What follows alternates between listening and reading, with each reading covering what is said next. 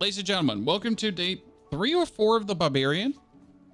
He's now the second day, level 100. We changed some things significantly in the build. So we are now at Gushing Wounds with Rupture for the attack speed. And we're currently going to be trying out Leap as well, a little bit, over the Healing Shield.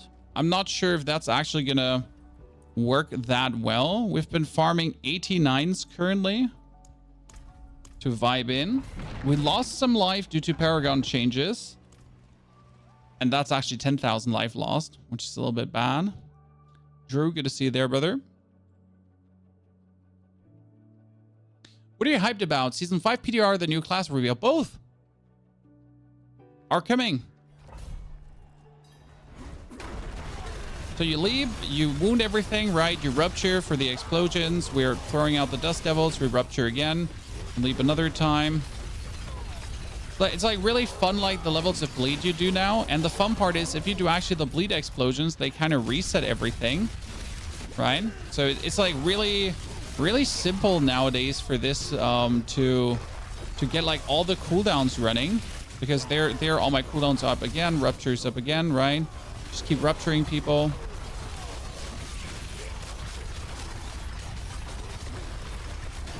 And next pack done.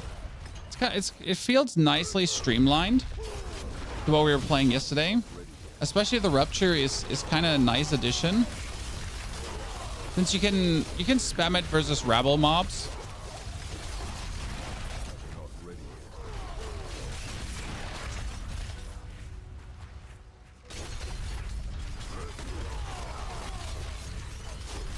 And not like against the boss. Against the boss, you only do it every 13 seconds. Oh.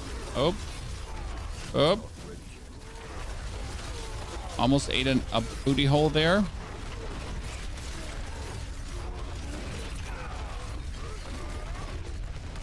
Ow, you hit me. Not nice. I'm gonna rupture you because of that.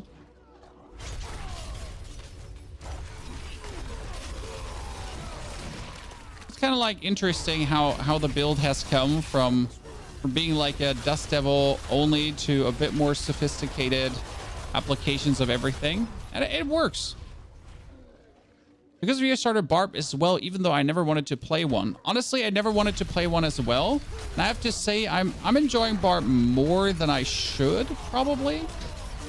It's fun to solve some mysteries that are boggling me down, like how do I make Dust Devils work even more, right? How do you get some boss damage out of Dust Devils? That kind of like thing makes it very intriguing for me to play around with.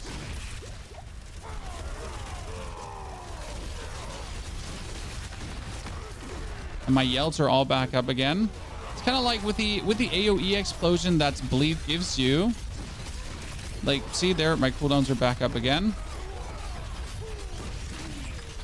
It's getting everything back. So Barb is definitely fun to play. I mean, it depends on how hardcore you want to go, right? So obviously the deeper you want to go in the pit, the more you have to try hard with the Barb. It's kind of like a thing, right? The more you need very good rolls on everything and got to make sure that you actually get the respective temperings you're looking for. But everything to pit 100 is relatively chill. And that I appreciate, because I don't want to like struggle on my way to 100, right? I want to have fun on my way to 100. And Bleed added definitely a nice layer into that. Also, people have been complaining that we don't have enough movement, so we added more movement, right? People have been saying I don't have enough movement, so there you go. We have Leap for you.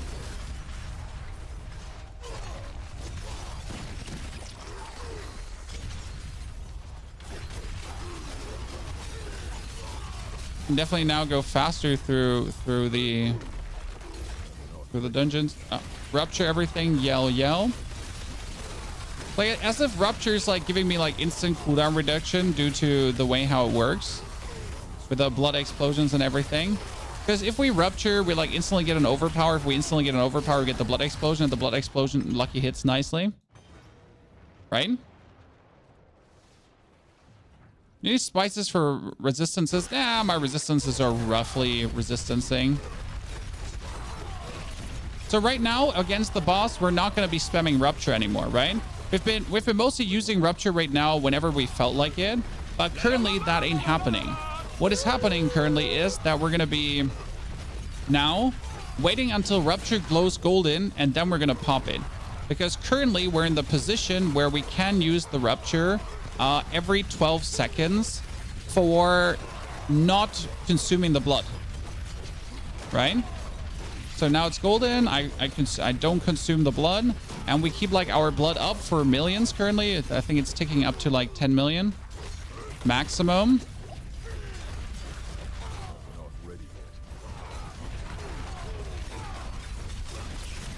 And the Rupture itself actually eats the HP up to 100 million. Kind of like a nice addition. You essentially gotta wait until Rupture has that golden border around it. Boom, golden border. Rip. We could also probably go for the Earthquake aspect for more damage. The Earthquake Paragon glyph.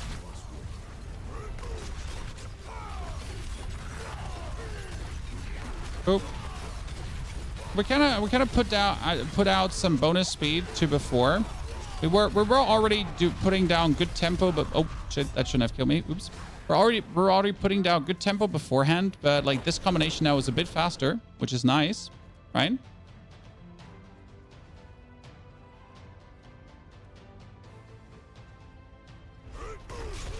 I was sure that Lilith wouldn't kill me. I was wrong.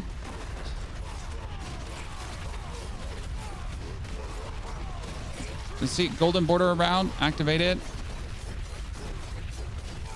And now our biggest issue right now is getting just simply more crit and more vulnerable. Because if I get more crit and more vulnerable into this build, I am inevitably going to do more damage, right?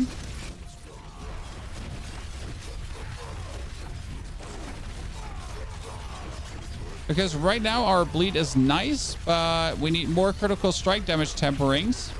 And then we're just going to go crazy. You notice how the Rupture actually does like kind of some good chunks of damage?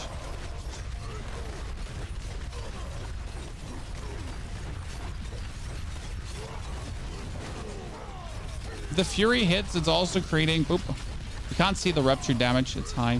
When the Fury... When the leap hits, it creates Fury, and the Fury creates more Dust Devils, and the Dust Devils that it create more bleed.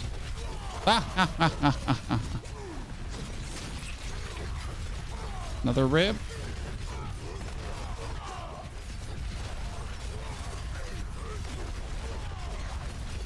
The only thing we're missing is kind of like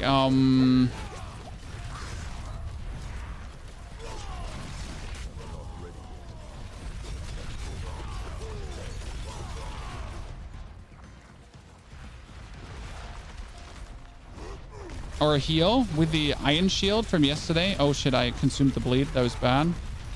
So we were playing the Iron Shield yesterday. That was kind of nice. That was a 34 million from the bleed for the Rupture. So it's working like the Rupture is working exactly like I wanted it to, right? It's doing reasonable damages every single time.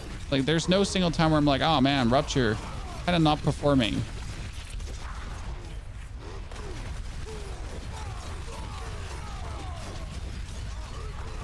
The leap is a nice addition. I feel like we're gonna keep the leap. Yeah, I feel like we're gonna keep the leap, but we should probably level up the Paragon for it. I almost died there. That was a little bit too many things at the same time for my liking. So we'll have to see that we get that aspect leveled up. Aha! I leaped out. Ah! Kill him. Oh no, I don't have a heal left. Fast, leave, pull his soul out.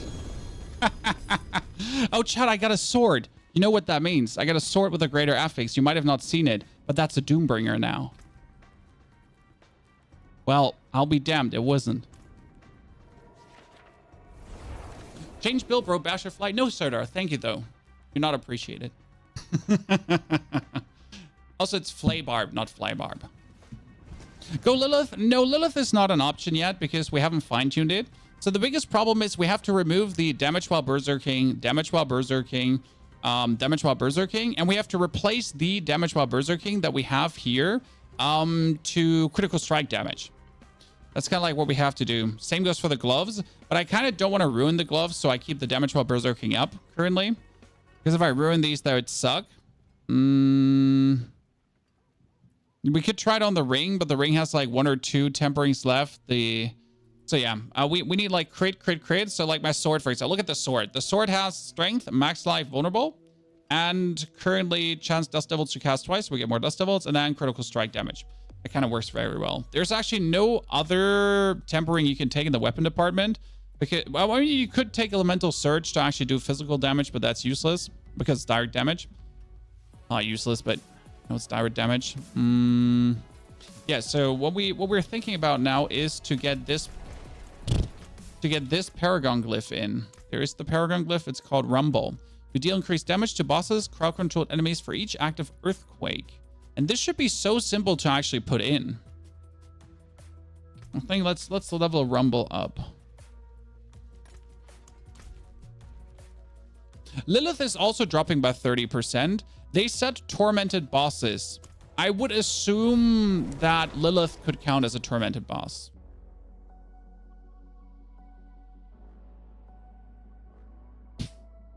Can I join for the pig grind? No, sorry, Drew. It's not that I don't like you. It's not that I don't like you. It is that I'm trying to see how well the build performs. So if I now would take you to help me, or like I've had a hard time like seeing how well does the build actually do, right? Because I'm essentially like don't have the data point of being alone.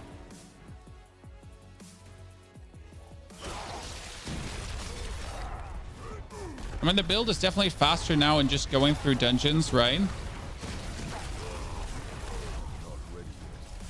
I mean, a tier 100 is definitely silly work for the bleed thingies now. It's kind of funny. I mean, the bleed is actually brutal for this. That makes me happy. I mean, not that tier 100 matters in any way, but it's just nice to see when a plan comes together. I guess a lot of people are gonna like this, that we have leap in now. People were complaining that we're not fast enough. Here you go.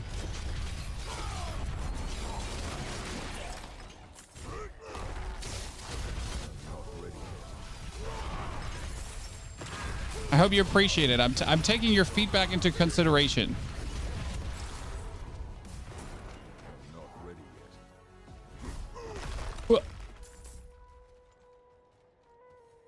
Is Dust of a Whirlwind buff are good? I'll be switching to it. The Dust of a Whirlwind buff is definitely going to be good. But again, for Dust of a Whirlwind to work, so Dust of a Whirlwind is essentially the same I'm doing here right now, okay? You're not doing much different. You're going to be playing a similar build that's also trying to apply bleed, and then using the bleed essentially to trigger more bleed and more bleed and more bleed. So the Dust of a Whirlwind is actually extremely similar to the leap build we're playing here. Add to the leap build, to the double swing build we're playing here. They're similar. It's just Whirlwind instead of double swing, right? I just like double swing as a skill. That's why I want to keep double swinging, because I just do like the aesthetics of this skill,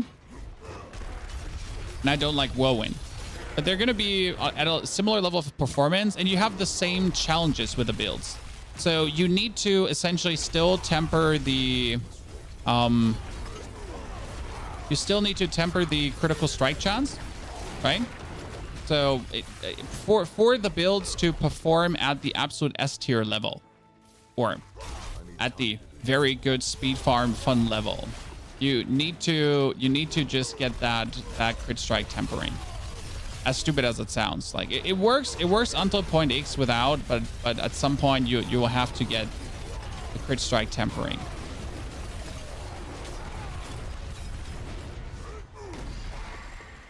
Right? Love your Frost Nova build. I love the Shaker. You don't need that for the Frost Nova build. I find a good weapon, two-handed axe, and I find a two-handed mace. That is better. Should I switch or can I make the axe better? No. I mean, if the this is going very good. Boom. If the mace is better or the axe is better, then it's just better, right? Especially when it comes down to greater affixes. So I don't want this axe anymore. Okay, I want a sword, but I don't have a sword. Okay, I want a sword. I need a sword. I don't have a sword. Very bad.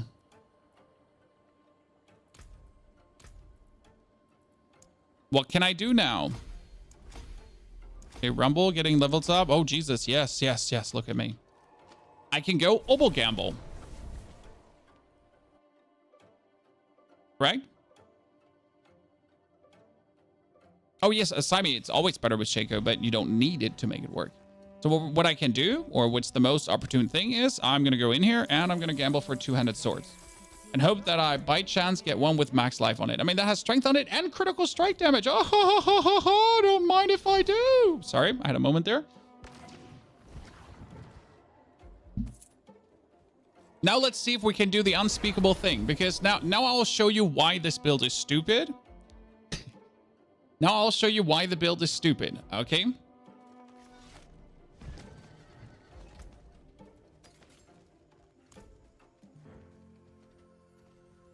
So my weapon now needs a critical strike tempering to really perform. That means that one comes away. I'll lock out.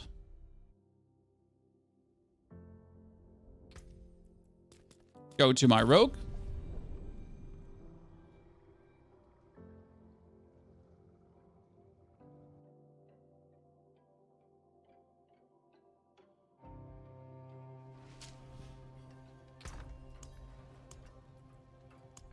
Pull out the sword. Put it into the tempering. Offensive. Marksman finesse. Marksman. Marksman. Rain of arrows. Marksman. Rain of arrows. And terrible. That's it. Let's break the item down. And swap over. Feels like critical strike damage temper should be under universal. Yes, it should be. Critical strike, overpower everything. So that can just happen, right? But this is what you have to do. So that's like the stupidity about these builds, that you're essentially looking for exactly that now, right? This is what we're looking for. We're looking for that upgrade. And if you're not getting it, that's unlucky. Here, we have another one. So here, that sword doesn't have a greater affix like this one does. But let's not make that count. I mean, again, by the way, I could sacrifice the axe and I could just put on the grandfather. But I feel like this is disingenuous, because if I now tell you that you need the grandfather, that's even harder to get technically than leveling up a rogue. Right? So let's put the sword away again. Trash a 3 GA bow. Honestly, I would sell a 3 GA bow for a lot of money, and then temper then buy myself from the marketplace like 3 or 4 2 GA bows. Right? Try to temper shit gear. No, sir. There's no temper pity mechanic. Please don't start with that. There's no temper pity mechanic. Marksman critical strike. Marksman critical strike. Marksman damage. Here, critical strike damage. Ta-da! Now, the problem is, obviously, that's step 1, correct? So I wasted all this tempering right now to get this up. The good thing, though, is that I can be happy with a lot of other things. So technically, I want Dust Devils to cast twice now. But if I would get Dust Devil's size, that wouldn't be disastrous, because I could still rework my other weapon. Right? Well, that's my Necro. Oops, wrong character. So back to the Barb. Prodi, thank you. I do pity every time, so I can't say I tried. Nah. I have no time nor patience for that. Now we're taking the sword. Bring it back here. And we have how many tempers left? I got the first one, and that is Dust Devil damage. That's useless. We got 2 more left. That is Dust Devil size. Now, Dust Devil size is on this one as well as a low roll, so I could be happy with Dust Devil size. Because worst case scenario, I'll just have to get another weapon. Because right now this cast twice, this is size, but at least has crit damage, right? Well, that could be now my new sword, for example. Don't ruin that looks worn. I can never have seen something finer. Double socket that. Father, bring you until next time. And why would we use a sword over a axe? Because it is simple matter of fact. More crit damage and more crit damage.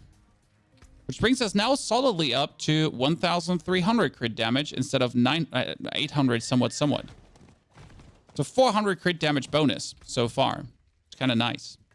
Especially if you're now masterworking this and you actually do hit the crit damage instead of the freaking strength. That would be good. Is this the Dust Devil journey? Yes, this is the Dust Devil journey, and we're currently trying to merge the bleed and the Dust Devil concept. And it's actually working surprisingly well because the Dust Devils are direct damage that profit the bleed. Now, we still have to find a way to make this perfect, okay? And what we're currently doing is we're pushing that's Dust Devil. That's actually perfect because now my Dust Devils have the perfect size and I can kick this weapon out. I mean, I could actually change this weapon's tempering. I can't, though, because it only has 1 roll left, right? But this Dust Devil size is perfect, so let me actually try to get... Well, that Dust Devil damage is unnecessary, but it's better than nothing. And I'll replace the hammer anyways at a given point. So we need to do 1 more Nightmare Dungeon. Then we got our weapon upgraded. Then we can pull the Leap Quake glyph. Is there a leveling guide? Yes, there's a 1 to 100 leveling guide, and there's a 1 to 100 leveling stream for this. The leveling guide is a bit different because it's a simpler version of this build, right? And then on 100, after, like, we cleared everything up to pit 89 with the original build, but I wanted to clear also pit 99 and 100, so we had to adapt the build, and that's what we essentially did now. What's up, nerd?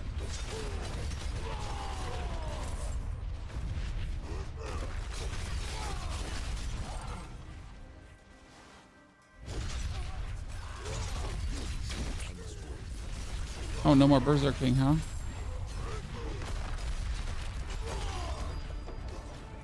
To adapt the build, essentially, to be able to... Can I leap from the middle out to this? Can I leap up? Is leaping like teleporting? Oh, I forgot to change the aspect, by the way, right? Oops. Leaping like teleporting? Yeah, we don't have the right aspect on. I was wondering where's all our bleed damage, right? Because we're not having the... Let me switch for a second.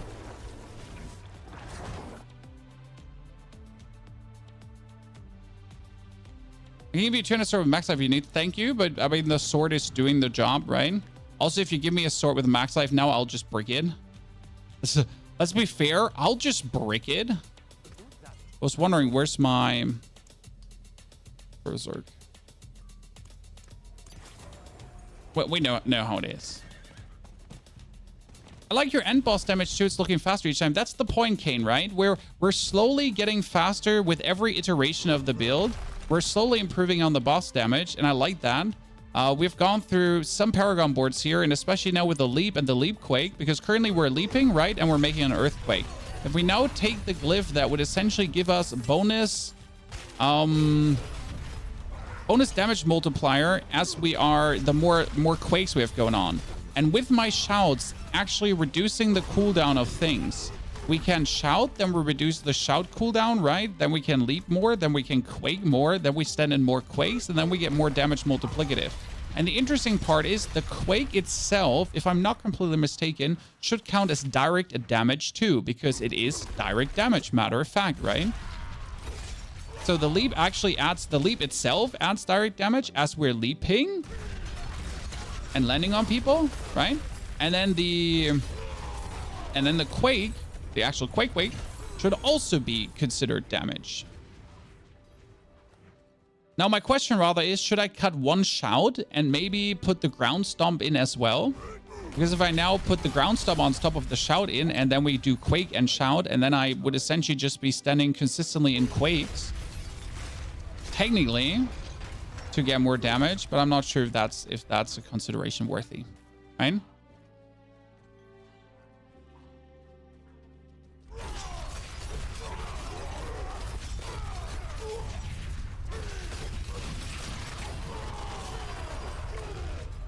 Wind City, I'll check if I made a mistake there. Thank you for reminding me. We can double check if there was something wrong. Return the mechanical box. Give me the mechanical box. So tempering is not universal. It's the first version of the tempering. I'm willing to cut them a little bit slack because they essentially like first version of the tempering. What I'm hoping for in season 5, obviously, that they learn from their mistake and they're gonna wait, where's the stupid, did I just miss the mechanical box there in the middle? I did. Suck it, nerds. So what we dearly have to hope is that they learn from their mistakes and essentially, like in season 5, give us the crit chance for everyone. Simple as is, right? I mean, either you're gonna remove the crit chance from rogue and no one gets crit chance, right? Or you're gonna give it to everyone. There's only like 2 ways this can go. There's not more than 2 ways, right?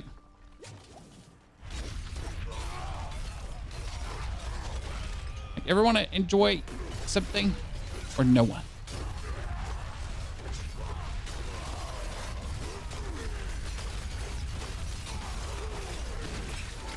Your play is similar with Whirlwind. See, like that's what we said at the start of the stream. There's a similar build to this that's essentially doing the same, right?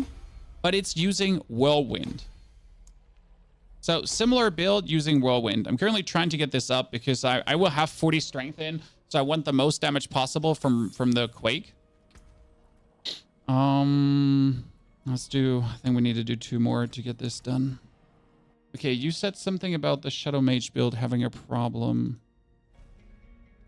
Check. Shadow Mage build. Just say Golem Mastery on the... Let's scale to Warrior Mastery. Oh, Golem Mastery is not possible, obviously. Sorry. That's just a misclick. It's not using the key passive. Did I forget to put the point in? Oh, oops, I forgot to... Yeah, I put the wrong point in. Thank you. Mistakes happen when you do things in the morning. Appreciate you telling me so we can correct that. I mean, it's better to solve it giving crit to everyone. I agree. I agree that everyone should have crit. But again, either give everyone crit or take it out for rogue. Right? Because leaving it in for rogue and still forcing us to make a rogue just to have crit is just simply silly, right? So yes, I fully agree. We want more fun. But that's why we're saying these are the 2 options. I'm obviously a fan of the option everyone gets in. Because more like I'm a fan of choice, right? More choice. The more choices Blizzard allows us to make, the more choices we have, the more fun can be had. That's a simple thing for me. I want to be able to have fun. I want to be able to experiment with builds. Being limited is not fun. That's why I'm always saying, why does reskilling still cost money? Why does resetting my Paragon board cost me 5 million? There is no reason for this. Like, I am spending my money on re-rolling. I'm spending my money on masterworking. I'm spending my money on, like, right? But now I need to spend 5 million to reset my Paragon board. I don't have 5 million to reset my Paragon board. How do I look like? Yeah, I have 800, but that's not the point, right? Of amnesia, there is, you get 5 scrolls of amnesia. I have reskilled my Paragon board today already 6 times, sir. I've reskilled my Paragon board already 6 times today. Because I'm trying to make the perfect Paragon board for you guys. Why do I need to pay for that? These are still some silly things left. I'm advocating for all these things, by the way, in the partner Discord, right? So don't worry. As a Diablo partner, whoop whoop, I am advocating for these things. We're talking to the devs. They are also actively listening to our feedback, so it's not like they don't listen. They do listen. That doesn't mean that everything we say will land in the game in some capacity, right? It's just that they actually do listen.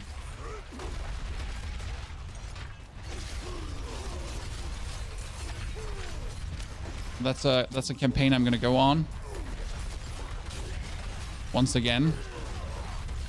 I mean, it was nice like to advocate for all these things as a non-Diablo partner, but now I finally have a direct contact to the devs, so I can advocate harder for these things that I truly believe in.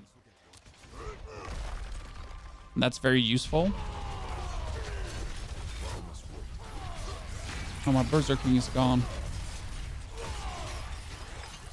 Okay, I think after this we probably need one more and then we're done. I find it stupid to pay 5 million every time I need to reset the masterwork. You know what we also need? We need a single Paragon reset button. What do I mean with that? Well, I need to be able to take all the points out of one Paragon board without having to reset everything or single-handedly click this, right? I mean, like every good talent planner currently has, that you're essentially able to simply just click at the very end, right? And you just get everything pulled out. Yeah, we need that.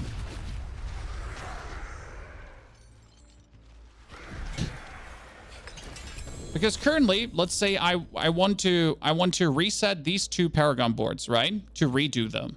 Or I want to reset this and this. I either click everything or I just refund all. But I need a little button here to just reset that thingy, right? That'd be fantastic. Okay, Rumble, 1, 2. Yeah, okay, one more Nightmare Dungeon and we have this done. Fuck yeah. World Boss 3, let's go. And then we do the last Nightmare Dungeon and then we get knocked out.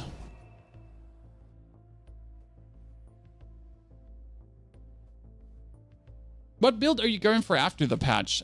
We are going to update our Golem Mansa, so that's going to get updated. Our Barbarian is probably going to stay this build, but we might try out the Whirlwind version of this build.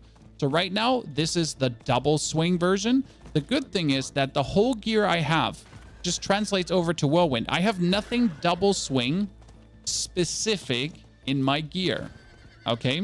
I could just take this whole build, swap out double swing for Whirlwind, and play Whirlwind. Done. Right?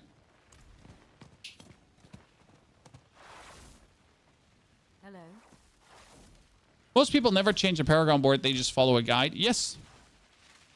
But that's also because it's tedious to change a Paragon board. Very tedious and annoying. And that's the interesting part. So Whirlwind can be, essentially for me, very easily turned. Oh, I didn't know that Whirlwind can inflict bleeding base. Wow. Why can Whirlwind do that? That's illegal. Wait, why can't Whirlwind do that? That's not cool. Why can't Whirlwind just inflict bleeding?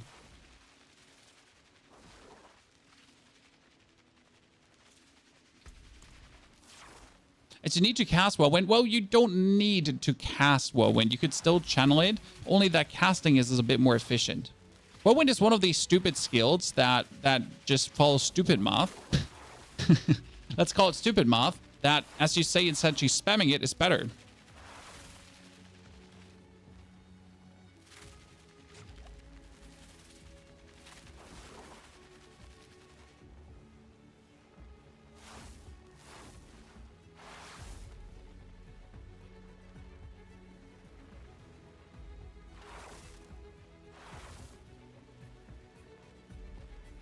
So we'll definitely try out to do this the Whirlwind too.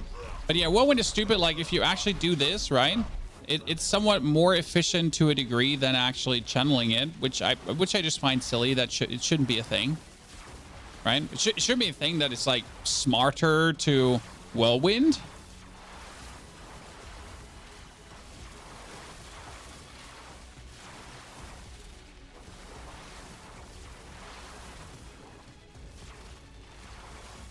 There simply shouldn't be.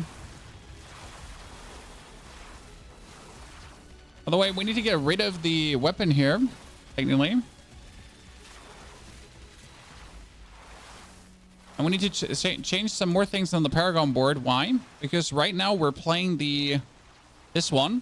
This is the Blood Rage.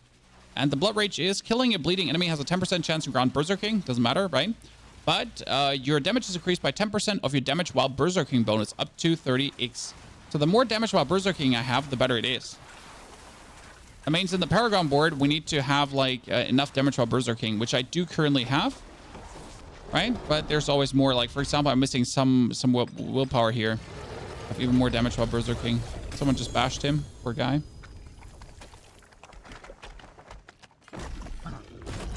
Okay, last Nightmare Dungeon. And then... Oh, I can't do Wretch Delve. Fuck. Figgity fuck. That means we might have to do 2 Nightmare Dungeons. Oh, we're not going to do Betrayer's Row. Suck it. They're all shit. Why do I not have more 100s? Betrayer's Road takes like so long. Time for our roads to... We need new world bosses. I wish there was a, like, I could consume an item. So again, listen, chat. Why can I not consume an item to fight the world boss one-on-one? Like, I feel like Blizzard needs to go a little bit down that route because the mine cages were such a good idea. They allowed me in a multiplayer game still make my solo fun more hard, right? If I want to, for benefits. Well, imagine I could just say, hey, I want to fight the world boss alone. So I drink the elixir of Big Dickery. And since I drank the elixir of Big Dickery, I can now fight the world boss alone. Correct? That would be great. Call it the BDE elixir.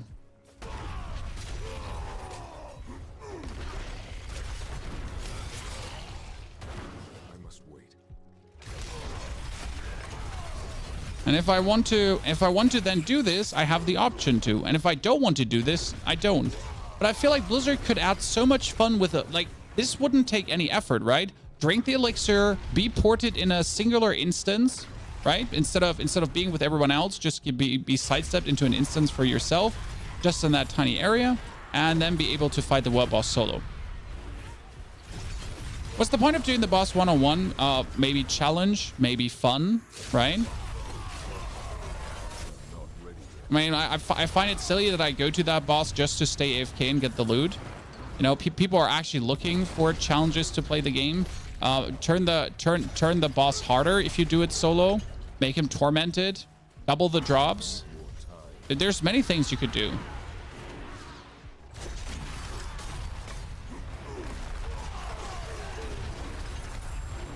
And if you then don't want to do it solo or can't do it solo, you could still just do it with everyone together instead of drinking the elixir.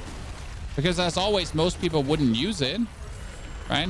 I'm pretty sure most people also don't use actually the mine cages, which is the weirdest thing in the world. Not use the best thing they introduced.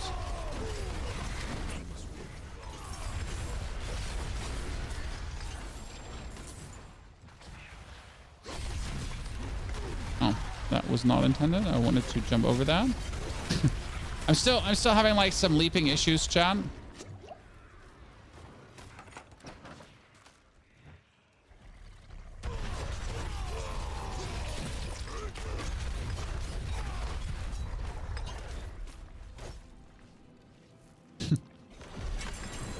Just let it bleed out slowly.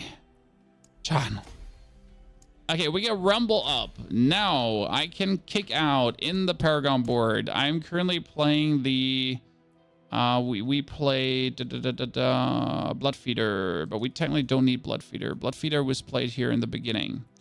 So I could play Rumble. I do need to change this Paragon board a little bit.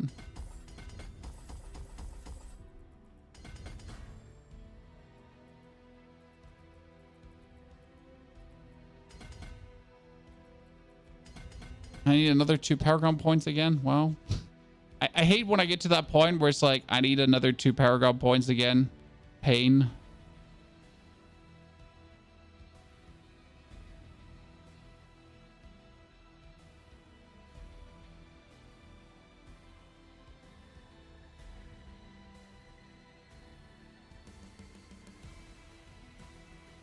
I hate taking you 2 out, but I have to. Good. Now I have this activated. Right, I have this activated, right? I'm doing earthquakes, and I'm standing in earthquakes, and we're getting bonus damage. Now let's go back to the Paragon. Let's go back to 89. What's the best keybinds? I hate moving and bashing with left click. You separate your move and a basic attack button, bang. So your problem currently is that you're still running this one. That one here is saying combine move, interact, and basic skill slot. Mark that off, and then your basic skill slot can be whatever you want it to be. And then your move and interact down here can be left click. Move and interact is left click.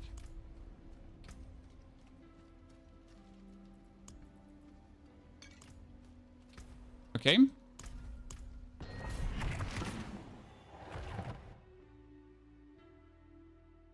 Damage to close or Berserking damage, crit damage. But yeah, that's kind of hard to get. But technically, you have to go for crit damage.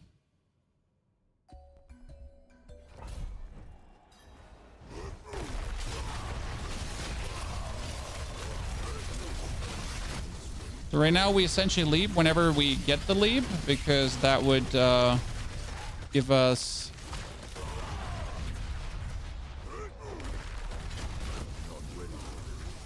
Standing in earthquakes, more damage.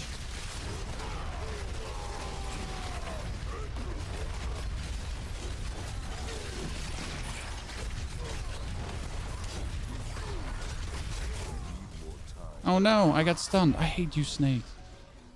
It's going. It's working exactly the way I want to. Only that snake stunned me, as always. Don't appreciate it.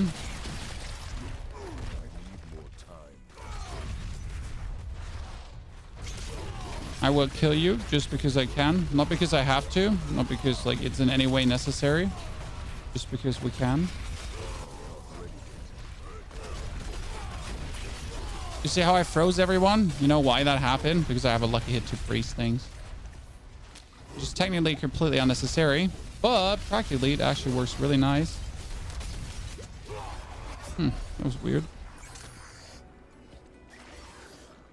Is there something off with your defense? Well, so we don't have resistances right now. That's it. I would have to masterwork some more items to get a little bit more resistances. And it's like when you're fighting these snakes, they do ranged poison damage. You know, like in case you never knew why these snakes are actually causing so many issues, it's because of ranged poison damage. But it's also that I currently am not playing the Undying because of like playing the leap quake. So Undying is for every swing you heal, and the more health you have, the more you heal, right? I don't have that currently. We're healing over our fury spend, and that's a bit less efficient because I need to essentially spend 100 fury to heal, right? So it's like it's less heal in total. It's bigger heal procs because the heal you're getting is just bigger, right? But the problem is, as it is bigger heal procs, they are happening less frequent.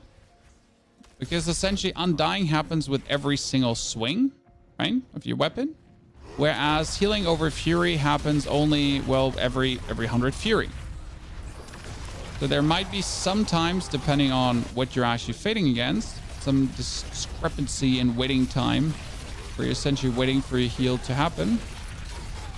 And that can be somewhat weird. Oh, he's actually not dead. I thought he died. Oh, he is dead. Oops. So I thought he died because he died. And then I was wrong.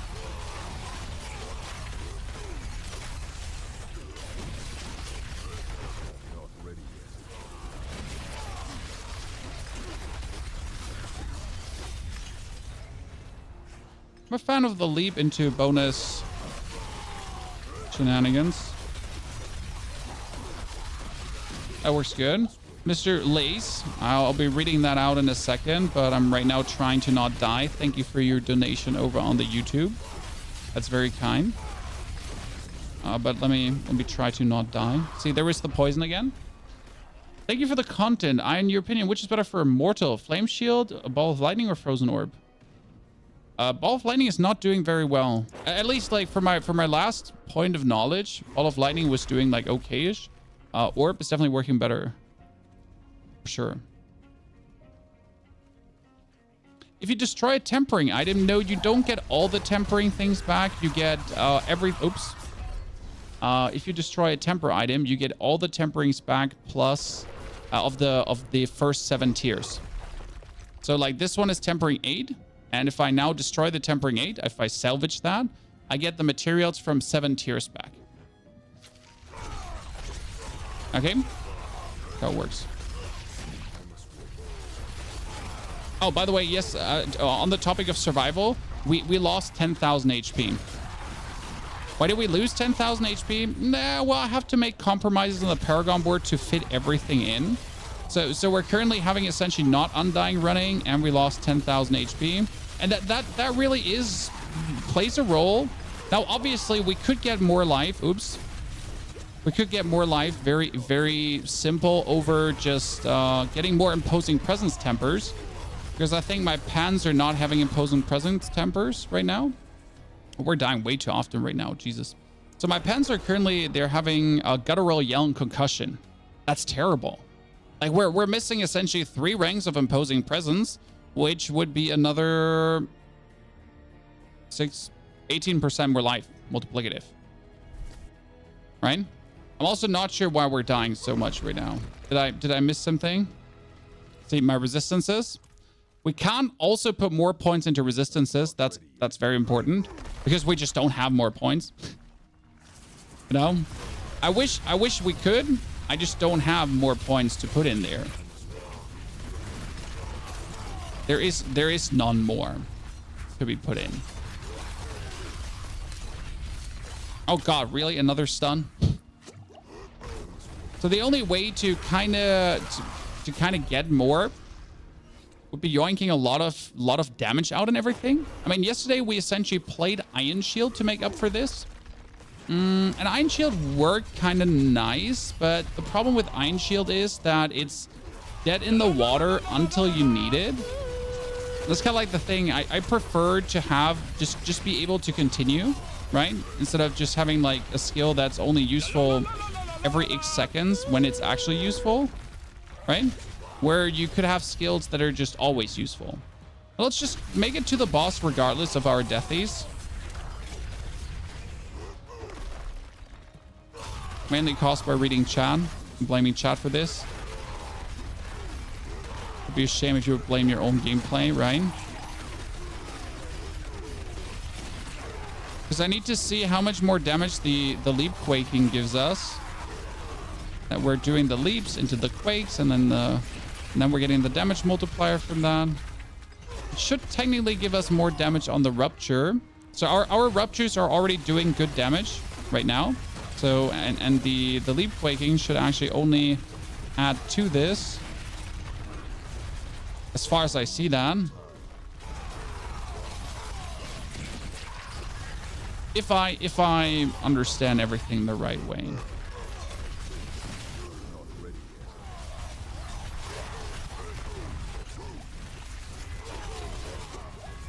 I hate you, stupid poison, frost, whatever thingies. Shamans.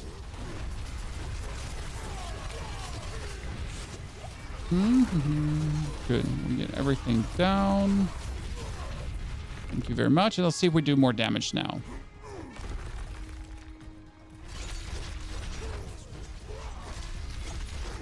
Could move Blocatus to the amulet. Could technically move Blocatus there, but I'm not sure if that would make us stronger. So essentially what we're going to do is we're going to leap, right? We're creating these leap quakes. Then we just used our thingy too early. That was a mistake. Oh, we are dying to the... We're dying to the frost thingy on the ground again.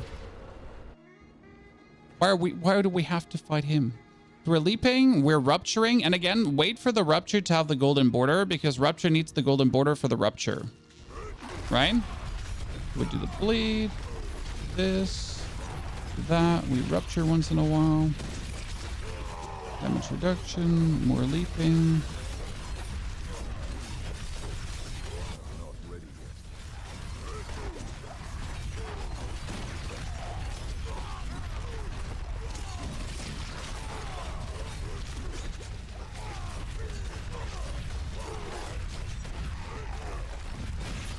I need to like learn how to leap correctly because I feel like I'm leaping wrong, right? I wanna leap in space, so not away on him, but I feel like I'm always leaping like past him. Like where do I need to essentially put my mouse so I keep like leaping in space? Oh no, that almost killed me. Like where do I put my marker? Do I put it like right on my character like this, right? So I essentially keep leaping in one plane of existence. There's my next thingy. Yeah, okay, so the damage is... Damage output I would say is certainly higher.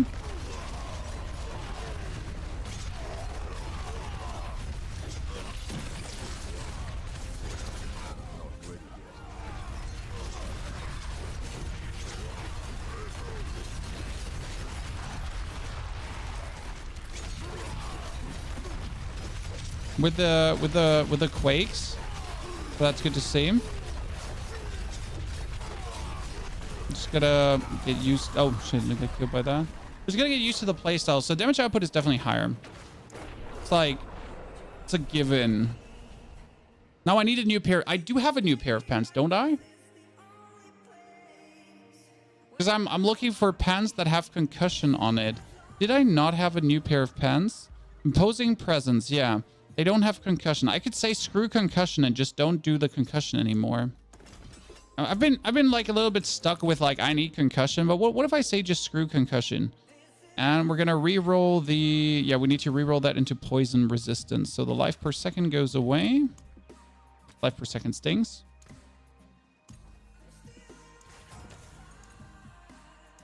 I don't need cold resistance. Wait, no, I can take cold resistance, correct? Then I can yoink the diamond out to do poison resistance. Yeah, that should work, right? I should be able to take this pair of pants. Finest jewels in sanctuary. What color and brilliance. Another ruby is kind of nice.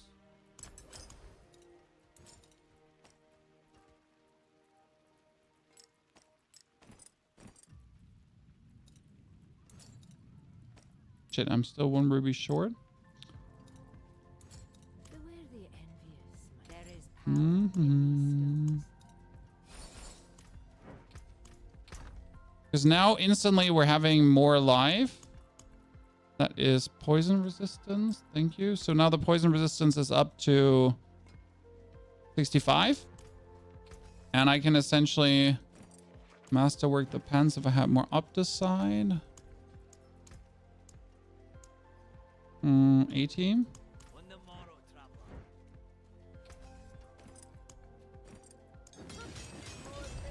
And technically you want to hit the imposing presence, right? You don't want to hit the cold resistance.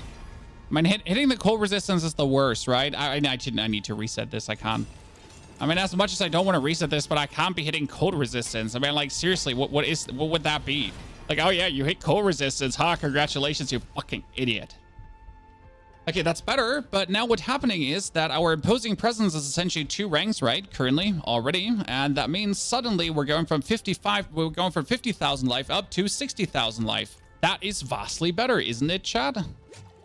So let's go for another round and see that we this time stop just the dying part. But also, if we're removing the concussion, we actually have to go away from concussion and wallop, probably. But if I go away from concussion and wallop, what do you do with these points? Do you just get, like, the attack speed is increased by 3% while using a one-handed weapon? I mean, technically, I'm using a one-handed weapon. Would a 9% attack speed increase be nice? Do you use cut to the bone even? Your bleeding effects deal 5% increased damage to vulnerable enemies? Huh. Do you actually use that? Oops. Might that be useful?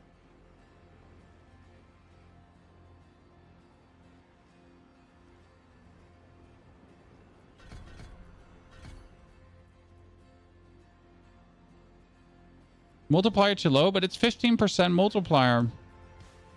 Seems so nice to have. Problem is, I have nothing else to kind of use. So it's not a question of do I actually use it? Because otherwise, you could use Tough as Nails. Increases your thorns by 3%. When enemy hits you, they take an additional 10% of your thorns as bleeding damage. So you could do that, right?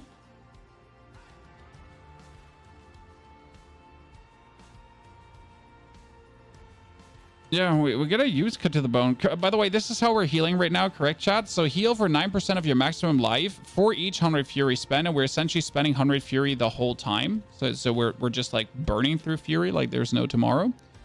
I'm just 1 point short of actually doing Cut to the Bone right now, which has me a little bit sad. If I'm already gonna use it, let's do that.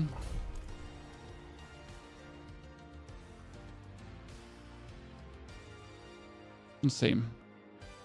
Yeah, cut to, like, honestly, I just noticed that Cut to the Bone exists. See, like, this is me currently learning about Barb, and that's why I'm enjoying this process here so much, because every day the build simply gets better by seeing fun new things. Are you not hitting anyone? No, you, like, I don't know what you were hitting there, but you weren't, like, hitting anything. That was, like, weird.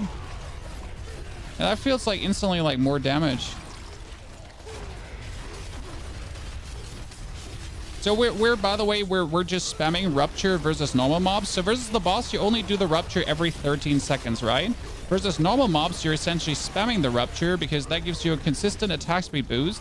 But it's not about the attack speed boost. It's more that you're going to be forcing the overpowers, and the overpowers force the blood explosion, and the blood explosion gives you lucky hits. And then with the lucky hits, you're actually getting like a very nice reduction in your cooldowns, and then you can shout more, and then you get like this infinite loop of just doing things. And by the way, do you notice how much easier these opponents are right now compared to these stupid, always stunning snakes? I mean, the snakes were like just stunning me, right? And that was annoying. Like these dudes here right now, they're not a challenge. Unless you're standing in the poison explosion on the ground that you didn't see because you still have damage numbers on. Unless that happens, they're not a challenge.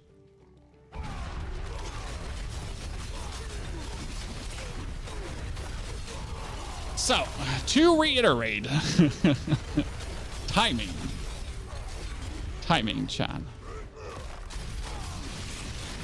Good that we talked about this. But I think we understand each other on the difficulty difference, right? It should be noticeable.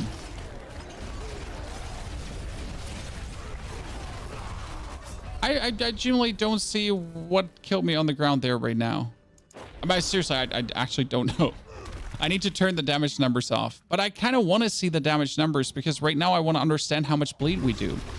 Like, my problem is I need to turn them off, but I also want to see how much bleed we do. So I don't want to turn them off because I really need to see how much bleed I do to like understand my build more, better, right? Oh, we died to the lightning bolts. They do so much damage. Oh, my lightning is at 65. That feels kind of like robbery. Oh no, wait, it's because of the blood ticks, right? So if you have the dude that exudes lightning and you have the blood ticks happening, then he just does so much more lightning ticks, right? That's what happened there. Okay, now I understand. Right? He got like these lightning when he gets damaged, and then he gets damaged a lot. So he gets like more lightning, and then he gets more lightning, and then it's more lightning. Right? I like what happened there. Oh, someone just fell? Or something fell. It sounded like someone fell over upstairs. Or the wife just, I don't know, threw something heavy. Two options.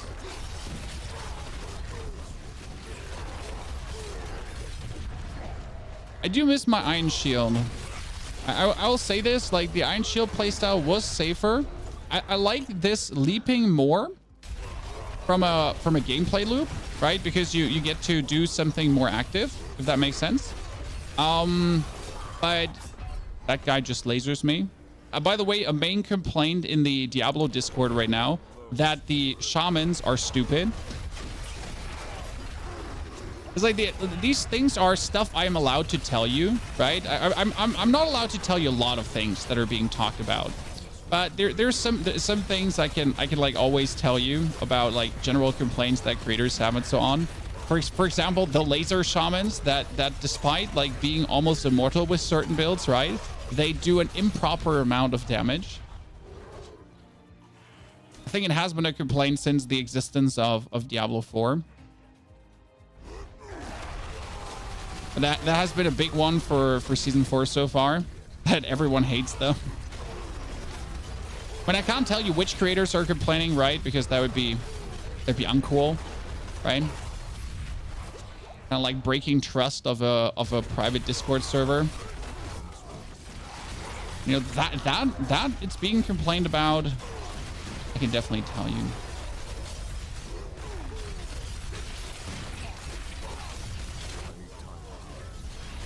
Are you telling you who complains? That would be a dick move, right?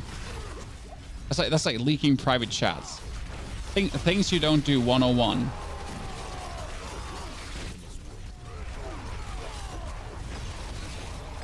Okay, ignoring the deathies. Holy bolts needed? No one needs holy bolts. Come on now. Which build want to start Sork today? With the Sork, I played Frozen Orb until 100. Then we cleared up to level 89 pit with Frozen Orb as well. So Frozen Orb was super fun, to be honest, and very easy to put together. That's like generally when I go after builds, right? How easy it is to get a certain build together. Is it hard? Is it simple? Do you need like a lot of specific stuff, right? Just use it, Elmao. I think it should be nerfed personally. Well, then that's nice that you think so.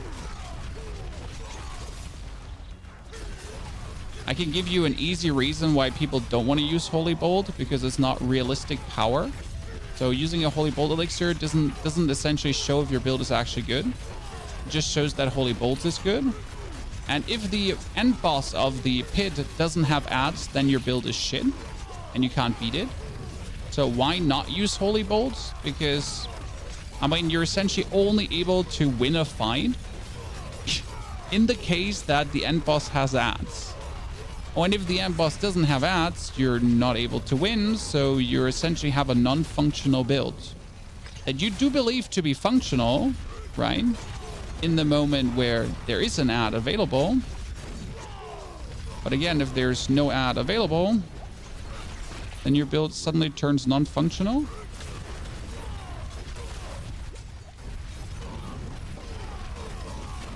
Do you see where that is silly?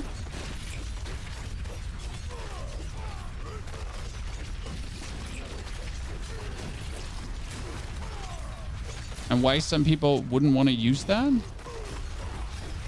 Because they want builds that are always good and not under circumstance XYZ. You know? Your Heartseeker's build is super fun. I knew! I'm happy you're speeding through 100s as well. They're going to nerf the pit. Yes, they're nerfing the pit, and I can give you some insight on this. So the intention is to nerf the pit that everyone can essentially clear up to 61. So step 1, everyone should be able to clear 61 pits so they get Neath Iron. So that's step 1, what they're trying to do. And there's a step 2 to this. They're nerfing the Holy Bolt Elixir, but now they obviously need to adapt the higher levels of the pit to a point where you're still able to perform well.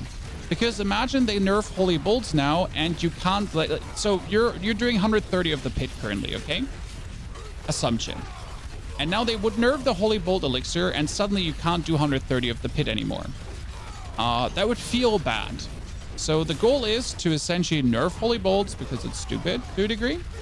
And then still have the people that are able to do a certain level of the pit right now be able to do that level of the pit regardless. So they're essentially balancing the pit then around to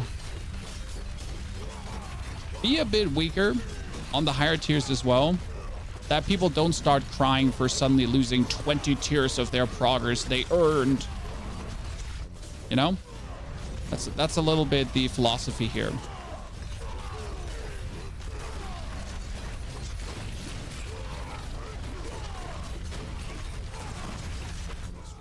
Also, I know we're calling it a Holy Bolt nerf, but it's essentially that Holy Bolt is just getting put the way it was intended to work.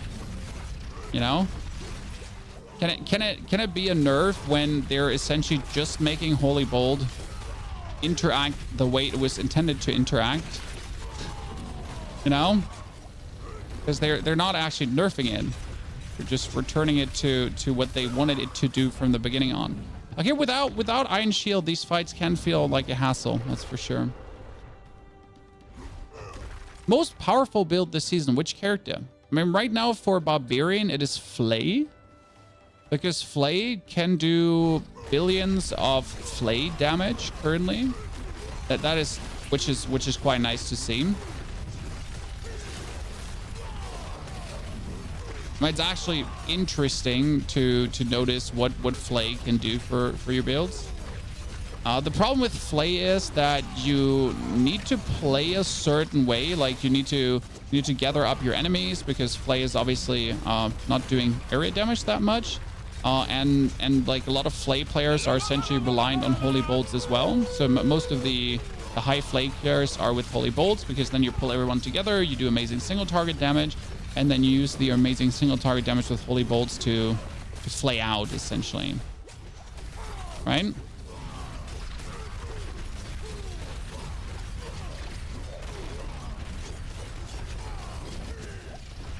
It's a little bit on the Flay journey.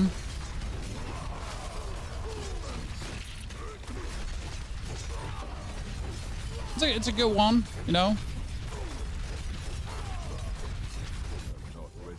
I can do 1, I can do 2, I can do 3.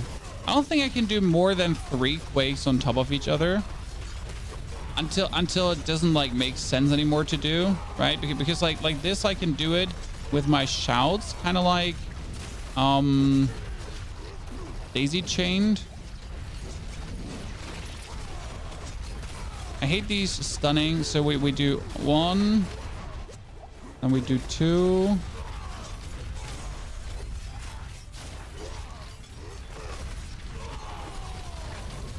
Three. Get stunned, great. We love it.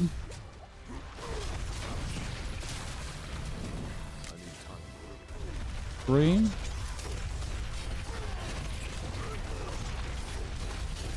Am I stunning in poison there? I'm stunning in poison there. I'm still leaping like wrong. I want to leap on the spawn. I need a leap tutorial, Chan. Need to know how I always leap on the spawn. Gotta be possible to do that, right? It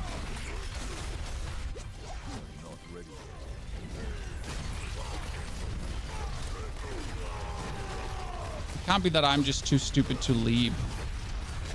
Can I just tank that? I would actually stomp. Dear snake lady, could you stop moving? Appreciate it. There's another leap. Another rupture.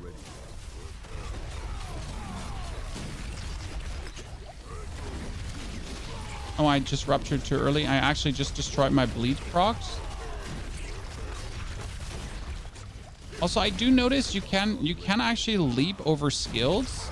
So when this, for example, happens and you like, or when the stun happens from the tiny things she summons, you can actually leap over the stuns, as it seems. Right, like when these green, let's see that green stun happen, and I could leap and essentially just avoid getting stunned for some reason. I mean, zero complaints though. I like it.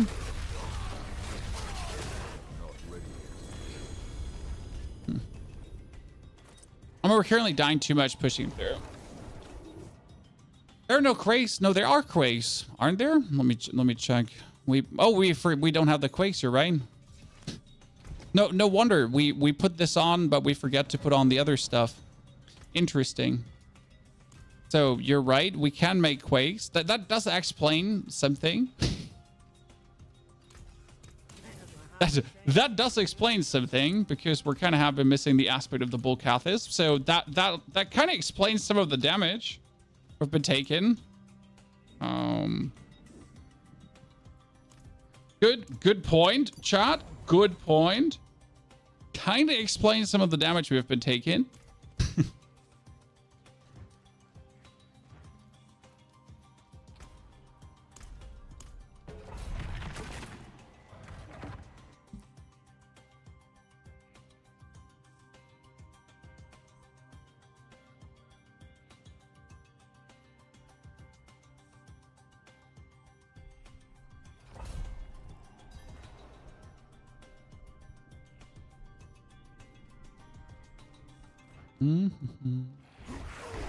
Oh, there's my quakes that I've been looking for.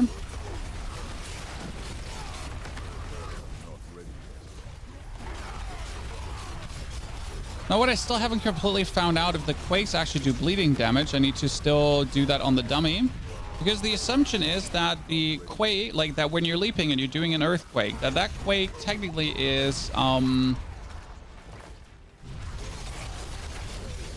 direct damage too, and it should be adding to the pool of bleeding direct damage thingies. I mean, should be, but you never know if it actually does, right? Because things are weird. Yeah, that makes suddenly way more sense from a damage reduction standpoint and a damage standpoint, right? By the way, the amount of leaps we can actually do is funny, right? Now we're having way more damage reduction running, and suddenly it does feel safer. This is like how much difference one tiny aspect can make. Great. Love it when you do that to me, boys.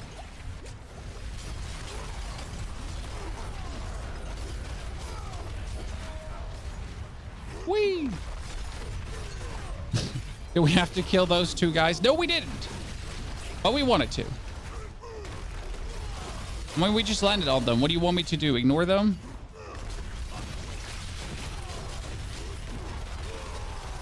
I mean, it's definitely traversing faster through the pit right now, correct? Because you're just essentially like leaping from target to target. So that helps from a general pit like clear perspective, because we're essentially saving us walking time. You know what? You can come with me, because I have like no interest in waiting for you to do your thing. Oh. You know what? Vampire with fire enchantment. Eat a dick.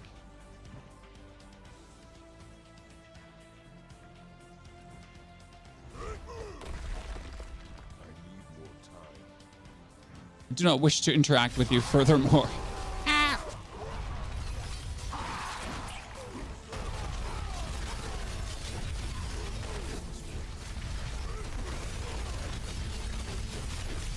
I Do I want to fight the dude that has the fire enchantment? No, I don't. Do I want to fight the snake with the poison enchantment that kind of like shoots you from the distance and then poisons you and is like very annoying to deal with? No, I don't want to, but something you have to find, right?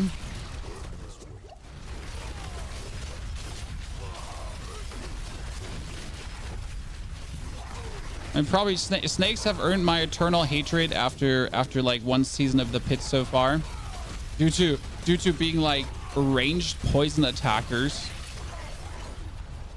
Silly goose.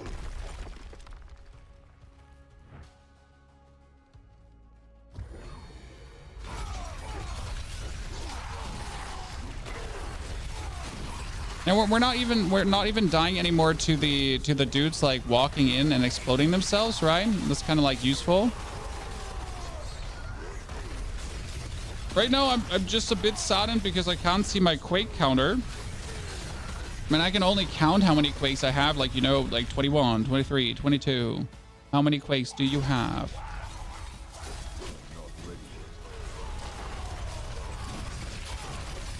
Or you don't actually know how many quakes you're having.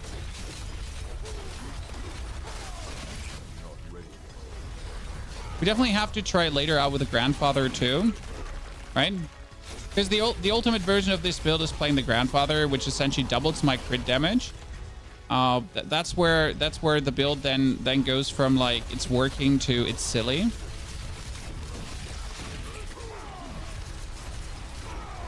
Because crit essentially scales like the whole bleeding skid you get going on.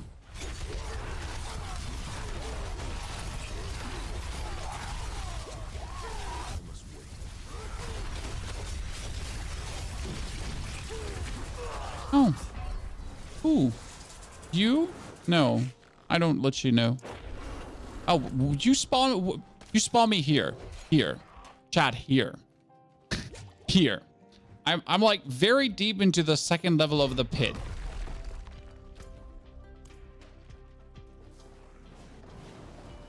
I get spawned there. Chat on YouTube Live is being ignored. No. Chat is not being ignored on YouTube Live, sir. I mean, I'm not reacting to anyone right now because I'm trying to push the pit. So some redux. I'm sorry that while I'm trying to survive in the pit, and that I'm trying to do my thing, and you know, while there's thousands of people in both chats, I'm like didn't react to what you asked for.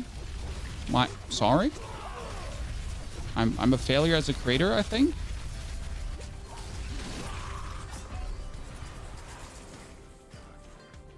Do you add more attack speed? We are currently sitting at 40%. There is more attack speed that we could get through the Paragon board. When we have our attack speed from gloves and we have the attack speed from ring, and we're getting attack speed from damaging enemies while berserking. I don't know what the Paragon thingy says. So there's a Paragon thingy that gives me more attack speed when I do something. Like I think we're at, so we can.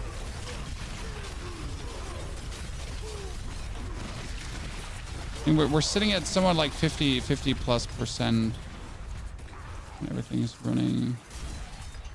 90. We're sitting at 90. But I think that's actually when the attack speed of ripping is happening, because you get another 40% attack speed from Rupture, right?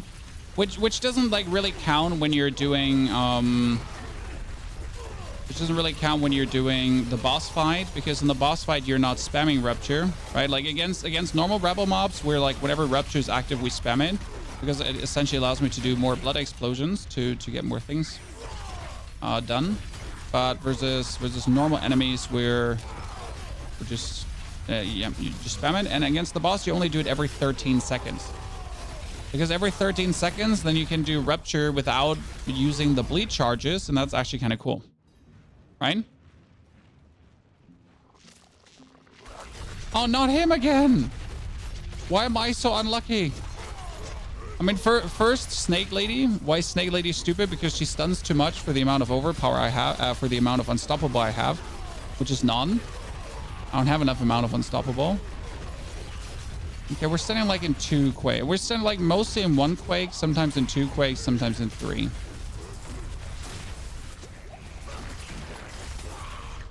Yeah, I literally don't know how you kill me there, sir. We can like, I think a maximum of 3 quakes is like, even if I rotate my shouts, because you have like a 2-second cooldown reduction. Like we jump, cooldown reduction. We jump, cooldown reduction. We jump, cooldown reduction. We jump, right? That's kind of like the maximum amount of quakes we're gonna be doing.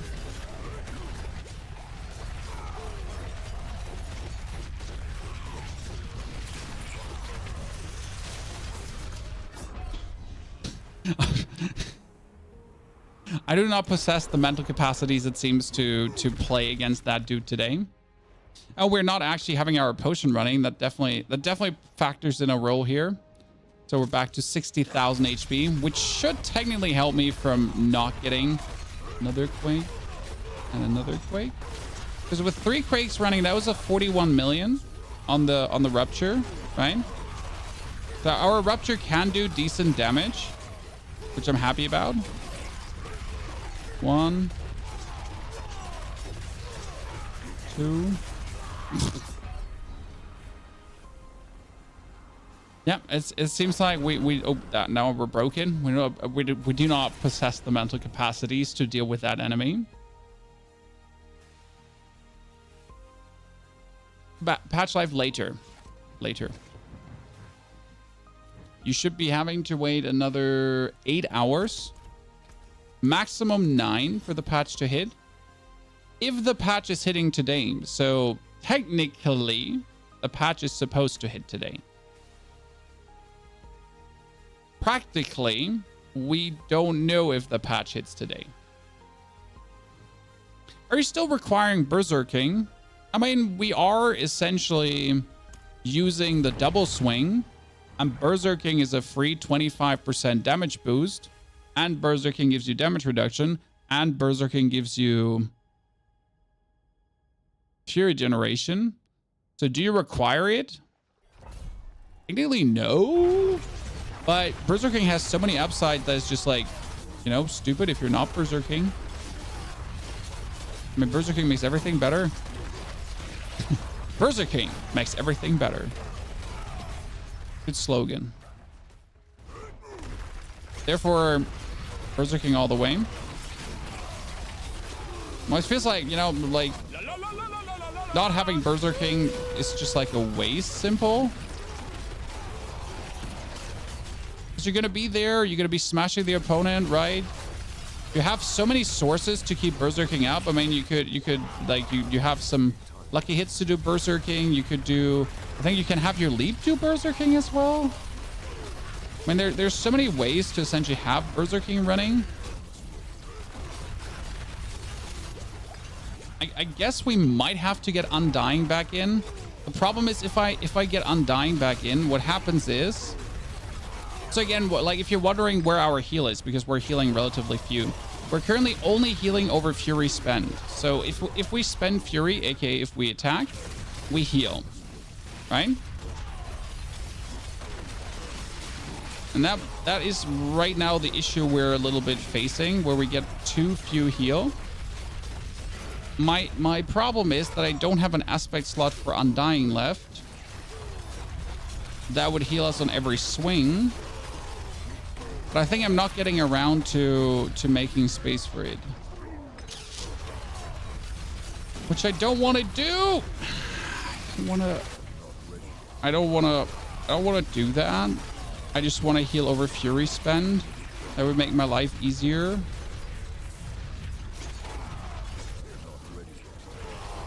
Raid Leader is OP. We have 3 points in Raid Leader. We do have 3 points in Raid Leader. Don't worry. But there's only so much that can do compared to... I guess our main downfall is just simply being stunned by anything right now. Because our amount, like our unstoppable is like 1 shout Frank, we have one shout, and that is the rallying cry, and that's our only source of unstoppable currently.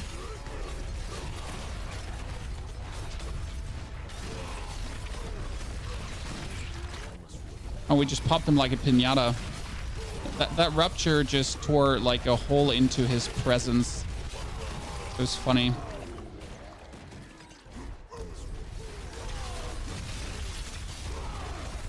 It's like with the Barb, I'm feeling more than with the Necro how different enemy types really make my life hell, you know? So with the Necro, it's more like this is annoying and that is annoying, but with the Barb, it's like, oh my god, I'm being stunned! Oh, stunned! Oh, stunned! Oh. That's like how I feel with the Barb currently. It's not a good feeling. It's a not good feeling. I want to get stunned all the time by everything and their granny. Aha! Ruptured, you nerd. See, this is like the proper time we should be going through something. So that's like yay, finally. Actually focusing on things. After this, let's slow a bit down so we can actually read the chat comments before I'm being told that I'm ignoring chats again. Can't be having that.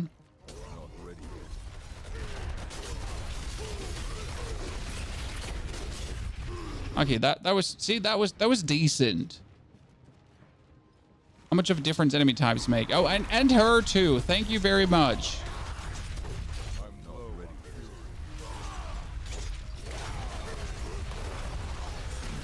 Rip her. I guess the only problem is she's forcing me out of my quakes.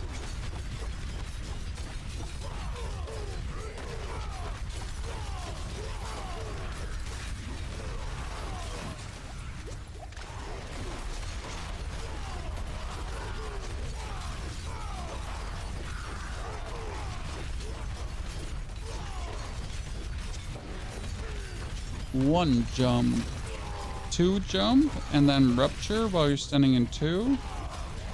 Three jump. Four jump. Try. Five jump. Very convenient way to keep like the jumps up. Jump, jump, rupture.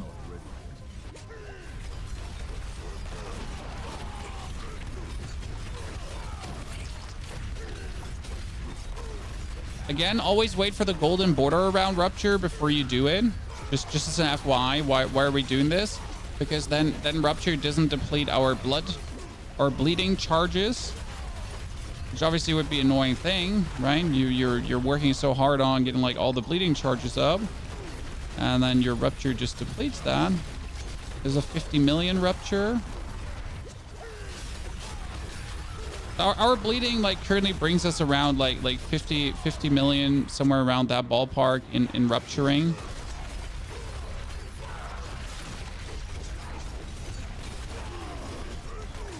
Let's let most of the damage I see oftentimes. Oh great.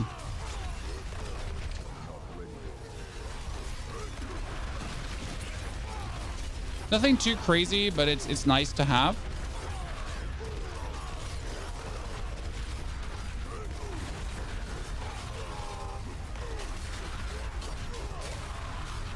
We tank down.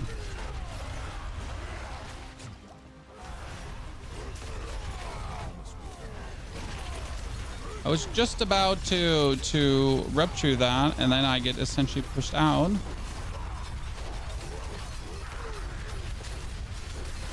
This is how this is working when I'm not finally facing like a stupid boss that stuns me all the time, right? Vastly better, vastly smoother, vastly more fun. Still, we gotta work on that healing because I'm essentially like so hardcore relying right now on my potions, which I don't like, because we're just not having like enough continuous healing that the undying provides. I mean, like I do notice this, right? How I'm essentially at 0 potions, so that's a bit of a bummer because we're just simply not healing enough, right? You just heal on every 100 fury, and then you heal 1%.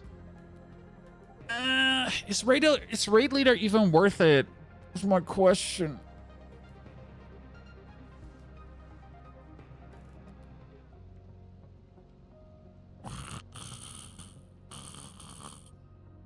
I would be happy if I actually could play the Iron Skin, but I can't. Yeah, if you don't have Undying, we need to play Raid Leader, and then we also need to play Invigorating Fury. You know what my issue is, Chan? Listen. What my issue is that this heals me when I spend 100 Fury, but my double swing would actually heal me every 4 swings. If I wouldn't reduce the resource cost by 50%, so my double swing is healing me now every 9 double swings or so, despite actually having a lot of attack speed. I recommend Yen's Boots. We can't actually play Yen's Boots. We have tried it out, but we lose the fury per second. We lose the fire resistance. We actually lose everything. It is a little bit saddening, but every single time I've pulled out Yen's Blessing, we end up with, I can't use it because our resistances are mostly not there where I want them to be. But I also don't have any way to work my resistances up more with the gear I have. This would change if I actually drop the Rage of Harrogeth, but the cooldown reduction is so much fun from the Rage of Harrogeth that I don't want to do that. Oh, that's nice. I got more maximum life. Cool. And Imposing Presence get another rank, so that's nice. Like, my cold resistance, right, is almost maxed. My shadow resistance maxed. My poison, they're all, like, somewhere around the ballpark. But if I take this out right now, I'm losing 44% fire resistance. Ta-da!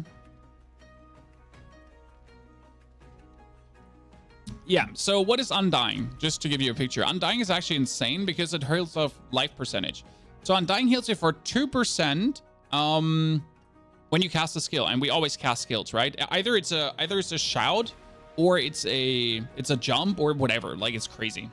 The problem right now is, let's look at the gear. So we'll play Harlequin Crest. That is for 4 more ranks into double swing to higher the base damage of our double swing. Fantastic. We have the Rage of Harrogeth, which is also very good. Like, we want to have this because inflicting bleeding on an enemy has up to a 40% chance to reduce cooldowns. That allows me to do more shouts, and then I do more shouts, then I can do more Rupture. And if I do more Rupture, more shouts, and more cooldown reduction, it's kind of like worth it. We do need the Dust Devil aspect here. We do need the Bulkatis. So that is Leap creates Earthquakes. Earthquakes give me a damage multiplier, and Earthquakes give me damage reduction. So it's like too good to have.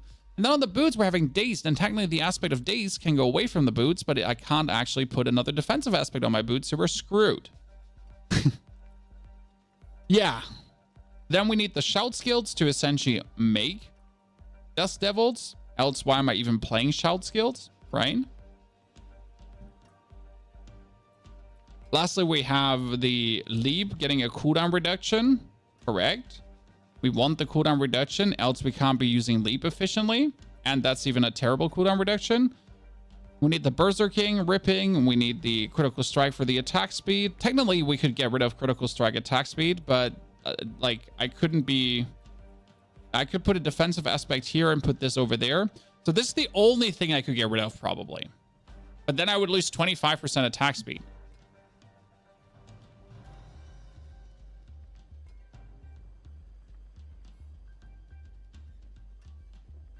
Switch to Tyrael's, run Yen's, because I just have a Tyrael's. Rousey. Sorry, mate. Don't get me wrong, guys. I do have a grandfather, and I could put it on, but like, just switch to Tyrael's is not a solution. You know, it's not like just switch to Tyrael's, right?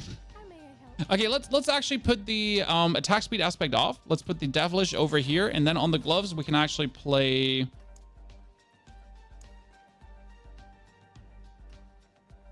Wait, on the gloves we cannot play defensive aspect as well. You're right. Yeah, we're being robbed. We're being robbed. You're right. It's only utility on the gloves as well. I made an oopsie. And the Leap Quake is a defensive one. Wait, I can't put a defensive on a ring as well, right? It's a big robbery. We're being robberied. You're right about that. That one wouldn't work. I forget that gloves only take utility. It's been a while. We've actually been struggling in that regard. That's exhilarating. Yeah, and that brings me back to the question, where do I put... You can put a defensive on the amulet.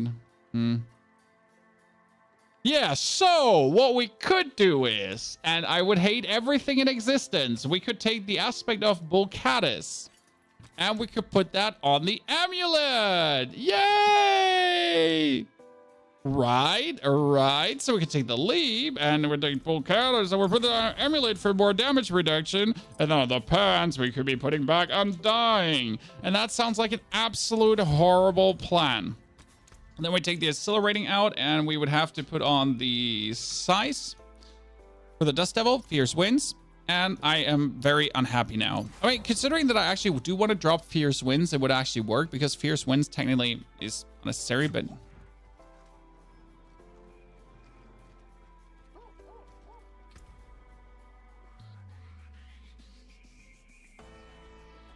So that would now work, and then we should be able to survive easier.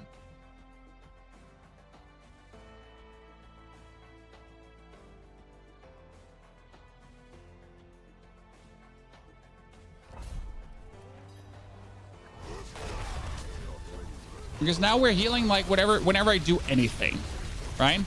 Whatever I do, we're healing, which essentially puts us in the position: I leap, I heal. I double swing, I heal. I rupture, I heal. I shout, I heal. I jump, I heal. So we're essentially at the position where we're not taking any more damage. But it does actually free up 3 skill points, because I don't need to do the fury healing anymore. So now I can essentially heal against what they're doing. And the crazy part about the healing there is the more life you have, the more brutal the healing is. Because right now we're getting 2% of 62,000 heal, right? Which is actually not a lot. 2% of 62,000 is not that much. But the further you advance, so the more greater affix items, the more masterworks and everything you have. I mean, if we end up at 100,000 HP, then you're getting 2% of 100,000 HP every time you use a skill. Right? Which is actually positively crazy in my eyes.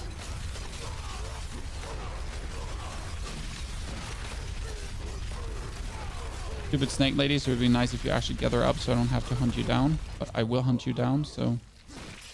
Don't think I won't hunt you down. So this is night and day, as you can see, like from a survival aspect. I was just hoping that I don't need to utilize it.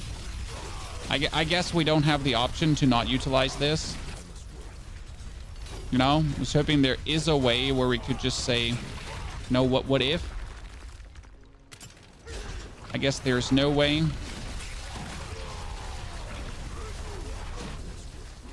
It's just too powerful, especially like you notice how I always have skills to use, right? Due to the blood explosions and the cooldown reduction and all that kind of stuff. I always have skills to use, right? I never not have skills to use. So I'm in the position where what happens, we're doing. I guess it also helps Volcatus on the amulet for just the damage reduction, right? That is kind of neat.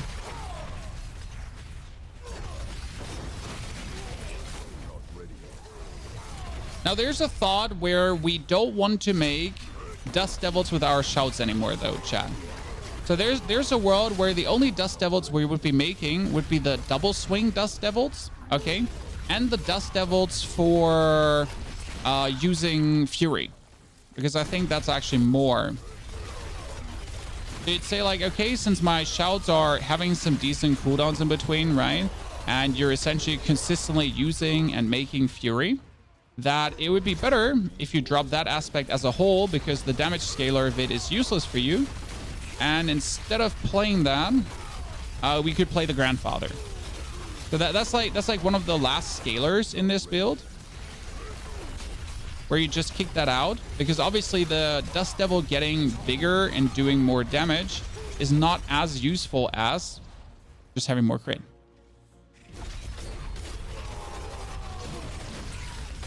Because we're getting essentially enough Dust Devils from just swinging our weapons, right?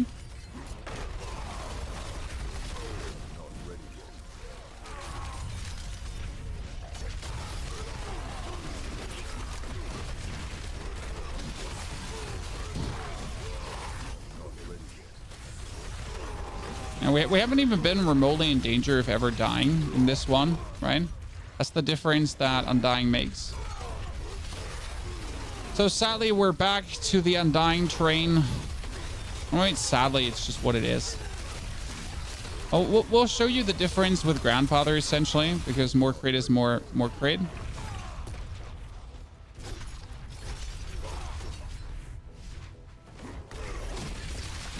How do some barbs have 300k HP? It's very easy.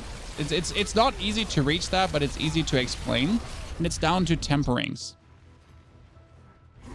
Okay. That's the Blood Bishop. He's going to be a great example of this. So right now you can temper Imposing Presence. What does the Imposing Presence temper do?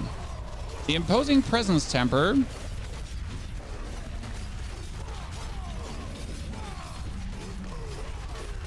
I feel like so slow attacking right now, and I don't like it. The Imposing Presence temper gives you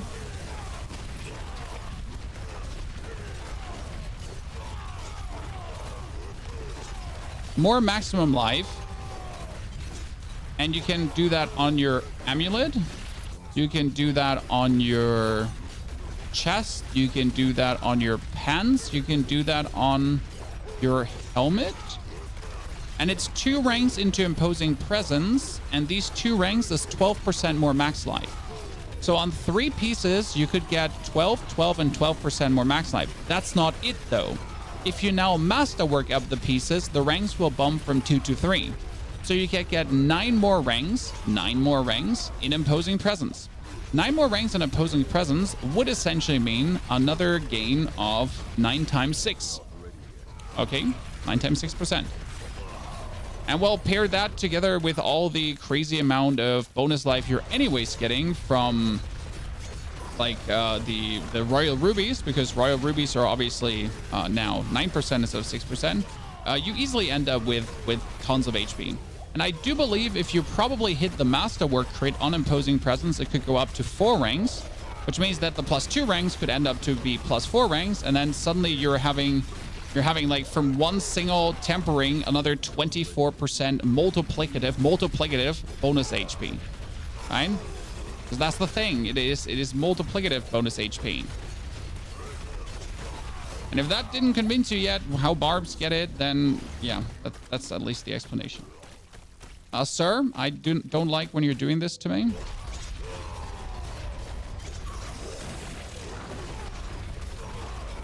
But yeah, that's the explanation. It comes down to a lot of luck in tempering and in masterworking, or like how many resources you actually are willing to waste, to be honest.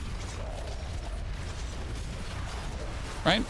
But it's possible essentially to be achieved by everyone. It's not like, you know, only the big boy elite can do this. Nah, like there's no crazy trick to it, right? Everyone can get this done.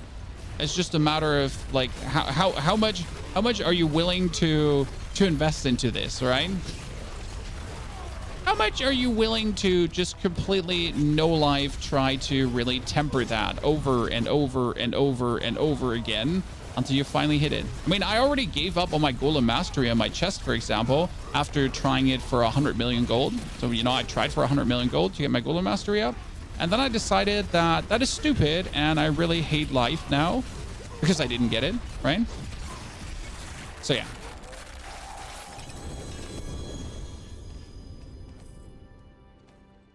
Right now, I have Imposing Presence on my amulet, +3 ranks. I have Imposing Presence on my pants, +3 ranks. I can't have it on my chest because I have a unique chest happening. Also a reason why technically you want to drop the Rage of Harrogath to actually get a normal chest, because you could get Imposing Presence. But these 6 ranks essentially put me up at 9 Imposing Presence for 54% multiplicative additional life. Now, you do need to keep in mind, though, that that is not the only thing. You look into your Paragon board. In your Paragon board, you want to take all the max life nodes available. So, for example, this one that gives 8% max life. I don't have it because I would need 1, 2, 3, 4, 5, 6, 7 points. But getting another 8% max life and 2%, obviously on this life, I mean, we have now 62,000 life, right? 62,339 times 1.0% times 1.2% times 1.8%. And suddenly we're at 70,000 life. So another 8,000 life just over my Paragon board. Considering that now we could be getting another 3 rings into Imposing Presence, which then is another 1 times 1, 2%. Boom, we're at 78,000. Cool, cool, cool, cool, cool. But that's not it, right? Again, that's not it, because that would be crazy if that was it. There's even more life. I'm missing a 4% max life here, which is another 6% in total. So we could get another 1.06. Oops. We're at 7,045, 6 something, and then times 1.06 again. So we're at 83,000 life, correct? And now if I sacrifice some more damage, because we're currently taking critical strike damage here that we don't need, there's another 4% max life that I could take. There's another 4% max life. Technically, there's another 4% max life just waiting for you. So there is a bunch of max life nodes still in range available that I could be going over. Yeah. Life, life, life, right? Life, life, life.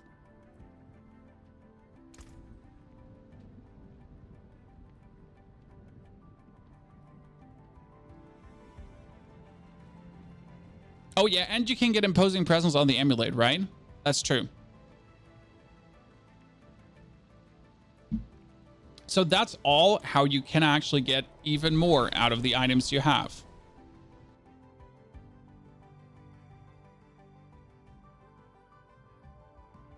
I hope that makes sense now.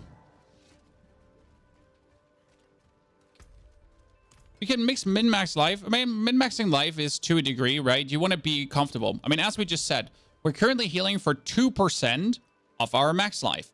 So if I have 62,000 life, right? I'm healing for 1,240 per hit, per ability cast. But if I have 10,000 life or 100,000 life, right? We're healing for 2,000 life per ability cast. And there's people that run around with 200,000 life. So you're healing for 400,000 life per ability cast, right? And if you could technically put Undying on your Emulate instead of Bulkatus, so you do get you get 50% more, right? You get 3%. Why do you only have one board you can fill with Paragon points? Because you haven't advanced to the last gate and then clicked on it and then put the next board in.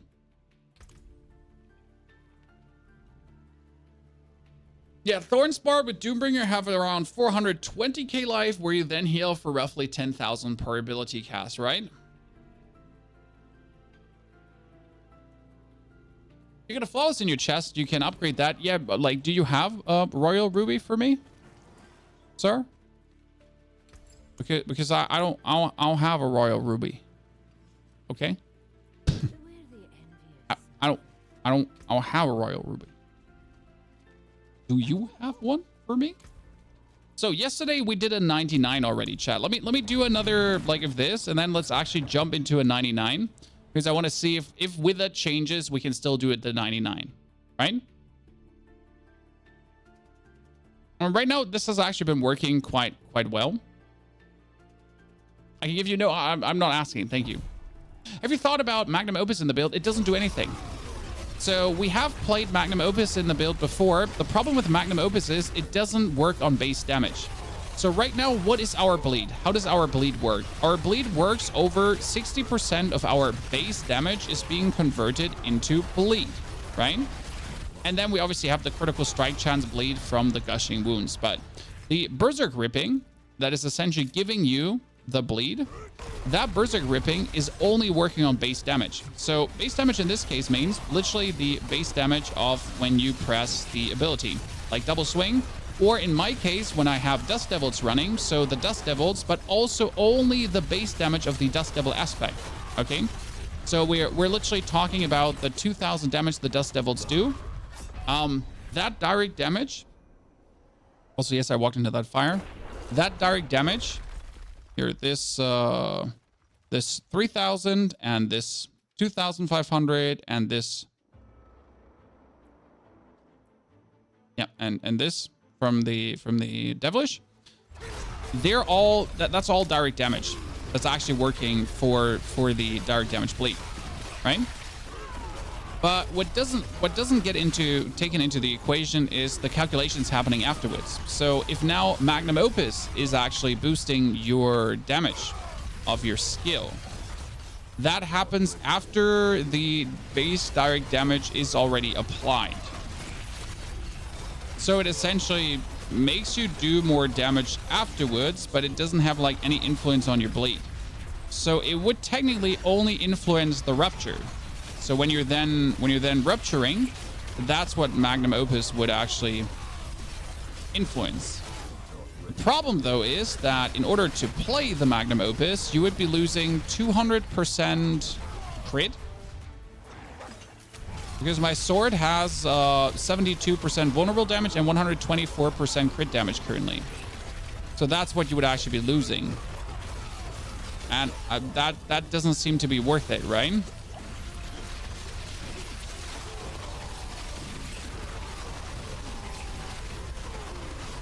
Yes, I just have infinite cooldowns. Yes, infinite cooldowns. We just did him dirty. It's funny to not be able to die anymore. It's kind of like... So yesterday we were only able to beat the 99 by actually using Iron Shield. So it's going to be interesting to see if we don't have Iron Shield now and essentially are jumping around with Volcatus and our healing. That is working enough.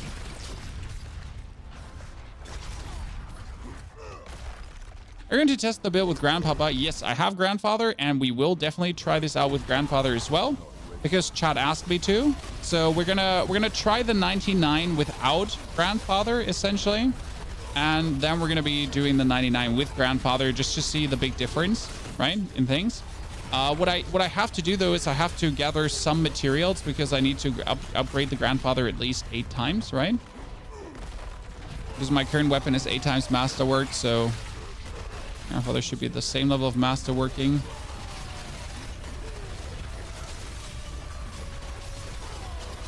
And the problem is we'll then have to drop the shouting aspect,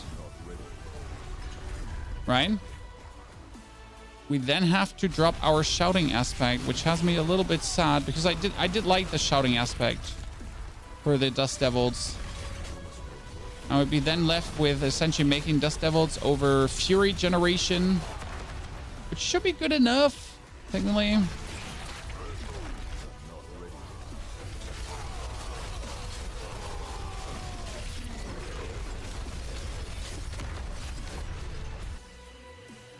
Yeah, despite dying. So we're currently like have 4 minutes to boss, roughly. Oh, really? The Spirit Caller of the Frost again? Have I not been punished enough? I mean, the fun part is that he's actually the most desired thingy in pit pushing, right? So if you're actually pushing the pit, right, you want the Spirit Caller of the Frost because he's summoning a ton of adds. He has like very few HP. He's technically the perfect dude to fight. Like Spirit of the Caller Frost, like he's the number one opponent everyone always desires. But I'm just like, please no. I have no ability to avoid your shit. I'm always stepping into it.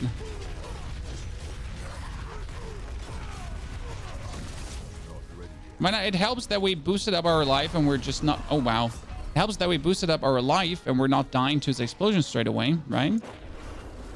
The Shout Dust Devil is better than the resource generation.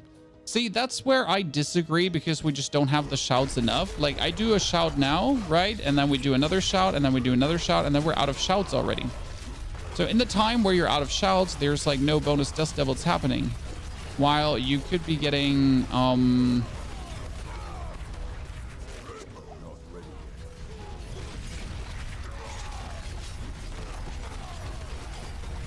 I should be getting like bonus things for... Oh god, I made a mistake. Did I just jump into that? I did. Or you're already getting bonus Dust Devils the whole time for generating Fury. And we're generating like a significant amount of Fury, right? So Fury is like always being generated.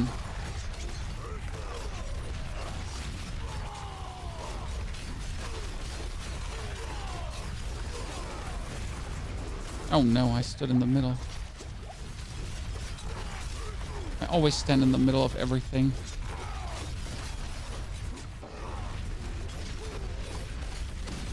We're healing way more though, so that has me happy. With the undying aspect, it is definitely the preferred modus of operation.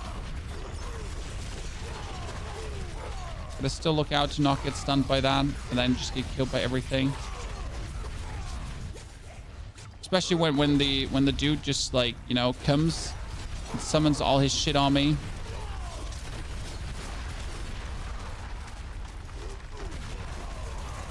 Oh my goodness, I got punched back by Elias into him.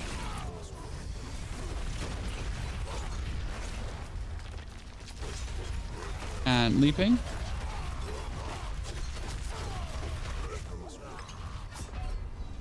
I thought I would survive that. I'm going to be absolutely honest. I thought I would survive that.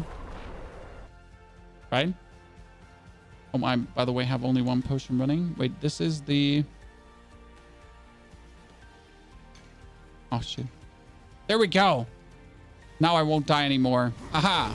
I tricked you, nerd.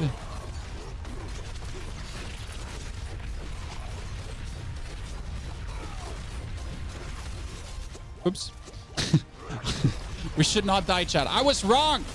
I was wrong.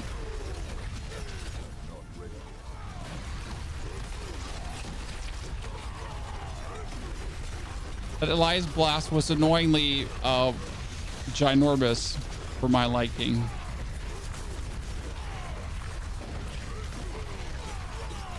I'm surprised how much stun we're still dealing, because we barely have any concussion left, right?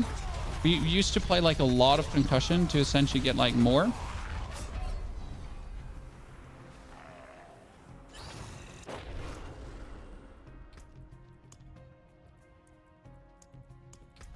So I've stopped being blind. so I can stop being blind.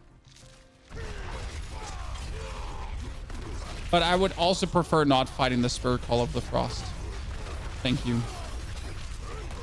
Greatly appreciated. Next time.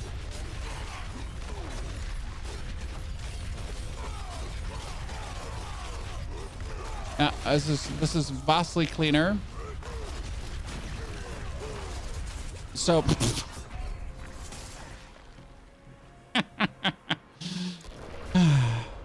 I swear, chat, I swear I'm good at the game. Okay? I swear. I'm good. I know what I'm doing. I swear. That Rupture's hitting for about 150k. It's actually not. It's hitting for up to 50 million, Rousey. In case you know, need glasses. It's not enough, though. I wish it would hit for more.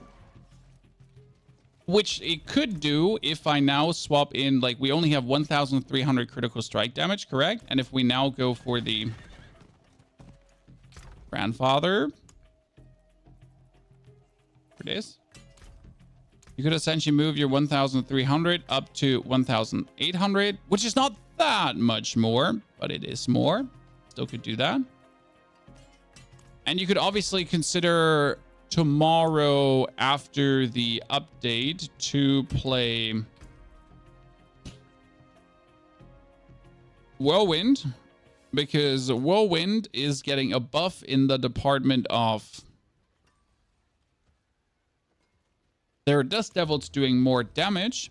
And if their Dust Devils are doing more base damage, like my Double Swing Dust Devils are doing 2,000, the Whirlwind Dust Devils are doing 5,000.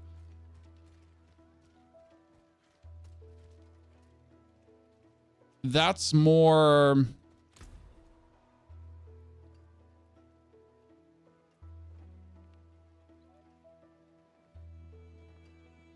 That's more direct damage for the aspect of Berserk ripping. Technically. So you should do more. Right? The Stygian stones might have a drop rate of about 5%. We played yesterday the pit for, what was it? 4 hours roughly. And we did get 5 Stygian stones.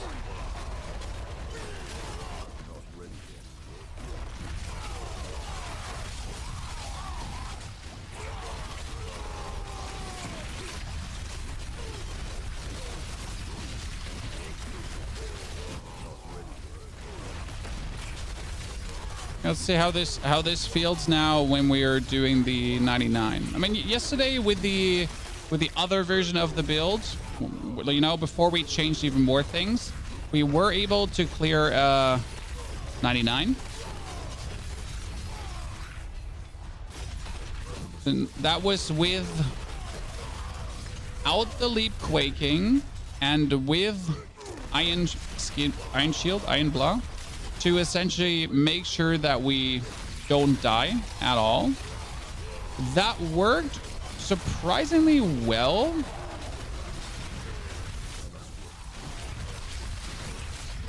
Iron skin. Oh, iron skin, shield, iron. So that worked surprisingly well, but I just really don't like the skill. So that's where we went like further to see if we could muck around with the Paragon board and stuff to improve things. But now we can essentially see, after, you know, the changes, if we could still clear a 99. So if we now can't anymore, then we made it worse.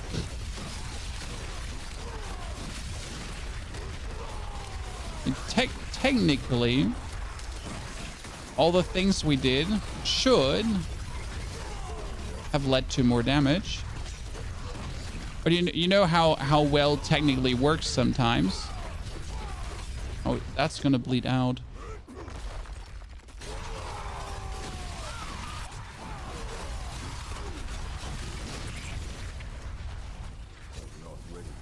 She is.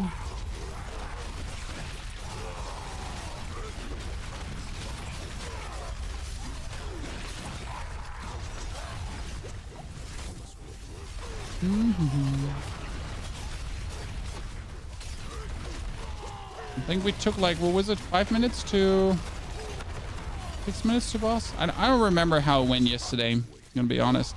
But we were definitely tankier with the iron skin. Just so we're not getting another of the spirit calls of the frost, which are just making my life very, very inconvenient. Oh, you're all gonna die from bleed now, I think. The patch is gonna come in around 8 hours or so. Keep in mind, American company, Chad. Blizzard, for some reason, is an American company, and for some reason they have an American company schedule.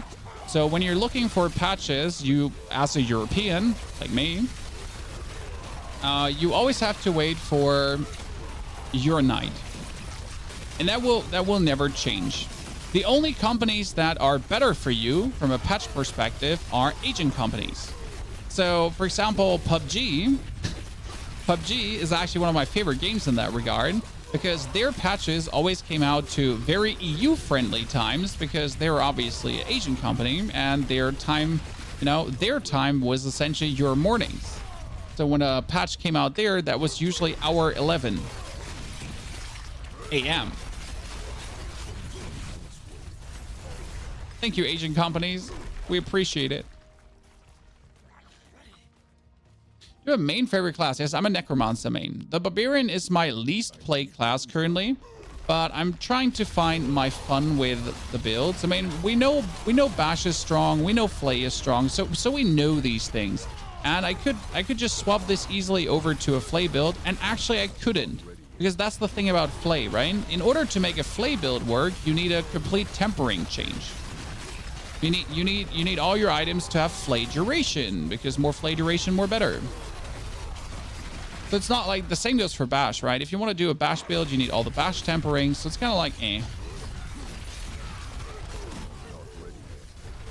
I'd rather be able to keep my Dust Devil temperings that I already have right now on my existing gear, and see how I could muck around to make Dust Devils even more viable. But we have cleared a 99, so I'm happy with the outcome already, since it's a 99 clear with imperfect gear.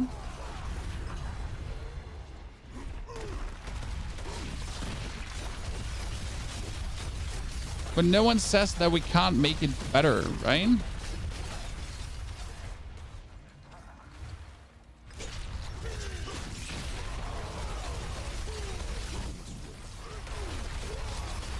There's always room for improvement.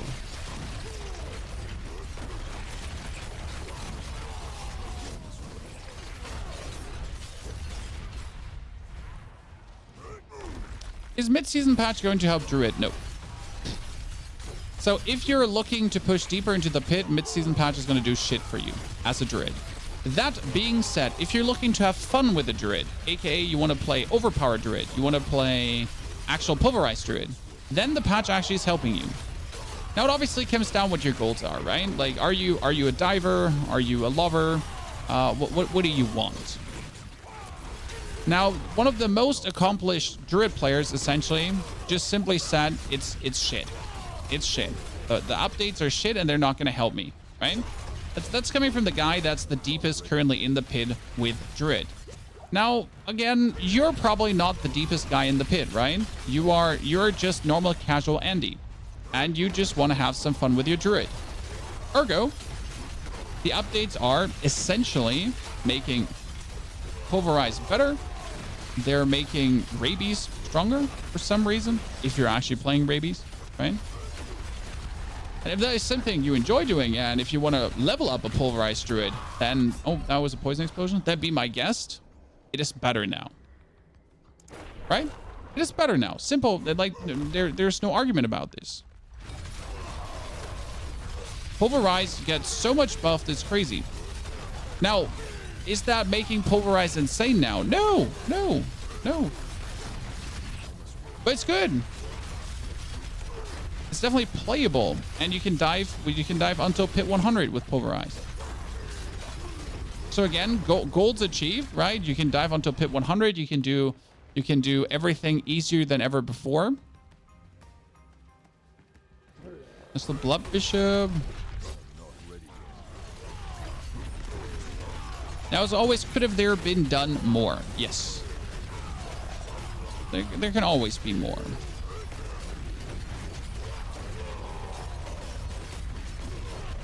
I wonder if I can leap over the blood balls from Elias.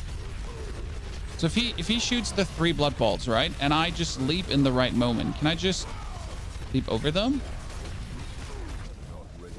Without taking damage?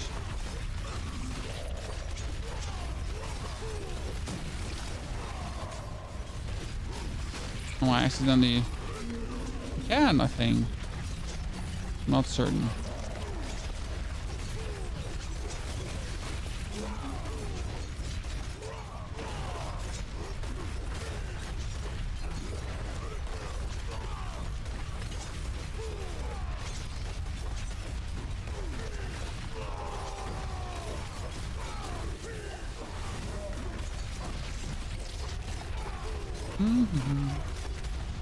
Okay, how long did we take now for the first health bar?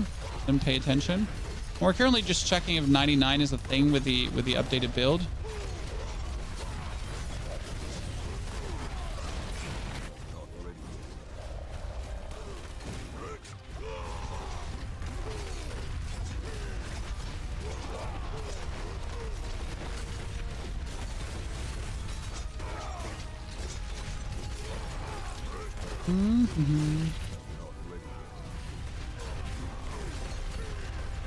And why are you not attacking? Is it because he's like in the wall?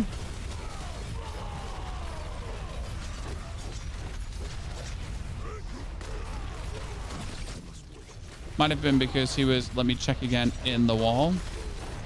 But have I actually never had him like so locked up that he can't even leave anymore? It's a nice position to be in, don't get me wrong. It's very useful.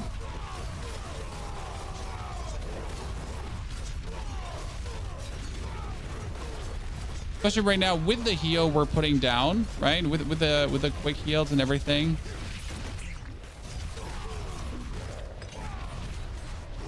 Oh, you're not attacking him, I think.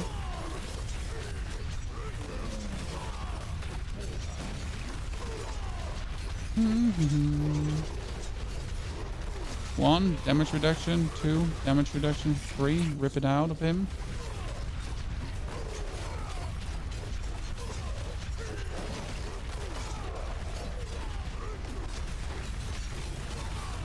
Is the rupture damage scaling off your sword?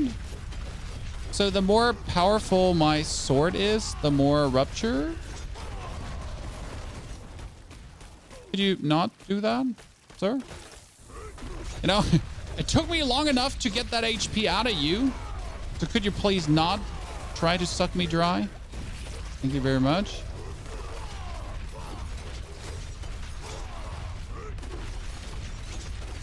Absolute uncool behavior.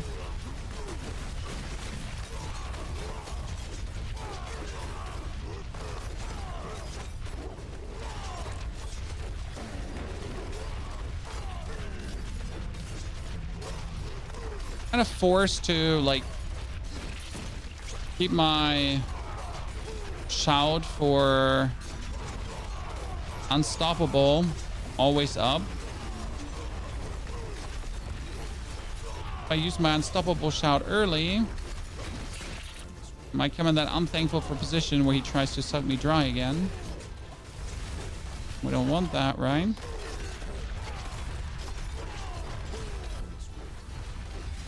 Oh, Lilith is just hitting me. Oh no, chat. Lilith is hitting us. What are we gonna do? Oh yeah, we're just gonna send AFK. So yeah, we just stood through that Lilith tier 2 summon. That's what the double potions are essentially good for, right? That you can just like go on the full ignore reality mode. Right? We don't want to deal with reality. We want to just stand here and just mash away. And that's what we can.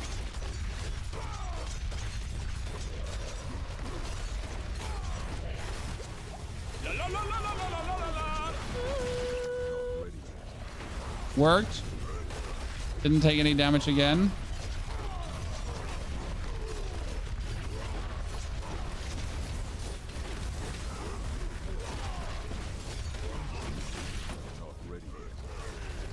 I'm not sure if we were faster yesterday. Does anyone remember the time from yesterday?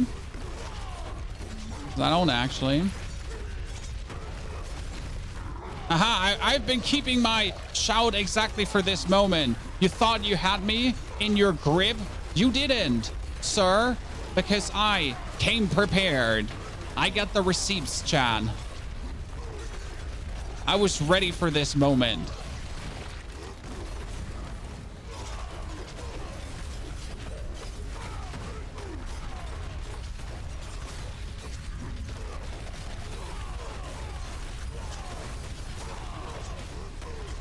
We're not going to have that damage us.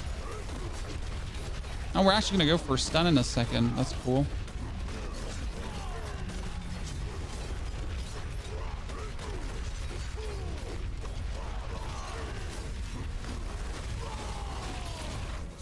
I think yesterday we had like minutes to spare. Did we make the build worse?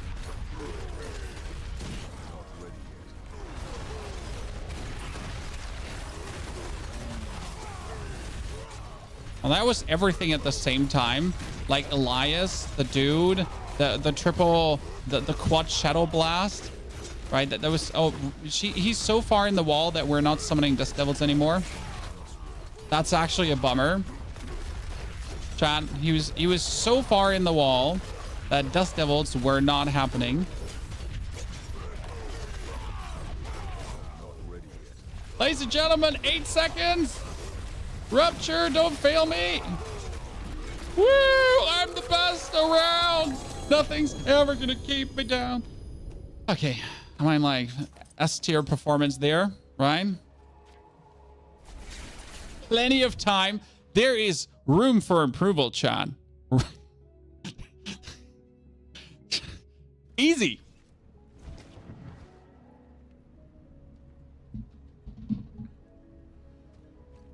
Now, the question was obviously, we did this all painstakingly, right? So this was all like the absolute, now we wanted to see what happens if we essentially get rid of the weapon, right? And if we would replace the weapon through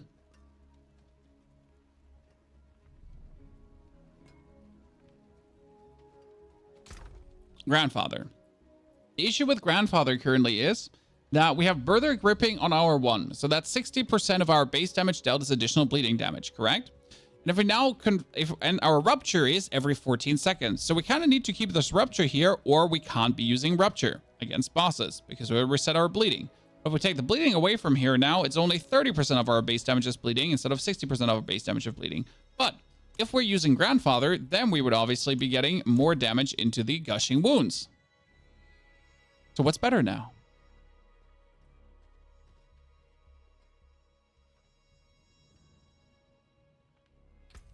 Right? Is there a link to this build? There is no link yet, for the simple reason that we're unsure about half the things that we have put into the build. So I wish I could tell you that this is super perfection and everything is exactly how I would like it to be. But the reality looks different, that there is a lot of elements in this build where we're like, I ain't sure, mate. Right? I'm not completely sure about Paragon board. I mean, we just started putting points into cut and bone, which actually just did work. You know, we don't need invigorating fury anymore, so that's 4 points that we can free spend. So we could either get more movement speed, we could have our shouts last longer.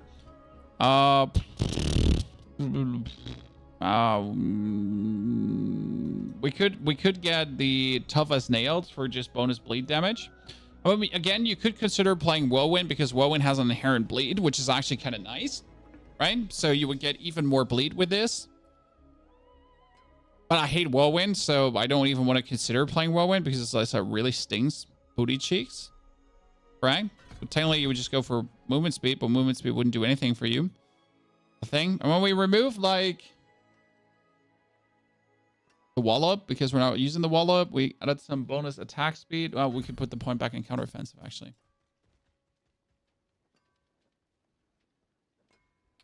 Oh, we have 50% plus crit chance. We're currently sitting at a 50% crit chance, right? You're not overcapped with Blood Rage. We're not capped. We're not overcapped. Blood Rage is currently sitting at 30%, so 28 actually. We could put it up to 30. I mean, our hemorrhage is sitting at 42%, and our crit damage is currently at 1,400. So it's kind of nice because you want to have around 500% vulnerable damage bonus, and we're at 334 of that. But we need more crits. So what we have to do is we would have to reduce damage to close needs to be crit. The damage while berserking, that would need to be crit as well. That's critical strike here. The damage while berserking would also need to be crit. And that is crit actually. So we do have some more crit, and this is also damage while berserking. So we're essentially, what we're missing currently is a potential of 200% crit, 300% crit. Yeah, 200% crit, 300%. We're roughly like missing 400% crit that we could easily get, which would bring us almost up to 2,000. It'd be nice to have.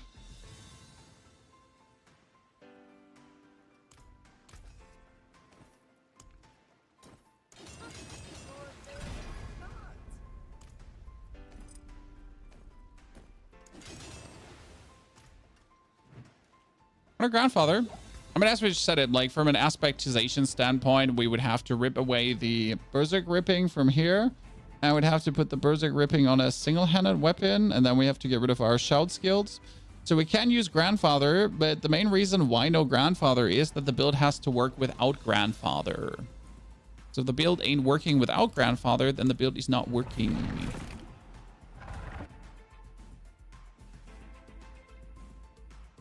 Do 9 points in imposing presence, and if how? From tempering. Carbon. Tempering on the amulet for imposing presence, tempering on the pants for imposing presence. So again, yes, for the maximum end stage of this build, to really make it look insane and go crazy, we would need Grandfather. And like, if you then want to play Grandfather, you can yourself do that. But I will simply not make a build that has the recommendation to play Grandfather. I mean, I am playing this season now since the very beginning of the start of the season, okay? Like since the season is out, I am playing this season. And I got my Grandfather 2 days ago randomly. I mean, I haven't tried, so that's very important. I haven't tried to get it. So I just got it 2 days ago randomly, which means that I played 5 I played for 5 weeks, right? I'm playing every single day almost for at least 5 to 6 hours. And that's when I get my grandfather. So how can I expect you to have grandfather? I mean, I saw a person essentially showing off his Whirlwind build. And his Whirlwind build was using grandfather. And it was like, okay, so your Whirlwind build looks pretty sick, mate. And then I was just looking what he had. So in order for his Whirlwind build to be that sick, he had every single piece with crit rolls and every single piece with vulnerable rolls. Okay, so we're talking about the perfect thingy, right? The perfect temperings and everything. And then his build was actually working. But for a matter of fact, when I'm looking at my build and my power level, I just know if you even remotely don't have any of these steps fulfilled, right? You're going to be having a weaker build that is not even remotely working like that. And that's the thing, right? I could show you now a reality of an absolutely OP build. Sure. And I could make the perfect temperings and all that kind of stuff. And then I could make a video about it. And I could farm those clicks. Then I'm going to have you make the build. And you're going to be like, this build doesn't work. For me. And then I'm going to tell you, you need grandfather. Where it won't work. You're going to be like, but I don't have grandfathers, so I just wasted all my money on tempering. And I'm going to be like, yeah, get fucked. At least you watched my video. I hope you can understand that.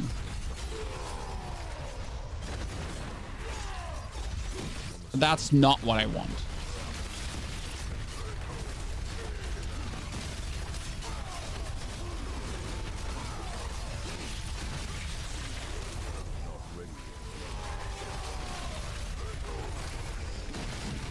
I know with Barbarian, it's a bit different than with the other classes because Barbarian is kind of like very reliant on these pieces of gear to go crazy.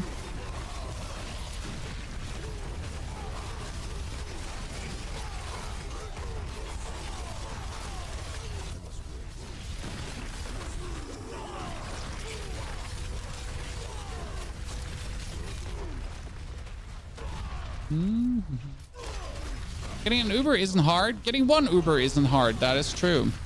Right now, we're playing already the Harlequin Crest and the Ring of Starless Skies. Where the Ring of Starless Skies is not mandatory to be used because you can actually overcome your Fury issues otherwise. And it would even give you the free aspect slot to praise some more bonus attack speed. And the Ring of Starless Skies actually doesn't really work with this build. I'm mainly just having it because I'm too lazy to fix the Fury problematic by playing even more Fury per second, you know? So the Ring of Starless Skies doesn't work with the direct damage thingy because again, like the bleed we're doing is like based on just simple crit percentages and based on base damage. So we can't even do, you know, more multiplicative damage with that. I just like the ring.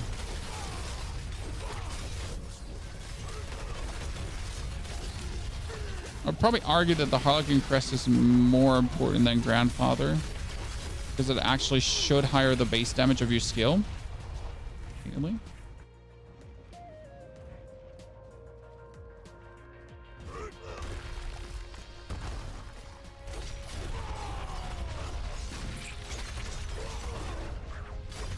Very top build has a Harlequin Crest in it. Yeah, but a Harlequin Crest is a reasonable recommendation because if I tell someone to craft themselves a Harlequin Crest, they can use it on 20 different builds, right? Whereas the Grandfather right now has very, very niche case scenarios where it's actually useful, right? When you're not going to tell me the Grandfather is useful in 20 different builds because it's just simply not. I mean, even on the Necromancer who used to actually be using the Grandfather for one single build. Actually, that's not true. For a couple of builds, it is absolutely useless right now. And when I say absolutely useless, that's exactly what I mean.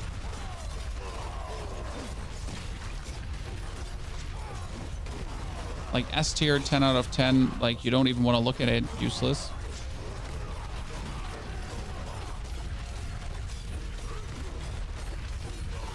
Yeah, I'm very happy with the addition of the leap into the build. What I'm not happy about is that dude just goes away And essentially all the bleed you have been building up just vanishes. You know, that's kind of annoying because I also made my Berserking go away. Not only my bleed went away, my Berserking went away as well.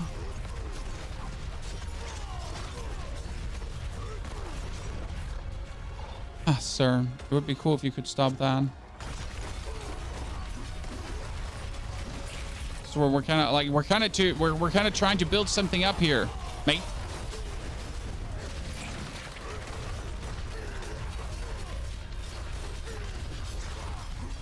He's like, nah, you know what? You shall not pass. Well, I guess at least we ruptured him before he went away.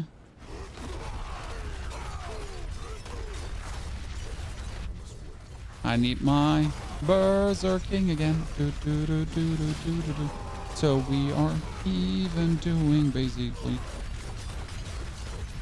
Can't wait for the moment for both of my potions run out and us being left with like only 51,000 life. What the fuck?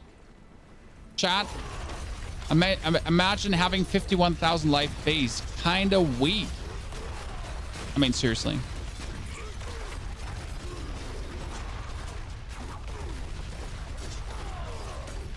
What's more funny to me is how easy you can actually pull that amount of life out as a Barb. Right?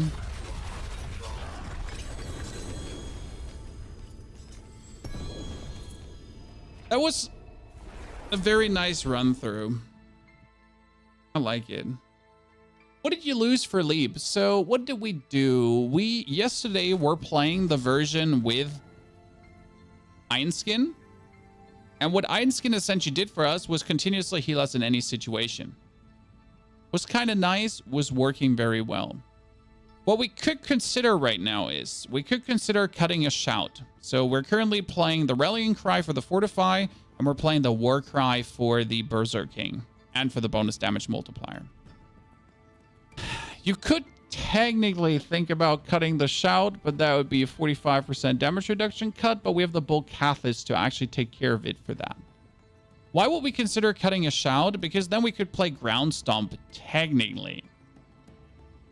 And if we play Ground Stomp, we could be playing another Earthquake aspect where Ground Stomp creates earthquakes damaging enemies. Right? So what we would be doing is we would say that, hey, what about the shout skills not essentially making Dust Devils anymore? Because fuck the shouts to a degree. We have our other stuff to actually make this. And then as a, like, you know, you would play the Earthquake aspect. And you still have the 2 shouts left, which is nice. You could play the Ground Stomp. You could even have the Ground Stomp put in a bonus rank for 40 Fury, so we could put these 2 out to just have it generate Fury, because if it actually generates Fury, what does it do? It makes Fury then for the Devilish aspect, and now with the Ground Stomp and that one active, we would have more Earthquakes happening. More Earthquakes is consistent damage reduction, and more damage, technically. Without Fierce Winds, you lose a size buff for the damage. Yeah, but we're not playing the damage. Like, we're not boosting the damage of our Dust Devils. So what we're doing with the Dust Devils currently is we're using the Dust Devils as a source of bleed, because the Dust Devils do direct damage. Okay? So that's what they're actually doing. They do direct damage. Ergo, what we need is we only need the Dust Devils to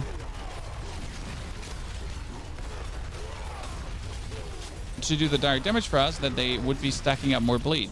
So more bleed is more better, and then we just get our opponents overwhelmed like that. So that's essentially what's happening with Dust Devils right now. So we're not having this be a Dust Devil main damage build, where essentially the Dust Devils are doing all the damage, because there is simply none. This is more down to the bleed dealing the damage. And Dust Devils are actually considered direct damage. So the Dust Devils would be fueling the aspect of the Berserk ripping. Okay?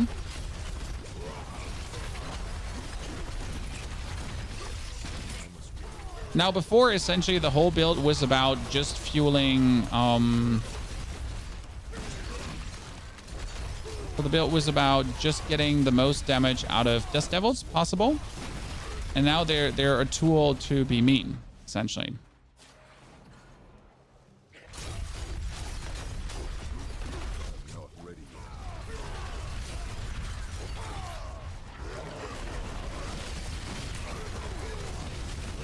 Oh, that was a bit bad.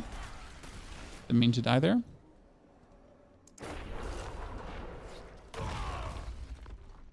So the question is rather, would this really lead to more damage, right? Because, I mean, end of the day, rotating the shrouds is also good damage, right? So the question rather is the more quakes, the bonus damage multiplier there, is that in any way helping us to maybe rupture harder?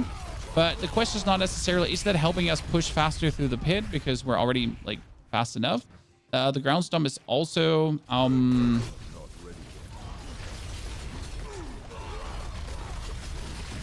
stomp is also a source of direct damage, which technically should actually scale up our bleed.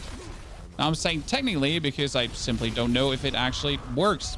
But one thing you can notice here is that we're essentially, if we do what we do here right now, we're actually lacking the challenging shout, I have to say. So we might have the ground stomp to give us the bonus of damage reduction as well, right? But I'm coming in like, and we do more damage, especially when we rupture. But I feel like we're getting in situations where I'm like, hey, you know what? If I had that 45% damage, I mean, these are 2 fire enchanteds actually. Okay, I finally see that. But if we do have the 45% damage reduction, right, I could just walk into this right now and be a bit more secure about what I do. I mean, there are 2 fire enchanted, so I guess I can blame that on them. But with the 45% damage reduction, we should have been able to survive this more consistently.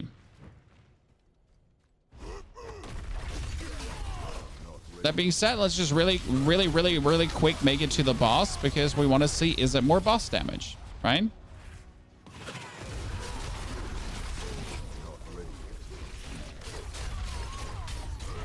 Because that's essentially what Whirlwind would... You're suffering from. You're not suffering from a problem of clear speed through the normal pit. It's okay.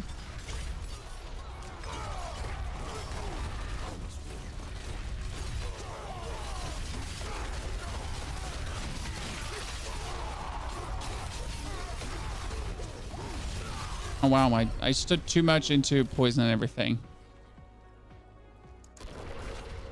Any chance to slow to chance to immobilize when it comes to stagger? What is best to get?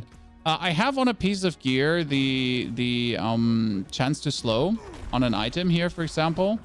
Lucky hit, because you're literally having some lucky hit going on. It's a mistemper, but it's what it is, right?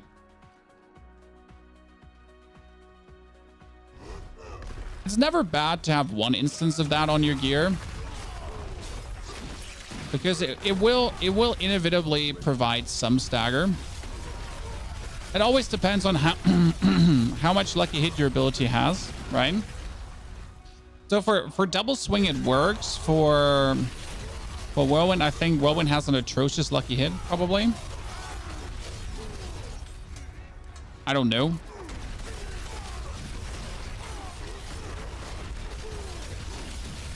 I haven't actually looked at what lucky hit that has.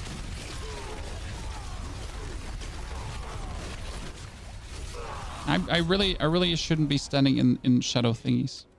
We're dying more, that's for sure. And we're getting spawned on Mars. I love that spawn point. I mean, we know the spawn point is down to this dude, right? But bear with me, chat. I kind of feel like if I already go down in the next level, that if I die, I should probably also land in the next level.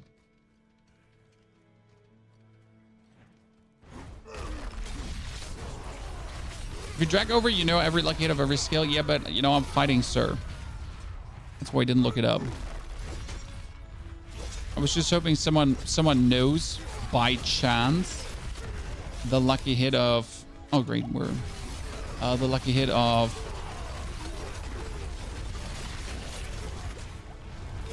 Whirlwind. And chat smart, chat knows. Bunch of giga brains here. Okay, right now we can easily say that Challenging Shout was definitely performing safer, right? I mean, there's like no question. Was Challenging Shout safer? Yes. By a margin. Oh, you should just say screw Fortify. That one Shout is also giving us resource generation.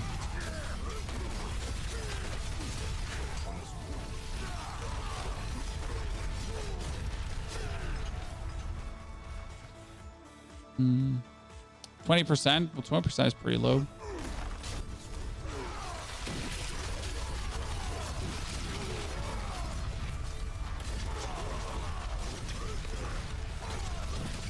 Okay, that's a lightning enchanted and a shadow enchanted. So what I have to be looking out for is that the shadow enchanted dude is summoning his shadow clone.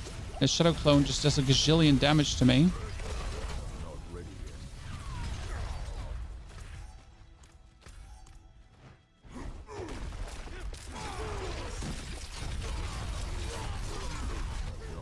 I like the ground stomp. I kind of wish it would like stun. Does it stun?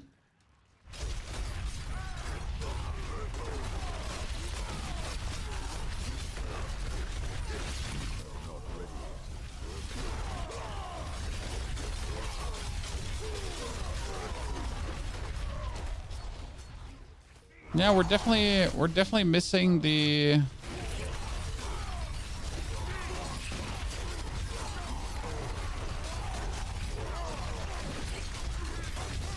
Challenging Shout.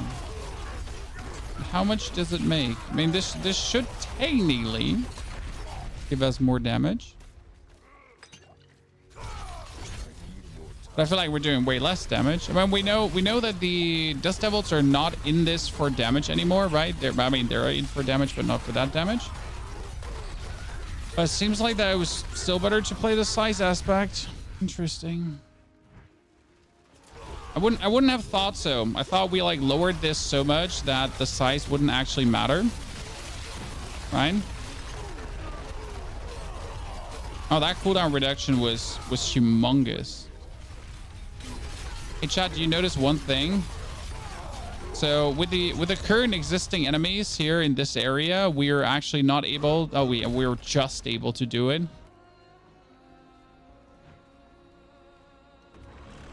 No, Z is at my char moving so slow. How dare you?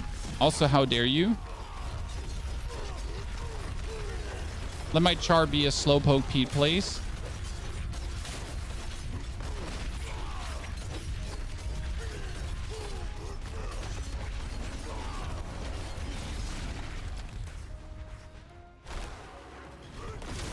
And I don't feel like that should have stunned me. Just saying.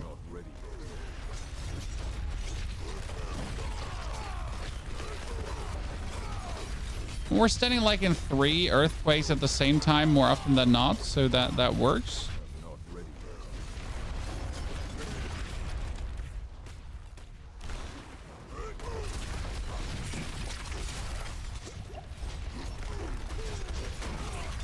Okay, right now it does feel like we're doing vastly less damage.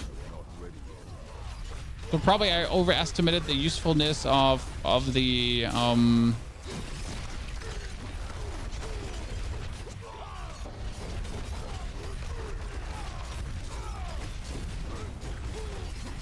of the earthquakes. I mean, the leap is definitely making enough earthquakes, but also with missing one shroud, we are essentially with missing the shroud.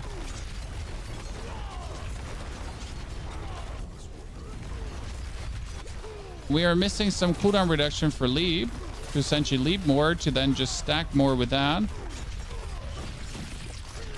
So that ground stomp is definitely not doing what we wanted it to do. I feel it feels rather saddening, right? Surprise that it would make such a difference.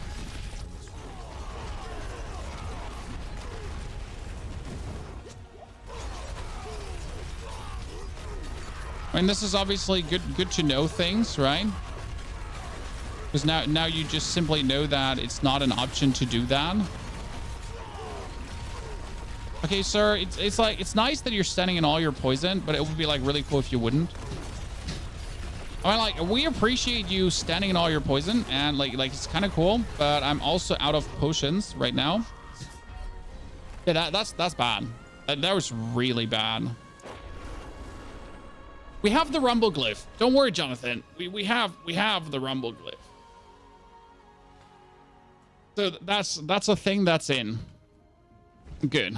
Okay, so 99 cleared so far with the build, with everything going on. It's fine. Berserk, arms, burning rage. That means the aspect of size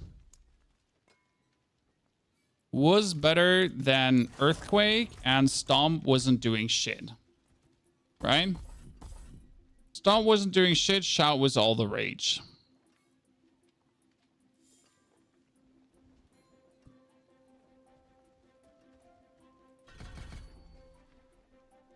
I mean, that cut to the bone definitely helped. So I guess right now I just need new stuff to upgrade my things. So one thing to think about. 2 points in Hoda is good for damage. I know you could be randomly slamming some Hota down. So instead of using the Shout, you could be going for some random Hammer of Ancient things, and then get 3 times for Fury, each time damage by Hammer of Ancient times, taking up to 10 times. So that'd be nice. I mean, you could also consider just playing Whirlwind and burn things. Do you consider using Tyrell's Might as a direct damage source? I do not have Tyrell's Might. Thank you.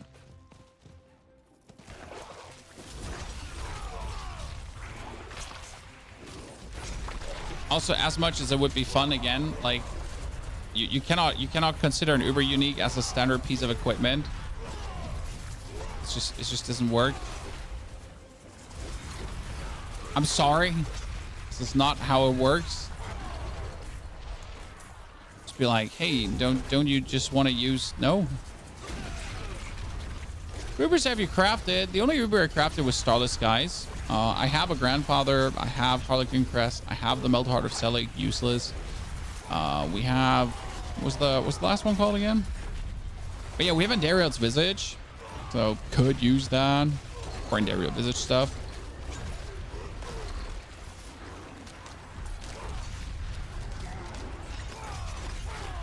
First time I called you like Dabber, good to see you there.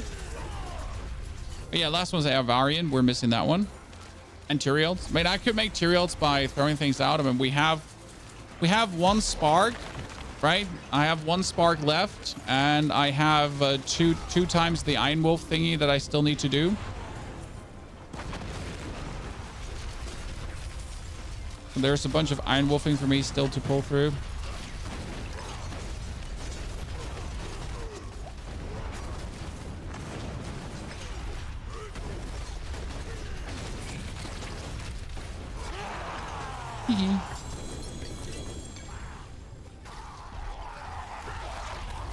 But again, I won't consider a unique to fix this build. I mean, the build is working, so this is like the important lesson to learn, right? The build is working. I can do 89s with this, very nice. So that's happy. I can do a 99 with this. If I now master work out my gear to 12 out of 12 with 89s, I could also be doing a 100. So it's like, it's working. I'm just not happy yet. In total. I'm new. I found you through your video on YouTube. Hi, new. Hope you're doing good.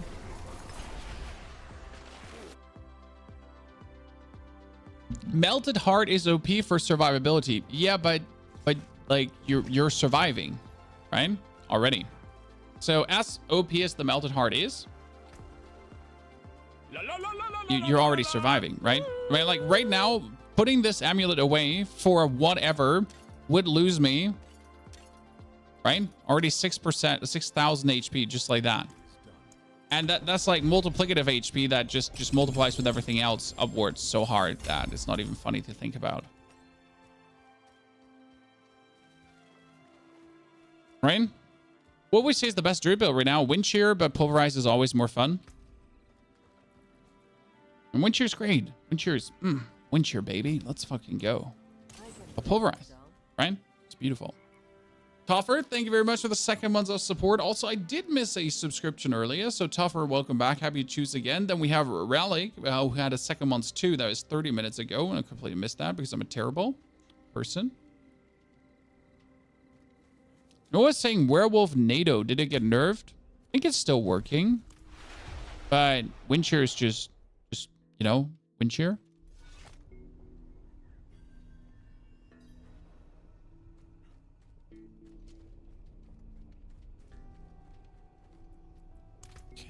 Get the materials.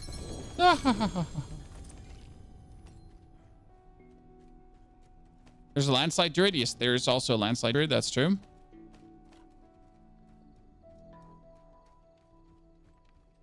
My son says there's some kind of pity mechanic in the game where you can increase your chance on getting what you want when tempering. Nope. Your son probably saw a video on it, which is quite believable, but it's actually a scam. It's not a scam. It's just, you know, make-believe. So no. Rickside, thank you for the gifted subs. Rickside, appreciation. Thank you very much. There is no pity mechanic there. So the pity mechanic that your son is referring to, and I can show you what people think to work, is that, for example, if you want to temper a two-handed sword or a hammer, so that's my hammer, right? And now the thought process is, hey, if I take this hammer and I go in here and I would temper now, let's say I really want to get Dust Devil chance to cast twice. So I would take this hammer now and I would temper it. And I would get Dust Devil damage. I don't want this. Now I'm going to temper it again. And I'm getting Dust Devil chance to cast twice. Fantastic. Done. Assuming I wouldn't get that. Assuming I would get Dust Devil size. Then the thought is, hey, since I got Dust Devil damage once and I got Dust Devil set size, right? That the third roll is more likely to be Dust Devil chance to cast twice because of a pity mechanic, right? So if I now then want Dust Devil size on my other hammer, which essentially this is the same, I would go here and then I would start tempering into Dust Devil's cast twice. The thing is, that's just bullshit and not true. People also believe that when I put the weapon in here and I would roll 2 times Dust Devil damage and Dust Devil size twice, since the chance is 33%, that if I miss the chance twice, the chance to actually get the other one is 66% higher because I already missed twice, which is not true. And if I miss 3 times, the chance is 99% higher to get the other one, which is also not true. The chance is always 33%. It's never not 33%. And since the chance is only 33%, it doesn't mean that in 3 rolls you're going to get it. It means that in 20 rolls, you're still having a 1 out of 3 chance.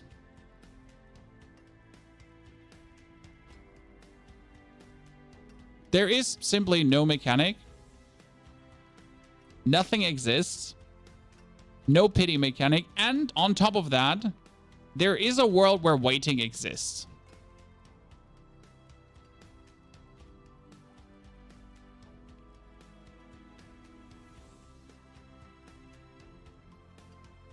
So there is a 100% chance, guys, as chat is saying, to not get what you want. Right?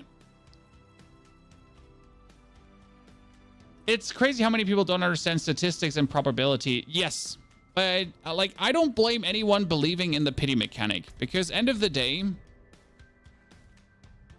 it's something nice to believe in, right? I mean, it's nice to believe in the pity mechanic. It's like, oh yeah, maybe the pity mechanic exists. Woo! Maybe it does exist. Maybe it does exist.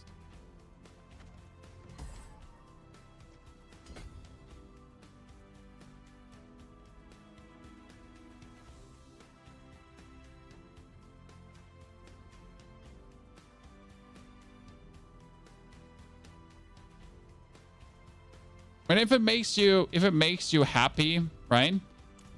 My thought currently on the current tempering is, first and foremost, we need a temper reset. Because simple matter of fact, let's say I would like to go from this build now into a different build, okay? Let's say I want to do the Flay build, okay? I would like to do the Flay build. For the Flay build, I would need to temper Flay duration, right? In order to temper Flay duration, I need to find a new weapon, a new weapon, a new weapon, a new weapon, a new ring, and a new amulet. Now you could say, Pony, that's cool, right? You just have to find new gear. No, it's not cool. I'm essentially being forced to play one build, and if I'm unhappy with the build, I am forced to play a different character. Simple as it is, right? As a normal person. As a, you know, like as a normal person, you're kind of forced to do that. Because otherwise, you have to invest quite a significant amount of time to just be able to play a different build. And I feel like not being able to play multiple builds, unless you put in significant hours of farm, just never feels good to me. Now, the next thing that we need is a pity mechanic. That's simple as it is. And the worst part, what is for me the worst part currently is, let's say I roll a 22.5% chance. So right now I have a 25.6% chance for my Dust Devils to cast twice, right? If I re-roll this, I can get it lower. It just feels so bad that you're re-rolling that and you would get it again. And guess what? You would get it lower.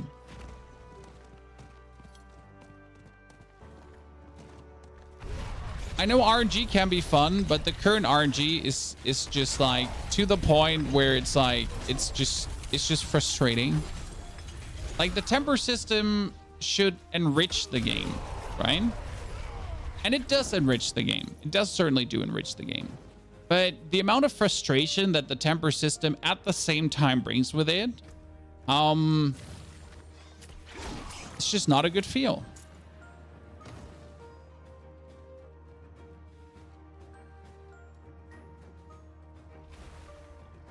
If it was like enchant, I mean, the enchant thingy, I fully agree with. So with the enchant, what is the difference to enchanting, guys? So if I'm now going to re-roll my fury per second, for example, I could re-roll it, but I could also choose to keep it. So in case I don't like the new temper, I could keep my old temper, which is great. But right now, as you say, whenever you press the temper button, you lose what you have. So if I now want to re-roll my Dust Devil chance to cast twice, I could re-roll that. And if I get something that is not fitting, then I'm fucked.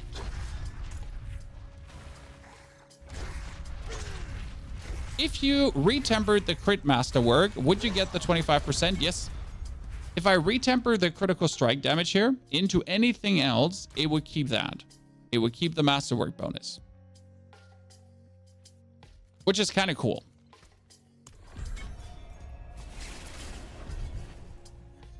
This is why I'm done for a few weeks with Diablo now. Spend so much time in farming gear and trash them with tempering. I have to say that I have maybe in my 5 characters that I have right now ruined... I ruined maybe 6 items in total. But, and that's a big but, like just like your mom's. Sorry, a ginormous bud. I have also not cared to find the perfect items.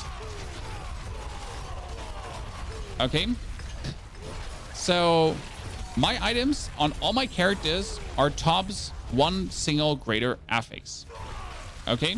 So my weapons have max life. My pants have the ranks maybe in it. That's it. Even my most accomplished character, my Necro, right? My Necro that can clear 115s without holy bolts. And for a reason he can't go higher, has just 1 greater affix items. He doesn't have 2 greater affix items. Because I never cared about that amount of perfection, right? Because, as you say, my friend, there's only unhappiness waiting, Bandito. If you get to that point where you're kind of hoping to temper 2 or triple greater affix items and then you break them, frustration. And only frustration. As an example. This is my rogue. Chat. This is my rogue. My rogue has good temperings on shit gear. Look at this bow. Dex, max life damage. Not even a greater affix, but the temperings are perfect. I'll never swap this bow out. I'll never swap this bow out. Never. It's perfect. My weapons? Caltrip duration. Vulnerable damage. Vulnerable. Max life dex. I'll not swap that out. I'm up, you know? My rings have a dex greater affix, but caltrip cooldown reduction. So these rings, also nothing special, but vulnerable damage. This one, vulnerable damage 2 and 6 ranks to exploit, which is actually kind of nice. I'm not going to lie. The pants have 5 ranks to Heartseeker and then dodge chance. That's actually good, right? So all this gear is kind of like, there's nothing special about this gear. I mean, I have 3 ranks in Dark Shroud instead of 4. And guess what, chat? Guess what? You know what this can do? This can farm at tier 100 in 3 minutes. This can kill Uber Lilith while being AFK. I mean, this kills a tormented boss in like 20 seconds. With this gear. And that's why I stopped caring. Right? That's why I stopped caring with this, like, to get better gear. Because if you can do all of this stuff, right? If you can get everything done. Why even bother trying to get double greater affix items and go through the pain of bricking them, potentially? Right? And that's the beauty about Rogue. This is why I tell you, if you want to beat the game, and if you want to beat tier 100, do the Rogue. If you want to then go deeper, fuck that. Fuck that. Do you know how much pain it's going to be to get, you know, to get better gear? Because some people want to push the pit, and they can do that. Palladians. I mean, right now, if you want to push deeper into the pit, you're only making yourself unhappy.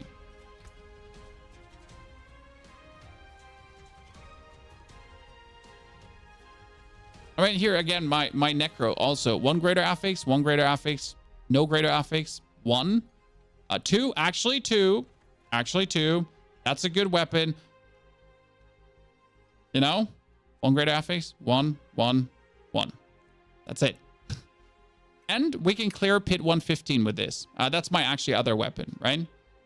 So my temperings aren't even good. This has good temperings, by the way. This has shit temperings. Correct? Shit temperings, chat.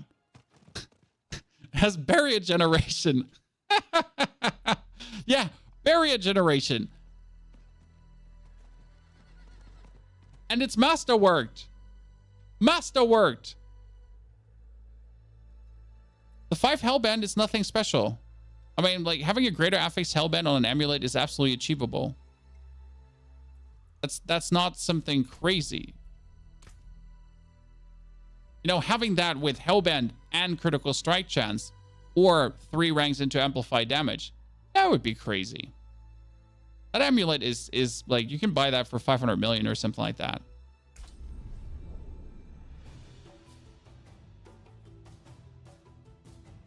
What's a good pit target to speed farm?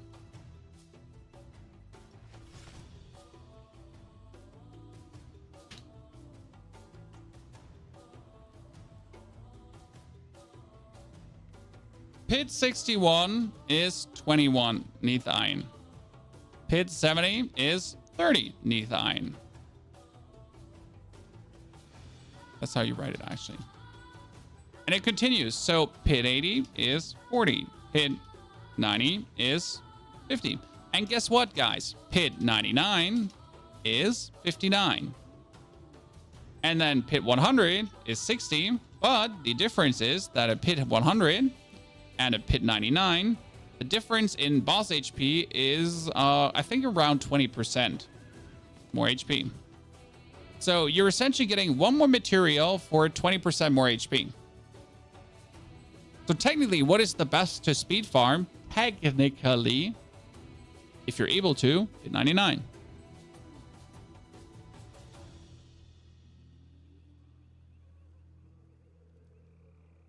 Sticking a Stygian drops. Yeah, but Stygian drops only matter if you actually care about farming the bosses. So yes, that's what we're saying technically. So this has higher Stygian drop chance. If you then care.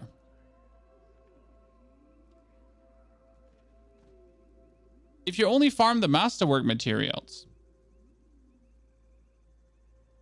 this would be better, right?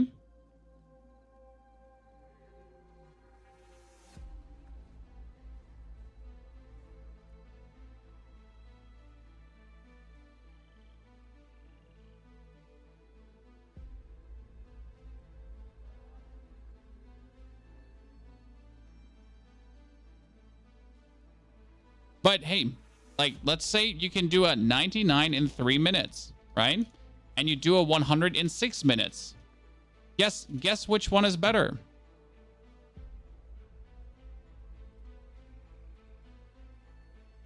It's a simple time question, right? If I can do 2 pit 99s in the time I can do a pit 100, then I'm going to do pit 99s.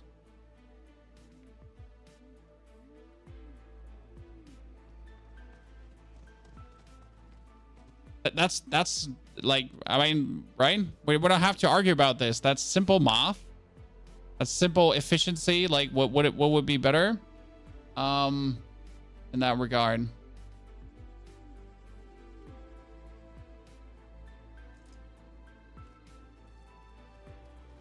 20% more shouldn't double the clear time. I mean, go and try. See your clear times. And for me, it's right now with the necro. With the necro, I do pit 100s mostly. Yeah, pit 100s probably. With the rogue, I do pit 9. Actually, with the rogue, I focus mostly on 89s because I can do them in sub 2 minutes. I tried that with the rogue a lot, so I wanted to see which could I do in sub 2 minutes. Turns out it's 89. Also, if you do 99 in 3 minutes, 100 will take 1 minute longer. It can't be double. It can be more. Because if every single opponent has more HP, it is taking more time. I mean, just try it yourself. Chad, just try it yourself. I mean, it doesn't matter what the numbers say. Just do it. And then tell me what your experience is. You know, this is something I don't have to tell you. Because it is down to you and your build.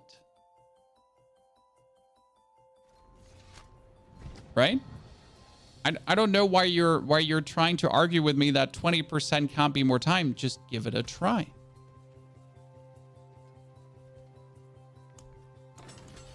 It's literally a non-argument thingy.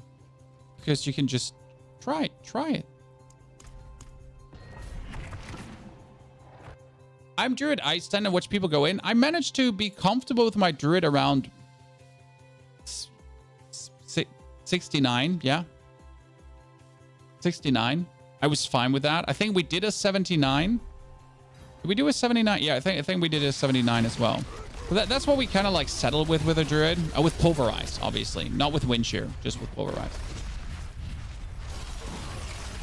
And now I would have to like masterwork my gear up drastically.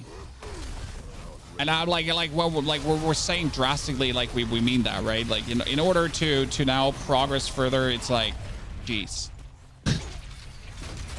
Gonna be getting those double greater affix items to just be able to like maybe do a pit 70. Druid is truly like depending on what build you play, right? It feels a degree shafted. But I just like Pulverize. I'm a fan of Overpower, and they robbed me my Overpower Necros. Overpower Necros don't exist this season. We tried. I'm gonna make a build that includes a Ring of Sacrilegious Souls. No, the Ring of Sacrilegious Souls is a convenience item and not a help item. I mean, for the PID, there is just no convenience, right? But if you want a more convenient Necromancer build, just play mages over the golem, because the difference is that you don't have to spam the golem thingy anymore. You know, imagine playing a minion build, but instead of having to spam the golem, you don't have to do that anymore. That's kind of like what it is. Def, thank you for the 38 months of subscriptions. Def, appreciation. Very good to see you there, brother. Thank you for the ongoing support. Love how they buffed the 2 strongest builds. I've seen a lot of people be unhappy about like some classes being buffed and other classes not being buffed enough. It's just what happens. I mean, what can I say as a Necro right now? All the minion sacrifices get buffed. I mean, if you're a minion Necro player and you look at the patch, you're like, am I a joke to you? Now you could say, well, you know what? Everything else was already like your minions are already strong. Why would we buff them? I mean, it's mid-season update. We like changes, right? I don't actually care about buffs. I just want changes. You know, change is good. Change is fun. You can try out more things. You can have a good time. I mean, they fixed, for example, a Paragon board for Necros right now. I like probably after the patch, I will try Whirlwind for sure, because I just want to see how good Whirlwind is. I mean, we could try this build as a Whirlwind version. Like, chat, would you like to see this build as a Whirlwind version, even though I dislike playing Whirlwind to the max? We can do that, because we have the aspects for it. Like the fun part is that the temperings in this case are exactly the same. So nothing actually changes. And that's the fun part in these two builds. Like, you can play it essentially as a Whirlwind version, or you play it as the double hammer version. So by the way, right now we're doing a tier 89 in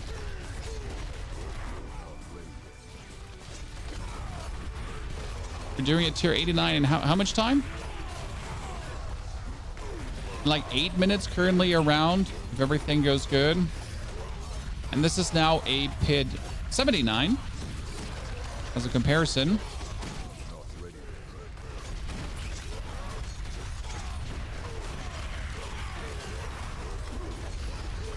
And it's looking like a almost 4-minute clear.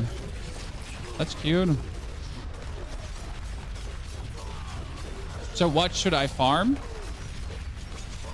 Despite the other one giving 10 resources more. As that's a fairly simple answer right now, correct? I mean, until I have my weapons further up, and I could obviously go for more. This one is especially like no-brainer. We don't even have a potion popping. I guess that's also an argument. Which pit can you farm without using a potion, chat? Answer that. Because if I play my rogue and I farm a pit 89, I don't need a potion. Any potion, like no potion at all. And if I farm like pit 99s, I want to take an elixir of fortitude, right? So I think that's also something to kind of consider. If I play my Necromancer, I always need an elixir of fortitude or it stinks. Why not use a potion when you're trying to maximize? Because I don't have.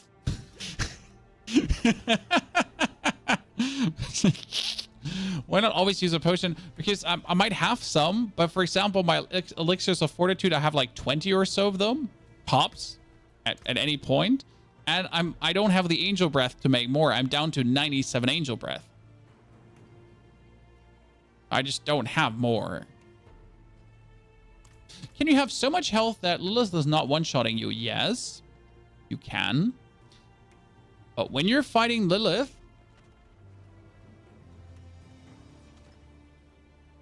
she has a stacking multiplicative damage buff. Hello. So you survive the one hit at the first wave of damage, then you survive the second wave of damage, then you survive the third wave of damage, and then you die. That's the problem with Lilith, right? That you essentially reach the point where you then die. Making many builds is bad for the Angel Breath stack. Yes. I mean, we have now 4... Oh, no, actually, we have everything to level 100 this season. So we got the Necro, the Rogue, the druid, the mage, and the barbarian. And you notice how they're all not wearing a helmet, and that's because I have only one Harlequin crest. I have only one Harlequin crest, so I need to swap that around in these characters. And yes, making the different builds and re-rolling items for this build has made me poor. I'm surprised you still have 800 million. That's because I'm not masterworking to the max of things I could. I mean, as I just told you, I can't be asked. I don't know. How much do you care, chat? So, for example, look at my ring here. Has core damage and lucky hit chance. Technically, I have to reset this masterwork straight away and try to hit critical strike damage or even critical strike chance, and the core damage is actually good. But that's the thing, right? This is a terrible masterwork. I would have to redo it, but I don't want to. I don't want to. I don't fucking want to.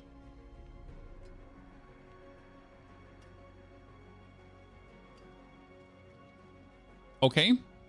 I really don't want to. Would you do it? Because it's really annoying to just like, since every reset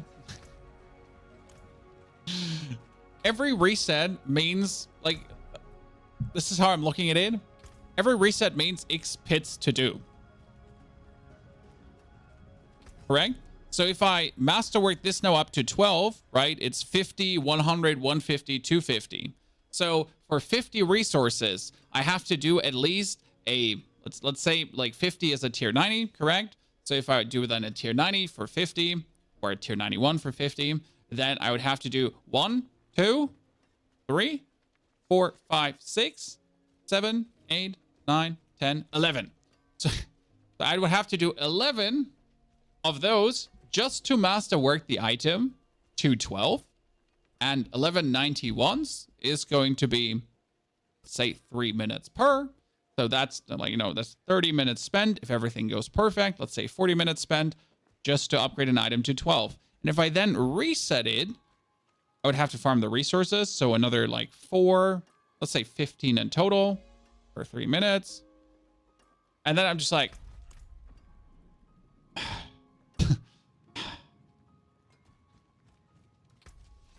yeah, sure. Lucky hit chance. I'm fine.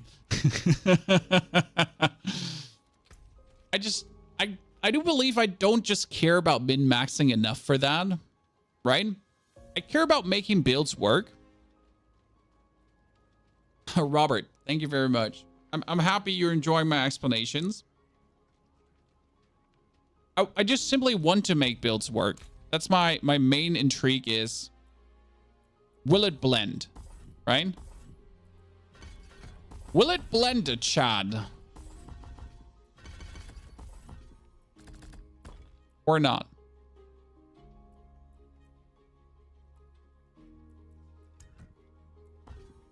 There one more point in? No, that's 8 from items. Okay, so we got 12 points in Whirlwind now, Chad.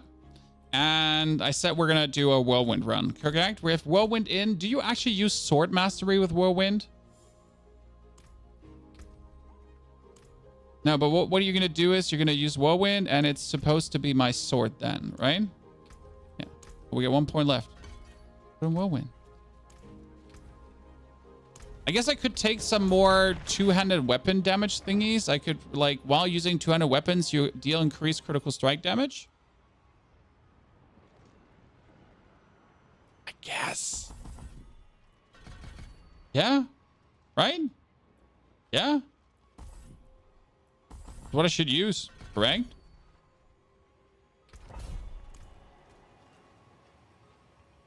So, I'm not even sure how to play that. What's happening with your pulverize? Are you going to try it again now after the buffs? Oh, definitely. We'll have to see like how much stronger it has gotten. But I'm essentially waiting for the pit to drop, for the patch to drop, because I want to give you not a theory craft. I want to give you like a realistic outlook. So do I just hold my Whirlwind down and then I just swap over to other things, or how do you play this? I'm stunned. Or do I have to like repress the Whirlwind button, because then I'm going to be sad. Oh, I forget the aspects. Wait. I forget the aspect. No damage. No damage. There's no damage coming out of this. No damage. No damage. So what? I forget a couple of things.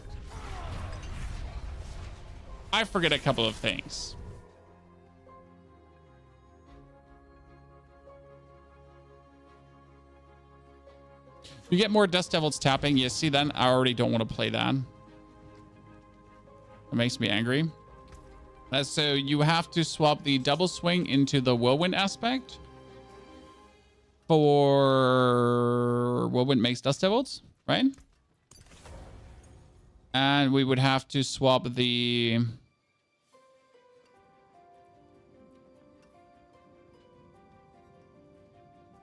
You need anything else? Where's that in? Is there anything else? Whirlwind? Whirlwind? Whirlwind? I mean, technically grasping Whirlwind to pull things in? No? Do you not play that? I guess.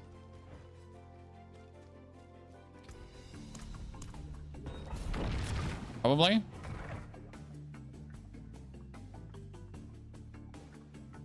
Why wouldn't you play that? Would you use the shout to pull everyone in? I kind of like the idea of just pulling everyone in.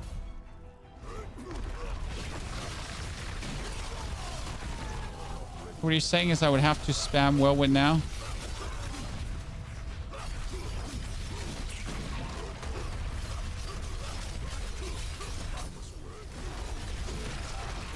Wait, let me put Whirlwind on my...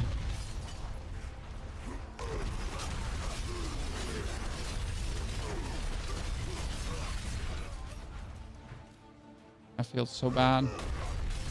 What if you have it on the right mouse button? So like a secret trick, by the way, put your skills that you need to spam on your right mouse button. It makes life easier. Because if you have to like just spam it with your mouse hand, that is by far more relaxing than having to spam it with your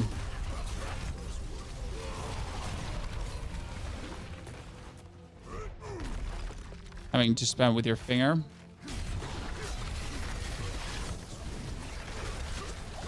That's at least what I do.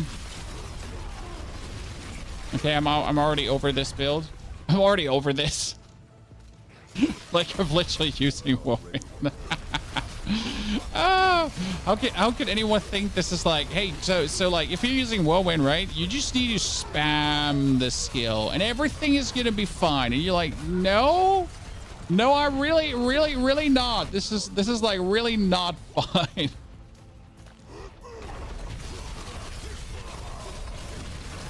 I mean, damage is interesting. I'll say that, right? I'm actually surprised that the damage is so much more than with double swings. Is it just because of the spamming thingy?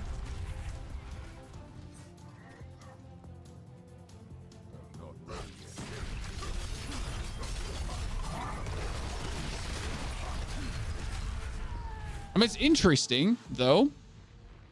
The only reason I won't play Whirlwind, I mean, technically you could send up a clicker macro that would essentially click the button just like with an interval of like 1 millisecond. So you would essentially just set it up that like from point X on, you're just gonna be like, yeah, clicker macroing that. The one thing you could do.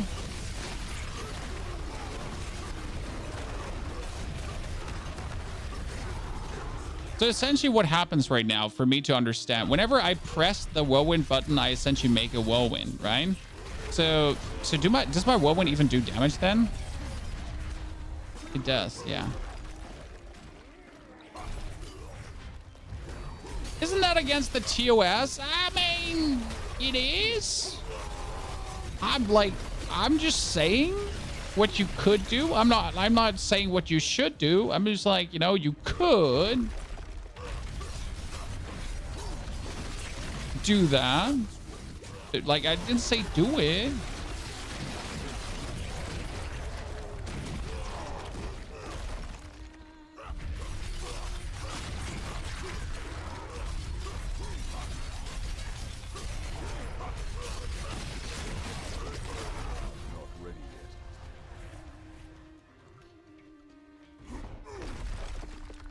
Yeah, this is actually stupid.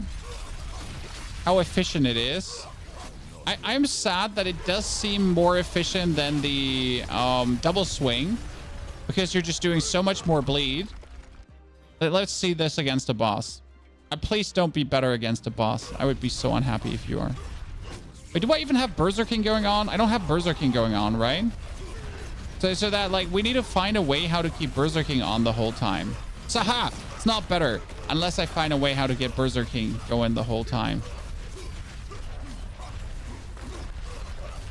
See, because my Berserk ripping ain't working if I don't have Berserking going on. Haha!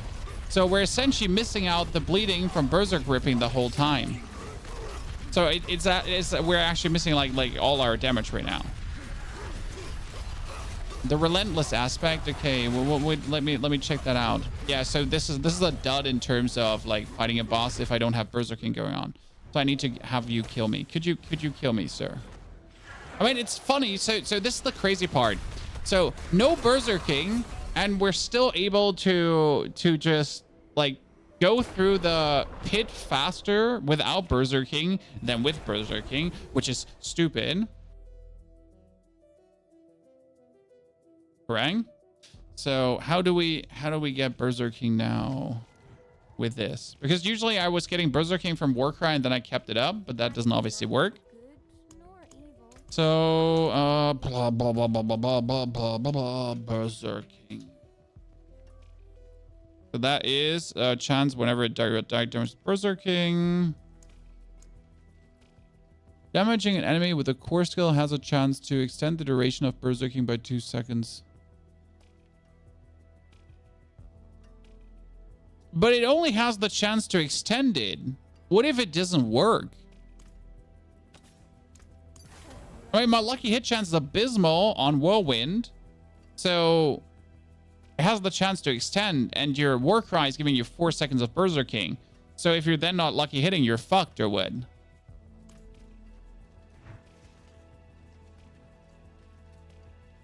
Or am I missing something? Or do your... Well, you know what? I forget the leap also has a thingy.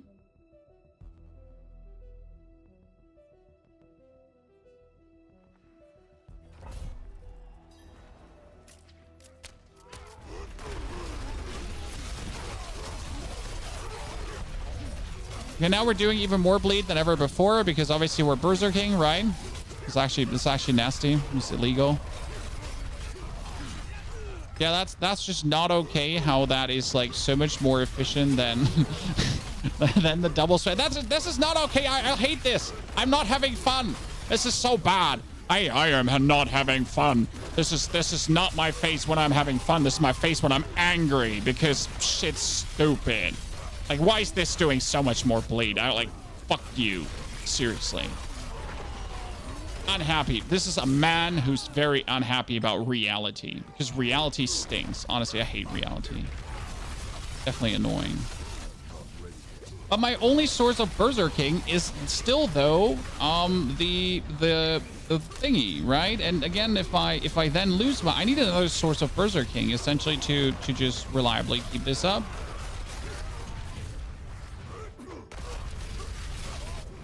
Almost ran out of Berserking again. It's stupid. Like, it's stupid. I don't like this. Very unhappy. Very unhappy. All right, that's stupid. Honestly, this might actually be better to play on controller. Hey, chat, how good is this on controller when you're actually able to tap the button? Like, I mean, I'm fine with tapping my mouse button, right? But I'll definitely get an aneurysm at some point.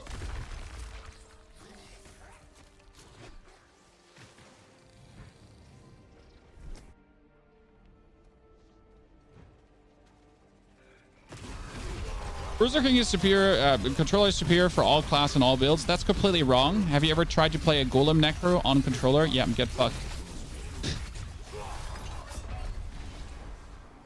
I'm not sure why this particular setup is doing so much damage to me. Like, I'm like just in confusion where we're taking that much more damage there. Why tapping and not holding your mouse button? So if I hold it, okay, so if I hold this happens. Okay, do you see the winds coming out? Very sporadic. And the reason for that is that you essentially, every whirlwind second counts as an instance. So, you know, but if I do this, you notice the difference?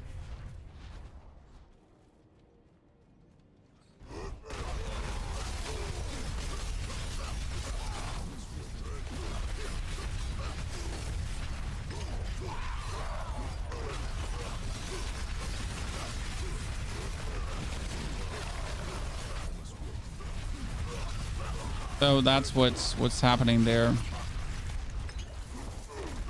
Should that be a thing? No, it shouldn't be a thing. It's one of these coding mistakes that just happens, I guess.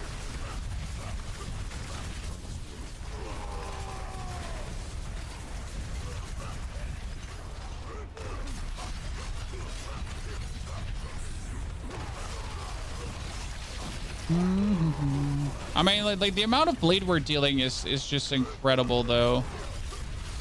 But it's like you're going in and everything is almost like instantly fully blend. That's crazy.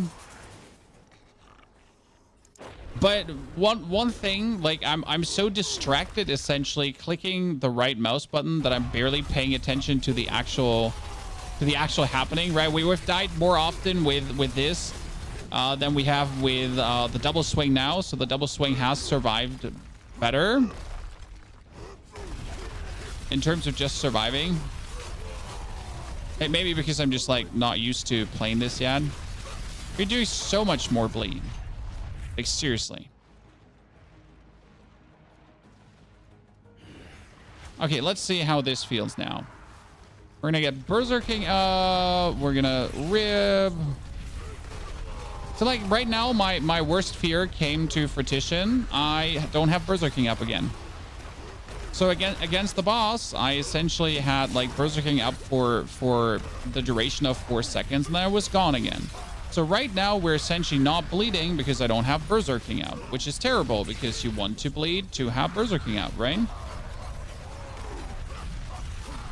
Like again, no lucky hit, no Berserking uptime, so Berserking gone, no bleeding. That means for the Whirlwind, you need a different source of Berserking, or we're not bleeding enough. Make that worth it. I mean, now it's up, for example, so now it's up for a while longer, right? But our Whirlwind itself is just not a source of lucky hit that actually helps here.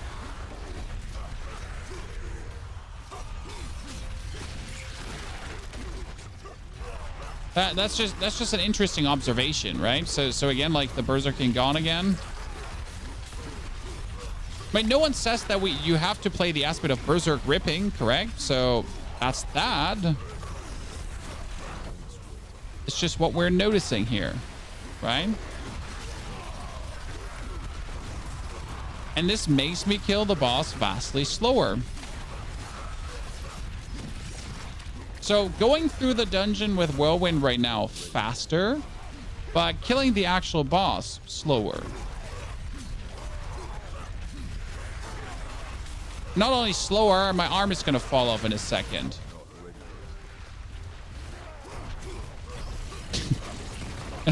Not only is it slower, my arm hurts. Just saying.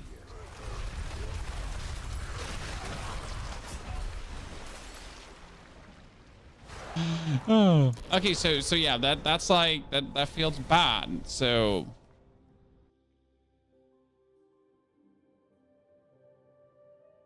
Call of the Ancients over Rupture, but Rupture does a lot of damage.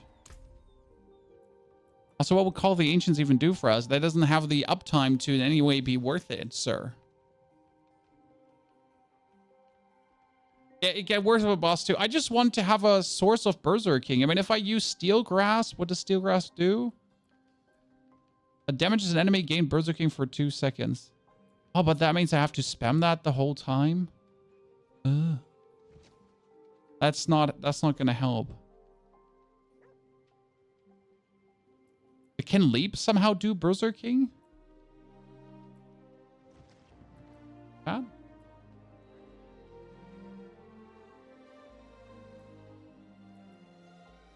So rend for Rupture, that wouldn't work. I mean, we don't want to rend. I mean, sure, you could obviously just play a rend Barb. That's not the point, right? We could just bleed. We're looking. So again, we're here. We're playing the aspect of the Berserk ripping. Okay. Whenever you deal direct damage while Berserking, inflict 60% of the base damage. Okay. You need Battle Fervor with Leap. What's Battle Fervor? Oh, that's one. When brawling skills damage at least one enemy, gain Berserk. Can that stack? We're saying is now with Leap doing, but do I then even need the lucky hit Berserking?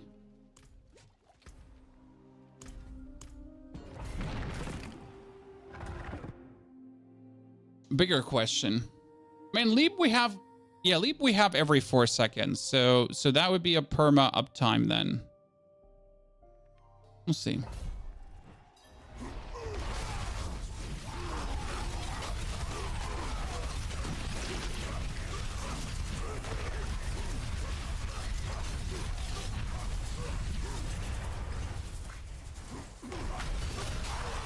It's kind of nice because when you leap in, you essentially get Berserking straight away for just leaping in. Wow, what is this stretch without a single... What?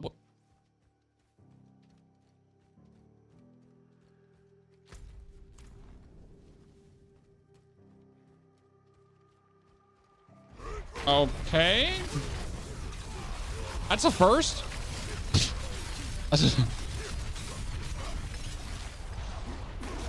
Sure.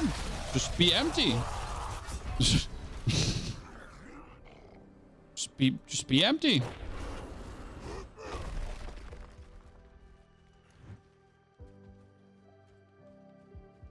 So if double swing, no, we're currently checking Whirlwind over double swing. So we're not like I personally like double swing more. Okay, keep that in mind, chat. Personally, I like double swing more.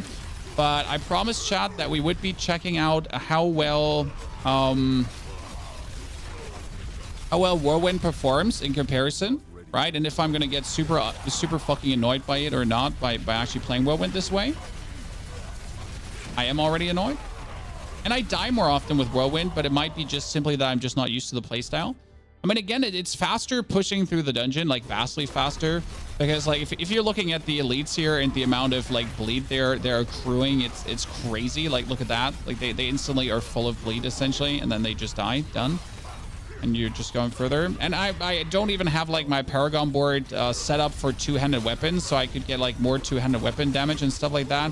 I actually have one-handed weapon crit chance on the Paragon board currently, which obviously doesn't work with this, right? So I have some Paragon stuff that doesn't work. But then again, when you're using a two-handed weapon, you're also getting 30x more like critical strike damage, which actually is a scam. Why does a two-handed weapon get that? So right, we're currently like a bit inefficient on the Paragon board wise. We should probably have to rework the Paragon board to really test Whirlwind.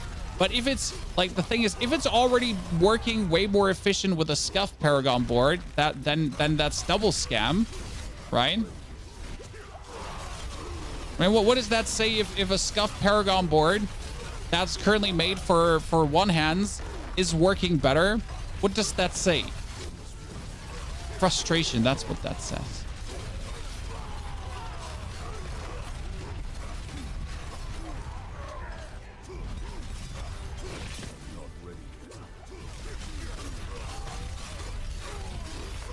Okay, the leap uptime with the Berserking is definitely working, so that's happy times for me right now.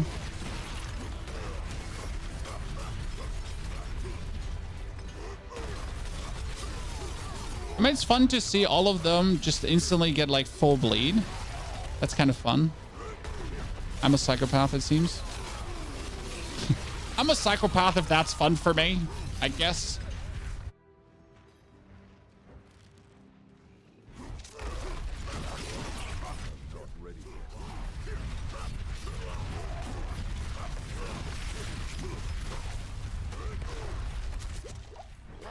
Great, Green. Why are you not fighting? Why are you not fighting?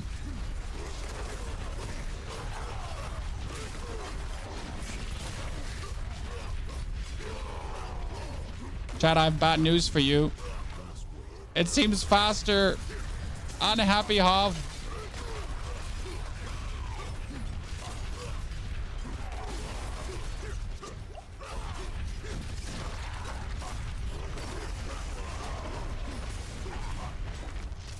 I guess against the boss, I could at least hold it so I don't have to spam this.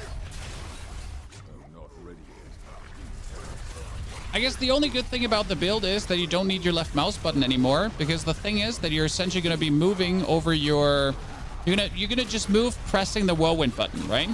So usually you actually move using your left mouse button, but right now, like, my movement is just pressing the Whirlwind button. I am not...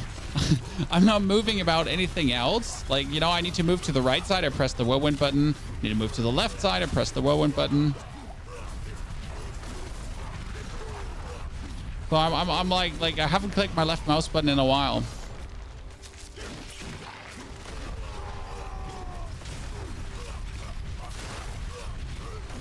Now, what I can't imagine, though, is doing this for like a 5-minute long boss fight. I mean, now like for a 1-minute long boss fight. This is okay, right? I can live through this. It's not gonna. I don't see where that would have killed me, but that's just me, Chad.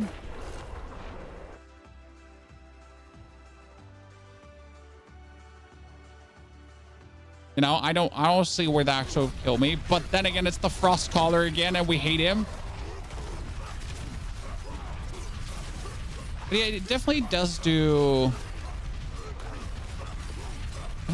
more damage. I mean, this guy was obviously dying fast too with the double swing. But God, is the playstyle more exhausting.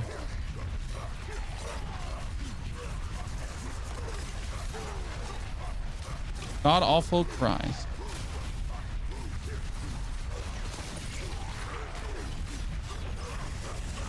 I guess at least it's an area effect, I guess.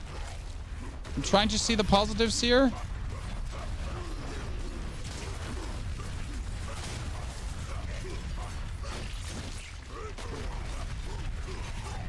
At least it's an area effect. Yeah. You know, maybe. Stay positive. Oh, really? That would kill me? Why?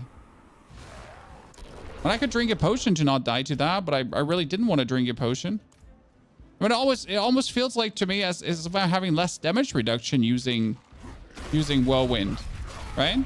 Is it because I'm just going out of the earthquake? Could that be?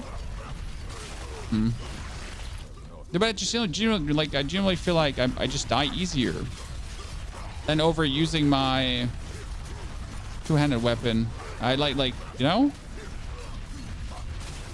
Seems so weird.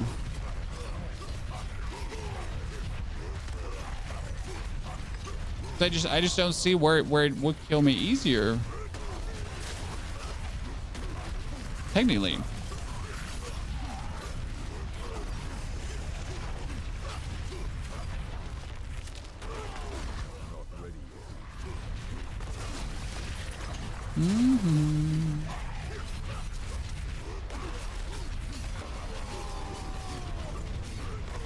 So, by the way, chat, what's the spirit color of the frost counter? When it's too damn high today, that's for sure.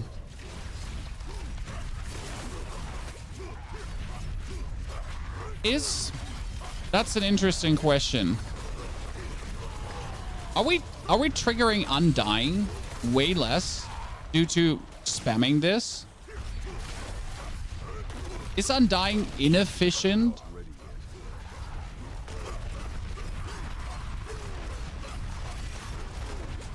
With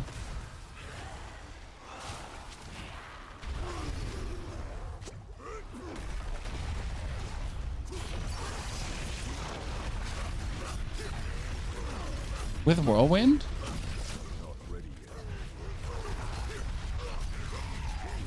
Did that?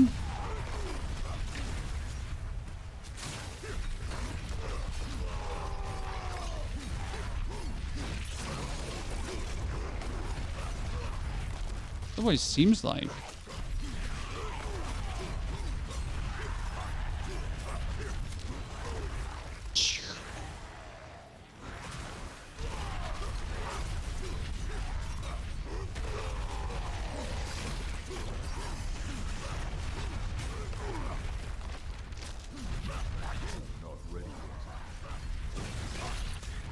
Okay, I definitely like how it felt like pushing through, but fighting a boss just is awful.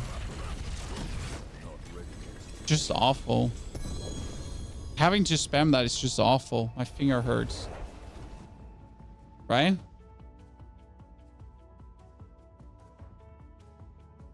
Yeah, it's bad because of frames even with tapping. It just feels bad.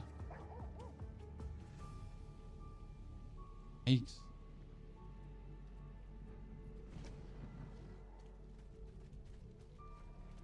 Would Iron Blood be better stopping one-shots than Undying? Undying is not for stopping one-shots. Undying is to just keep you alive the whole time. Oh, God. I mean, I did enjoy the clear speed through. I mean, I have to say this is like kind of crazy that you're getting, you get the bleed here, correct? So you get the bleed for Furious Whirlwind.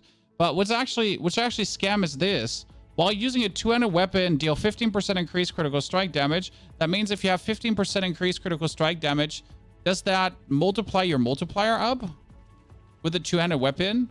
So are you essentially having like a bigger multiplier going while you have a two-handed weapon? You are. That's scam. It's like, that's mean. I'm not happy about this. La, la, la, la, la, la, la, la. Right? Katong, thank you very much for the 77 months of support. Katong, good to see you there. Appreciate it. I mean, what would be better is probably using the Invigorating Fury, because Invigorating Fury is on Essence Spend, and you would essentially just spend Fury, right, by spamming the Whirlwind. So every single is a 25, 25, 25, right? Try Whirlwind with the 200 mace and Wallop and Concussion. Sure, you could do that, but I won't. I won't. I mean, Whirlwind is like, it's good in Dandy Andy, but I cannot see me ever playing this. You know? This is simply that. I can never see myself playing the Whirlwind. Simply due to the fact how annoying it is to use.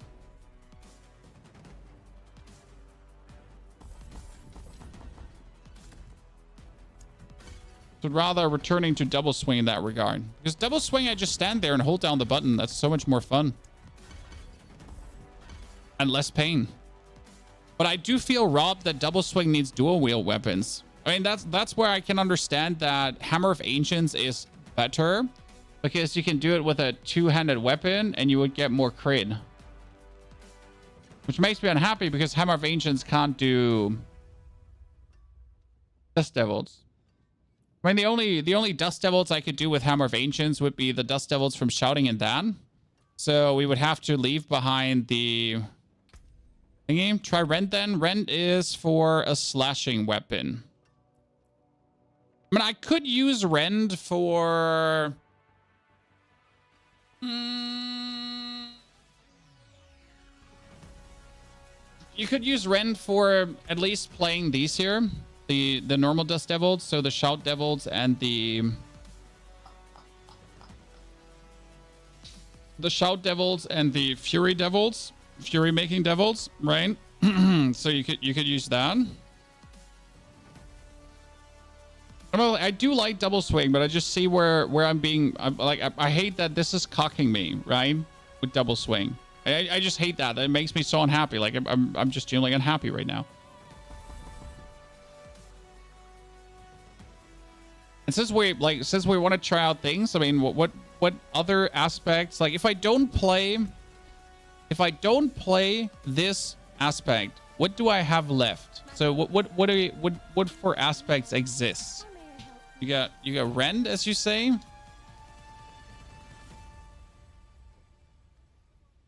That's just a resource aspect. That's kind of stings. Does Hota have something still left?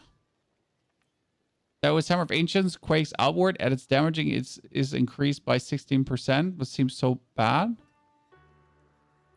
And what does what's the last one? Was the upheaval have?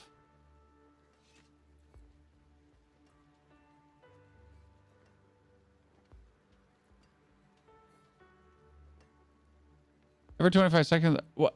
I have a question about the ancestral echo here. Does that count as direct damage?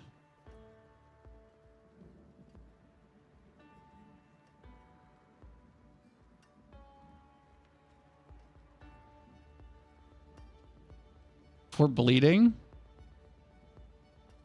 It'd be so funny. Hard to buff it. No, you don't have to buff it. That's the thing. You don't buff it. You just take the base damage for Berserk ripping. That would be my question. If the Ancestral Echo that does damage, if that actually factors into Berserk ripping. Right?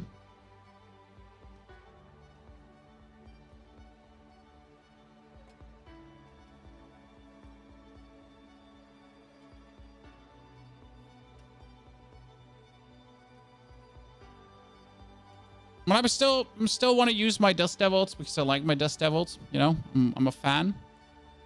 But I see where sadly Double Swing is holding me back, right? I feel like we're being robbed by Double Swing. So we gotta consider either using Hota, Rend, or Upheaval, I guess, because I'm not gonna play Whirlwind. It costs 40. I've never used Upheaval. Upheaval sounds fun. I wanna do the Ancient. I just want to see it, you know? I want to see it. For the YOLOs. Let me just do this here for a sec. For Jiffy. By the way, chat, why does putting skill points in, right? Cost money too. At least 2 enemies or boss, you gain Berserking for 2 seconds. Increase for 3. Well, that's great. Dealing direct damage to an enemy with a skill that is not Upheaval causes your next cast of Upheaval to deal increased damage, stacking up to 6 times. What? That sounds kind of stupid. Is it allowed to assign Whirlwind to mouse wheel? I mean, no one can stop you.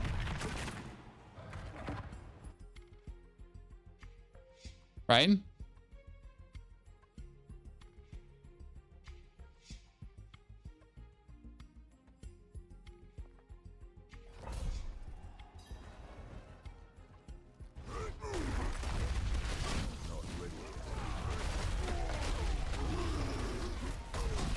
At least Upheaval is a good looking skill. Can you just hold it down? They're an ancient game.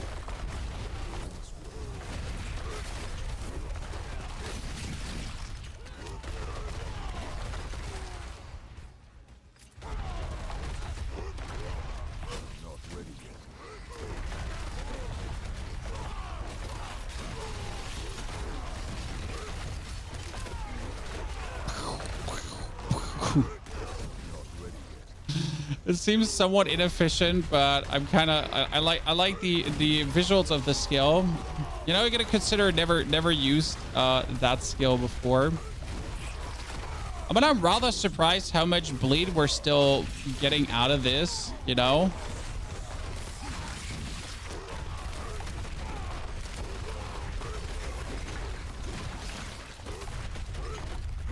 Right?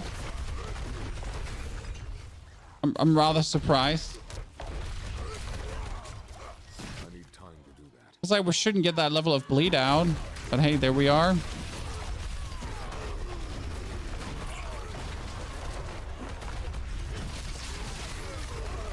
ready yet. We still have the devilish aspect running, right? I mean, way less devils.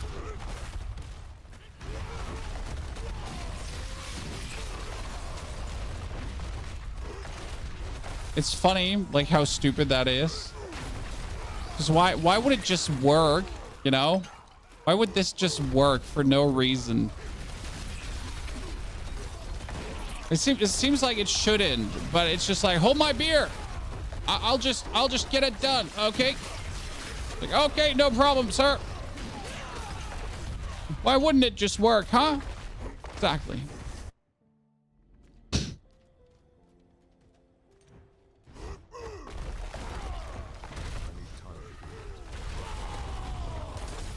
For upheaval, you need the hammer in the ring. Well, we can talk about that. I have no clue. You know, I just try out things right now. I just wanna see like where my bottleneck is bottlenecking me, right? I mean, again, we have cleared pit 99 with a build, so everything is working with the build. But it's kind of like, you know, just trying to have more fun today.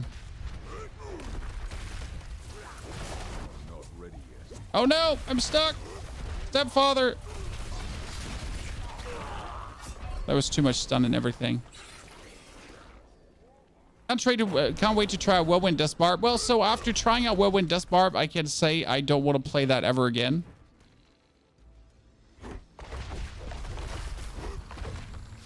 Having me spam that skill has me in shambles. Look at the amount of bleed you're just applying with one swing.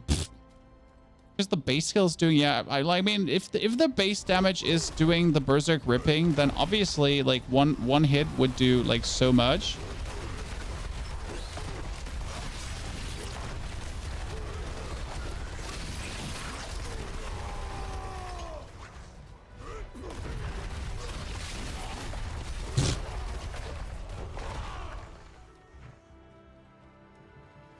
You tried Whirlwind for 5 minutes and said, "Now, exactly."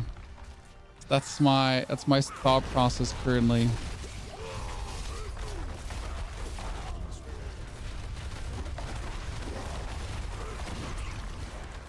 Whirlwind also seemed very aesthetically unpleasing to play.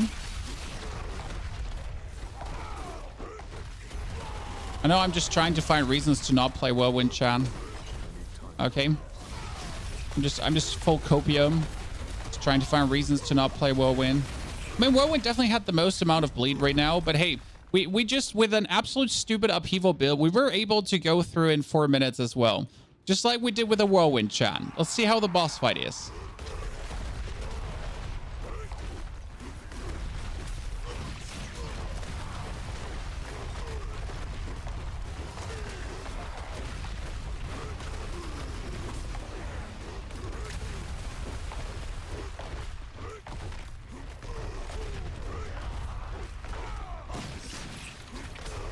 Playing the boss fight, we're not applying that much bleed right now as we do with the other attacks, because upheaval is like just simply attacking too slow, right? Well, like we're just hitting too slow. I mean, there's a good amount of bleed coming together. So every hit applies just tons.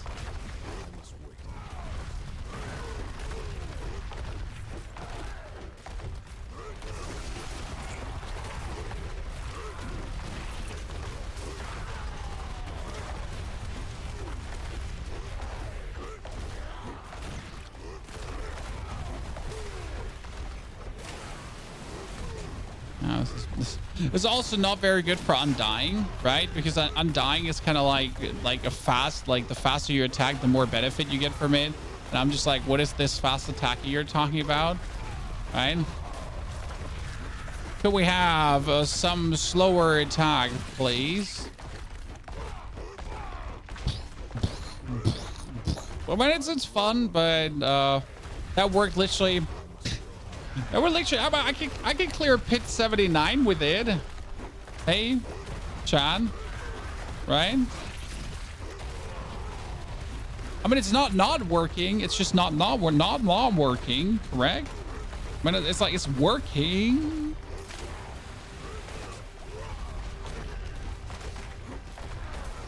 It's very relaxed to play.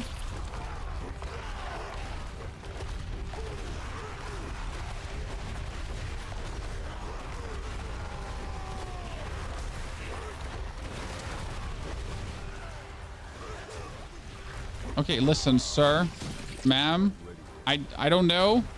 Hag? I think it's a ma'am, Chan.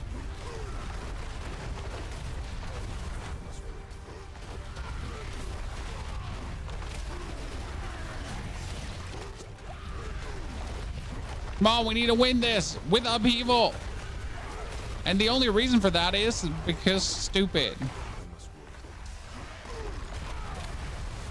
Oh no. Leave me alone. I'm innocent. Did I just walk back in after walking out? Yep, I did. Why? Because I'm a professional. I don't understand the question.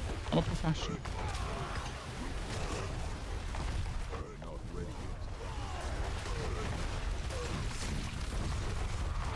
Obviously, I would do that.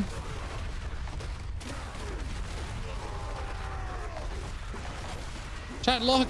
The new upheaval barbarian. This is time for another YouTube video. Chat, it's time for another YouTube video. New meta found. Definitely not S tier upheaval barbarian.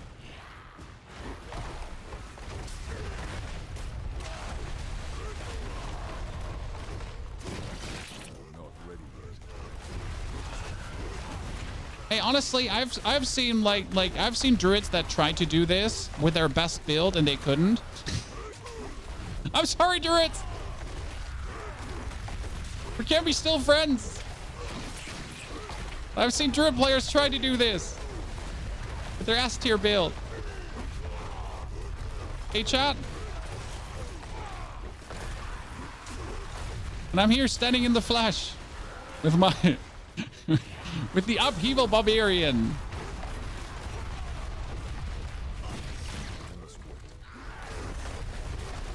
Yeah, barbarian damage with upheaval. Exactly. You got it. Woo, ladies and gentlemen. Tier 79 pit with upheaval. Call Rob. And a sticky and stone. That's actually pretty good. I'm not gonna lie. You don't even have aspects or edicts. No, we had one aspect for upheaval for that dude. So one. Okay, that was shit, obviously. That was shit. That doesn't count. So what's the alternative? John. What's the alternative? So Whirlwind is out of the picture. Hammer of Ancients out of the Rend? Do I have to try Rend now? Is it finally time to try Rend because I promised chat? Okay, so Rend dealing damage, damage direct Rend grants fury per enemy up to a maximum of 20 fury. Rend deals increased damage to vulnerable enemies. Cool. We try Bash. No, Bash is not in the picture. I'm like literally not interested in Bash. So Rend but Rend had nothing. Like I was so sad because Rend had nothing. It had like you have a chance to gain 20 fury when Rend deals direct damage to at least one bleeding enemy.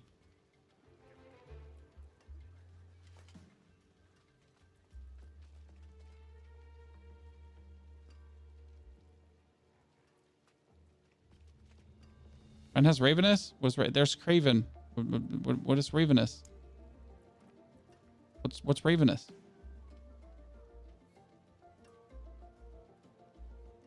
A ring? I'll have a unique ring. Do I look like I have fancy unique rings? I have this. I have that thing, right? I don't know. I have that thing, chat. The frenzy thing. A unique ring. I don't have the unique barbarian ring. I think I destroyed that one. Also, I can't use the ring because I need the leap, and I have the Ring of Starless Skies. Right?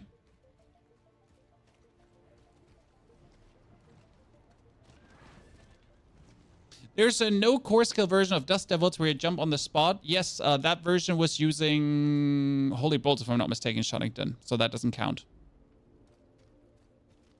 Right? All right, it does count, but yeah. Okay, so we're going in with Rend, and I can put on the... Oh, that's my family. We're back.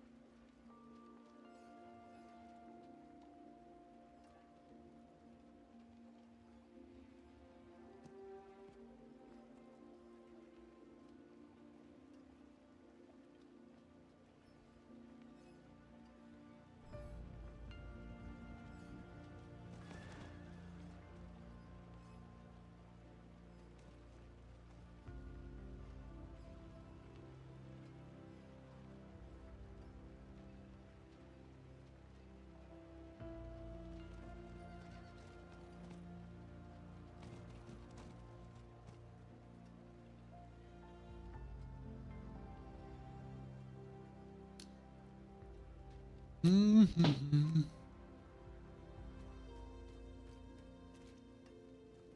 Good. What do we have? We have one offensive aspect left over. Can I do? Oh, I can go back to accelerating. Finally. I've been waiting.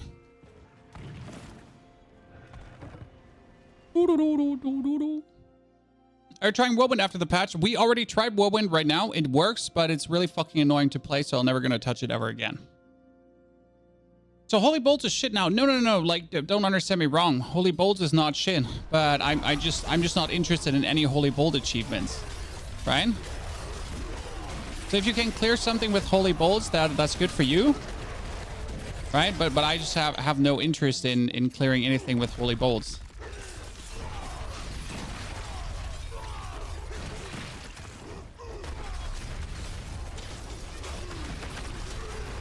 So if a build can do something with Holy Bolts, then, you know, then any build can do it.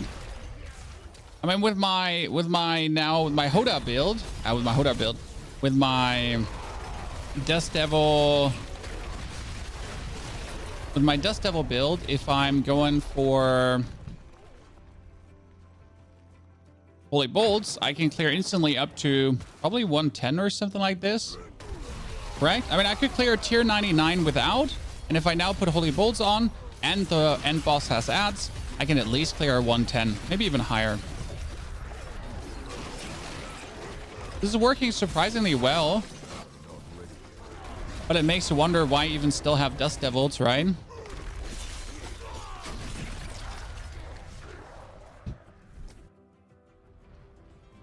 You know? Why even bother? Still having Dust Devils then, but I'm gonna miss I want my Dust Devil. I'm having fun playing my Dust Devil. I refuse. But what I like about Rend right now is that it's an aesthetically pleasing skill. Like, you're essentially swish-swashing your blade back and forward. And I was like, swish, swish, swash, swish, swash, swish, swash, swish, swash, swish, swash, swish, swash. And everything dies. Kind of funny to use.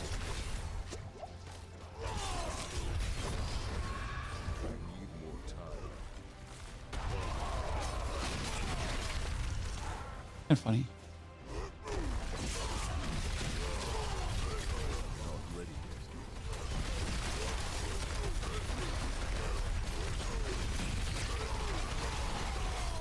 Not everything just got eaten.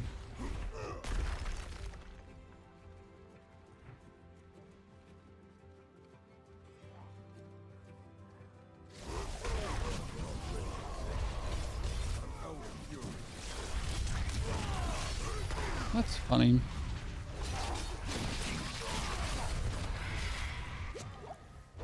I mean, that bonus attack speed on the Rend is kind of like working good. Hehe. When it's the fastest we have cleared the mobs in a 79, so it's definitely like Rend without anything is clearing faster than my double swing with everything. And it actually cleared faster than the Whirlwind too. So this might be like, so Rend without anything cleared faster than the two other core skills with everything. I'm not sure what to make out of that now.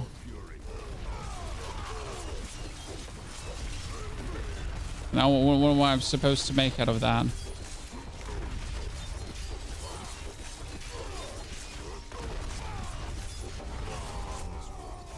It feels like I'm scamming myself.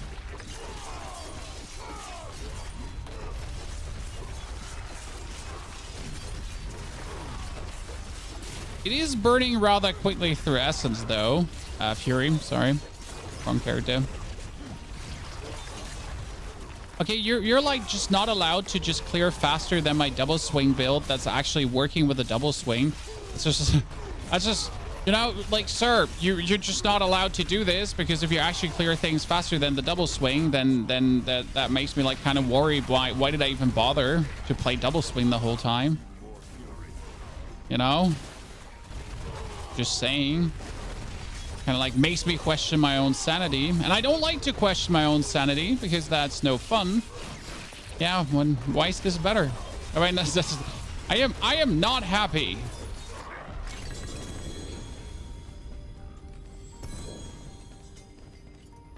That's kind of fun. I like it. Bash is faster too. We all know Bash is faster, sir. But for Bash, I would have to change all my temperings. I'm not even interested in do that. Why you say Whirlwind is annoying? In order to play Whirlwind, instead of holding down the Whirlwind button, you have to do this. Okay, like here, wait. Luckily, I have a wireless mouse. So instead of holding down your Whirlwind button like this, you're gonna do that.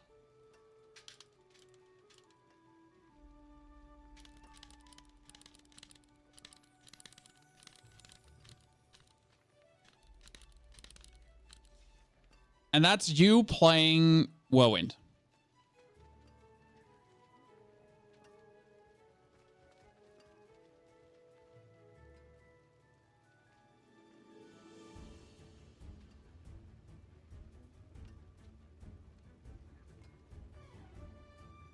Why tap? Every single tap makes a dust devil.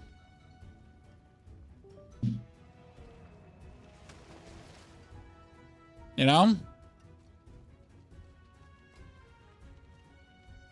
You can toggle in settings. What can you toggle in settings?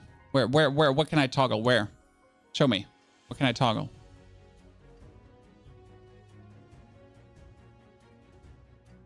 Accessibility? What can I toggle there? What do you want me to toggle? What do you want me? Controls? Full position mode? Skill toggle behavior? Okay. Repeating or channeling skills require holding the skill input. Toggle. Channeled skills like Incinerate and Whirlwind can be toggled on and off. Repeat skills required holding the skill input. So if I toggle channeled skills, what? But the toggle doesn't fix the problem. Because if you toggle, then I tap it once and then it happens once. That's not the point. That doesn't help. No, that doesn't help. That's not the point. It's not about the holding.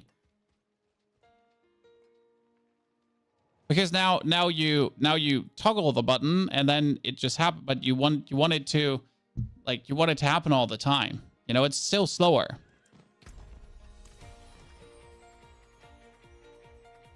Right?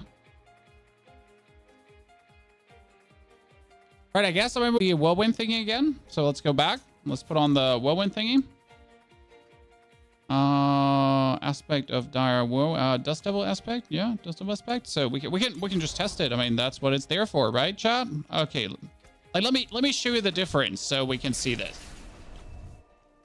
I do a numlock macro. I don't do macros. Macros are technically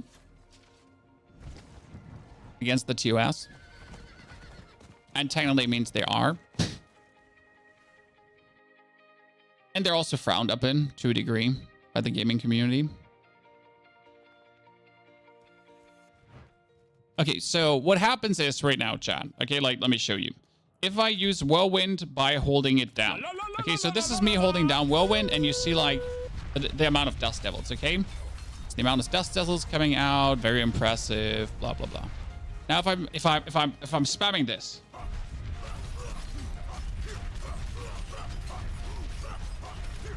There's just more dust devils coming out. Okay? Minimal, but more.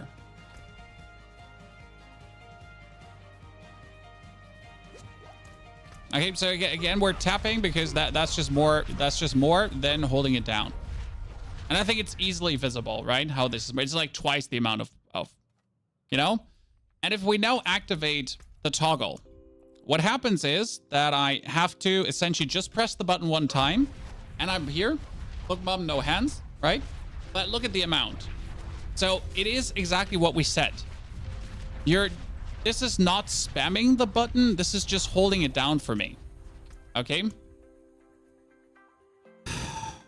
Which means that ain't working.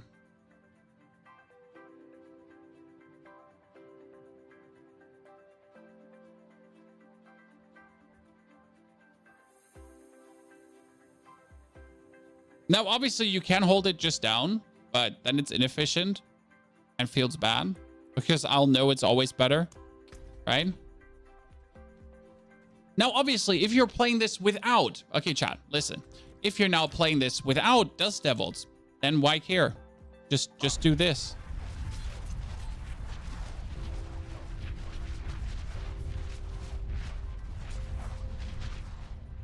But I have to say that for some reason, Rend was insane. I mean, like, why did Rend just do so? Like, again, what has me so sad right now? I've been using the double swing build, and I've been using double swing with Dust Devils. And double swing with Dust Devils and Bleed, it worked quite well. We could clear tier 99, correct?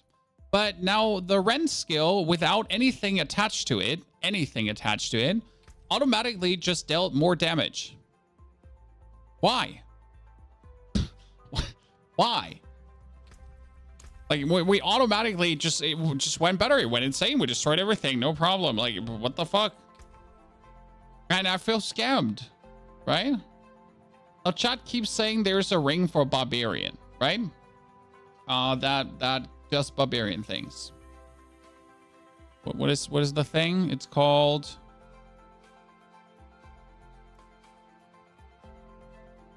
The Ring of Ravenous. I actually had the Ring of Ravenous, and I disenchanted. Okay, so that's critical strike, vulnerable damage, brawling skills, damage to bleeding enemies. Rend's duration is increased by 4 seconds. Damaging enemies with brawling skills applies 2 stacks of Rend's bleed. This effect can only occur every 4 seconds per enemy. Can you not anyways increase the Rend duration with tempering?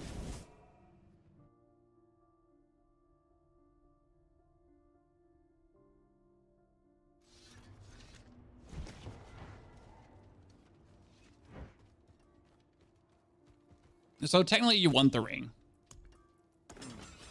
The interesting part is that the only reason you're playing the Ring of Starless Skies is because it reduces the cost of Rend, that you can actually spam Rend, correct? And technically,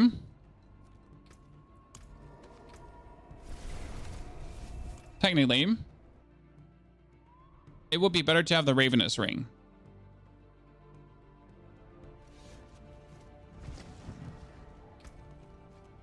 Yeah, Flay duration is amazing. Oh, look at the weapon, chat. It's amazing. Hey, chat, look, the weapon. It's amazing. So, what we're going to do right now is we're going to take this sword, ladies and gentlemen. And that sword is going where? Here.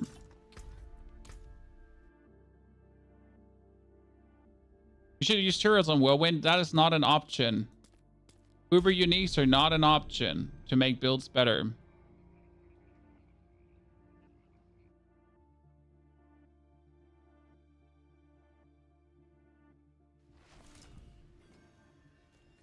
Now we're going to take the sword. And that sword is going to my rogue. And my rogue tempering is going to be putting on marksman finesse. Ta-da! And I'm getting marksman damage. And I'm getting marksman critical strike chance. And I'm getting marksman critical strike chance. And I follow that up with marksman damage. And then last but not least, we're going for critical strike damage. That was actually good.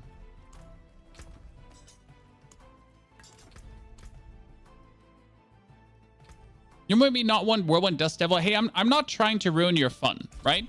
I'm just telling you how it is.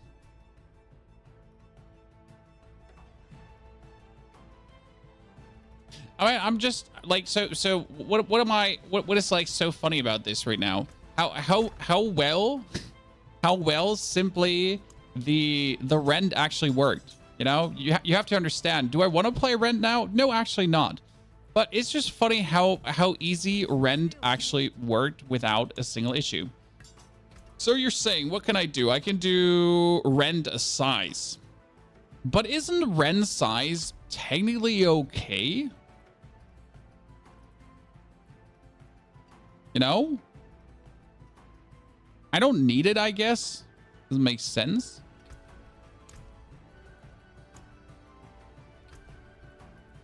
So what will we temper then on if we don't need Rend size?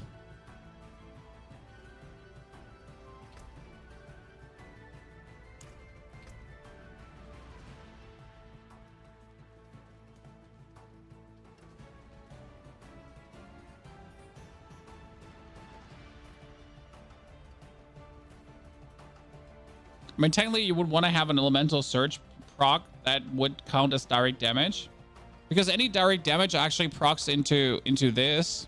I want to see if that works. It's my free one. It's out of interest. Even poison should count as direct damage. Let's put the sword on there for the YOLOs. Maximum life. That's horrible. X-Files is rent? No, X-Files is never an option. I don't think X-Files also counts as oh,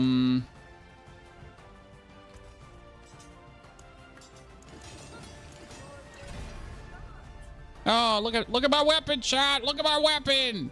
Yes. We're currently at 1,600 crit strike damage. Things have actually been better. Okay, so we did a 79. Let's do an 89 now. Again, just like let's just keep the Ren for no bare reason, but the main reason. So again, why are we not playing Bash? Because I don't want to just get a new set of weapons and try to temper Bash on every weapon. That's annoying. I also have seen how annoying Bash temperings are, and I really don't feel like doing that. I know it's strong. Don't get me wrong. I know it's strong. Mainly, it just really can't be asked. Also, if you want to see a Bash build, there's already billions of Bash builds out there, right? More overpower, but we're currently having Ren do like here more damage to vulnerable, so we're not doing anything with overpower. Why would we need overpower? What about Grandfather with all the bleed now? It has to work without Grandfather. Grandfather can only make it stronger.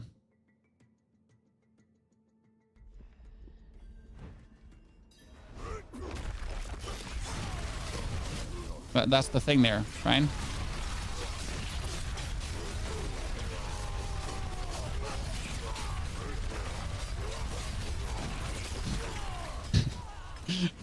Like you're waving your sword like in front of your face, like pop, pop, pop, pop, pop. No, Ren's size might actually be an option just to hit more opponents at the same time. I mean, it is kind of like an area skill without being like the biggest area skill in the world.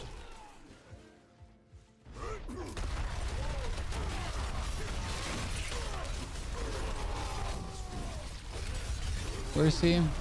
Back here.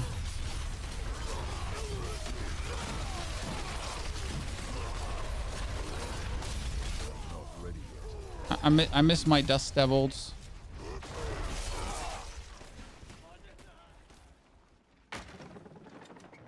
So my double swing build did do a 89 in like what, 8 minutes roughly, right? The double swing bleed build did do it roughly in 8 minutes. Well, let's see what Rend has. That's what we have to beat. Also, thank you, chat, by the way, for hanging out so long today. I mean, we've been essentially just having a day of experimentations on a class I don't even like playing. Like, you have to understand, I hate Barb. I think Barb is super boring. But I've been enjoying my experiments a lot. I mean, I know there's a lot of creators who probably have done these experiments before me, including yourself. But it's fun to figure out things, to play around, to learn together with you. So appreciate all the help, by the way. Well, it's the first season I'm essentially like doing anything Barb related. And hell, I mean, we cleared a 99 with the build, so we're already content. Especially with a build that wouldn't be considered meta, which is even funnier.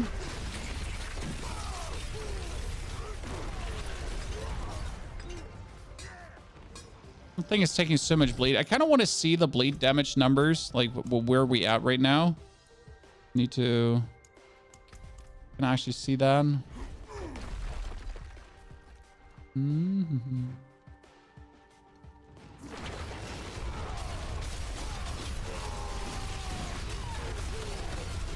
Well, it's kind of hard to see because there's so much going on.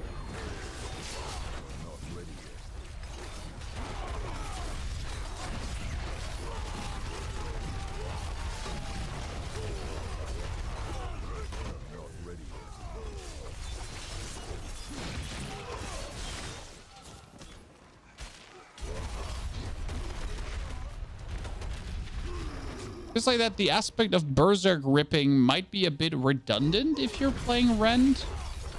Because technically you have a source of bleed, and I don't actually know if does Rend count as direct damage for Berserk ripping? Because Rend is like kind of like damage over time shebang.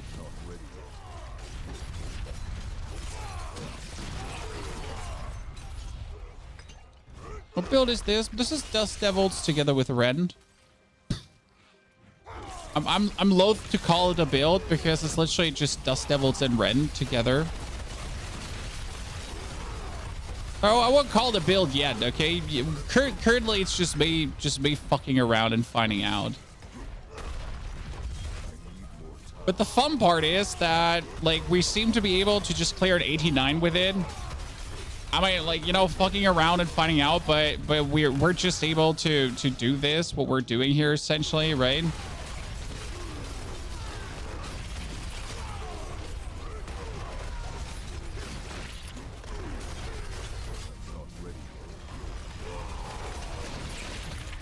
It's just slaying those poor elites. It looks fun. Exactly. It looks fun. When will you make a video for it? Well, if it works, I can make a video for it, but we have just like literally started putting this together.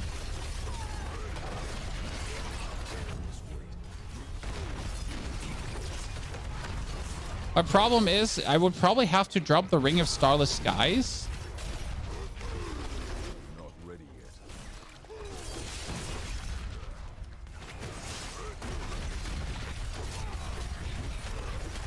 But also, I don't want to. Because it allows me to just perma-rend. Oh, the easiest boss, chat. Let's go. Bah! Bah! Try to see the number of Rupture, how high it is. Because the other build had like Ruptures up to 50 million, right?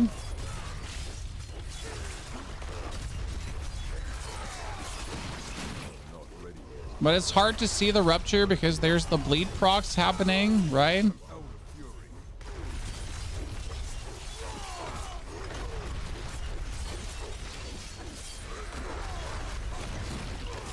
Yeah, I barely see the Rupture damage thingy. Yeah, the bleeds are in the millions. That's fine. There's a 12 million bleed happening currently.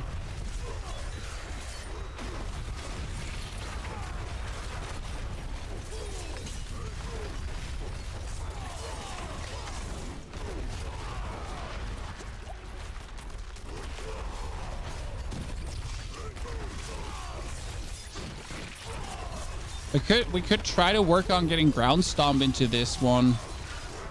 Technically. I mean, like, yeah.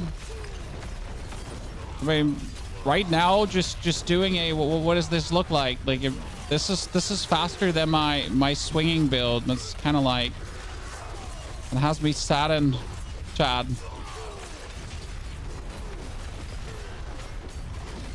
Yeah, okay. It just worked.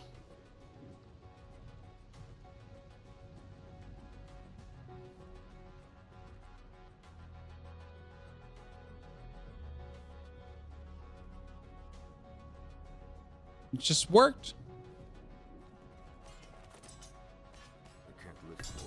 The 8.7 million is usually not the Rupture. The 8.7 million is the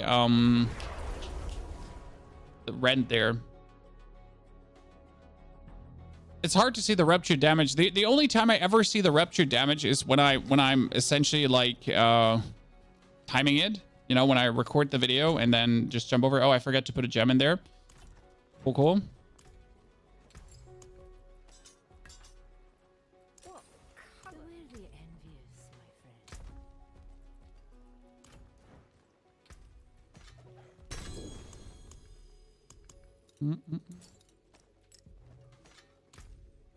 So what we could do now is we could technically whip out the grandfather. So get rid of this, put it over there. And see where that goes. Do we need anything of this? It all seems so shitty. No, nothing worth it. Let me gamble a new hammer if I need a new hammer. None with a greater affix. We don't want to. If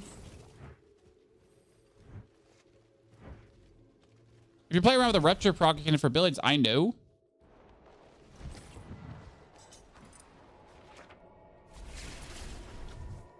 I said I would post if it works. Exactly. You will need the Rupture aspect still, though. That's the problem, right? We need the Rupture aspect, which we're playing here right now. We actually don't even have it perfect. I mean, again, I don't want this to work with Grandfather. Like, right? Grandfather's nice, but I want it to work with. I want it to work without. And it does work without. I mean, we just cleared an 89 with nothing. Like, with nothing, Chad. Bullshit. And we cleared it. And there's robbery. Do we have a new leap upgrade? So what would make this stronger now, chat? How would we get this stronger? Any suggestions? And when we have the attack speed, so the attack speed does work for Rend, correct? Is there anything Rend related in the Paragon board? My Paragon board has one-handed critical strike damage, so that one is a waste currently. So that one is a complete waste. That one doesn't work. Apart from this, actually meant for that. The only difference I could do is I could pick up two-handed weapon damage thingies. I mean, like this, physical damage over time, instead of the one-handed damage with yeah. There's some stuff you could pick up technically. And I don't even have to go into flawless technique board probably. But to Bash, we don't want to swap to Bash. Thank you, not appreciate it. It's more life, kind of cute. We can kind of like get rid of that one. I mean, we deal 30% increased damage for 4 seconds after creating a Dust Devil. So that's kind of like why we're using it, right? Just create a Dust Devil and go for it. All right, like, you know what's over now, chat? You know what's over now? Let's no, wait. Let's kill a tormented boss. Let's see how that deals with a tormented boss. That's important because if you can't kill a tormented boss, it sucks. But what we could do now, right now, we could technically decide that we don't want to, use shouts anymore, and we're essentially like getting a ground slam, for example.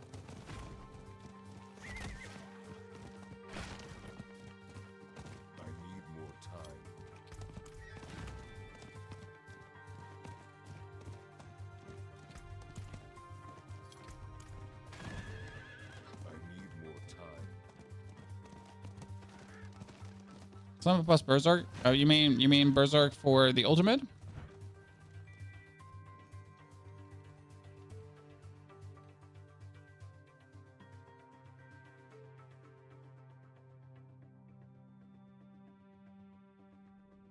The only problem I have with the ultimate is we need more cooldown reduction for that, right? Because the ultimate is like just never up enough.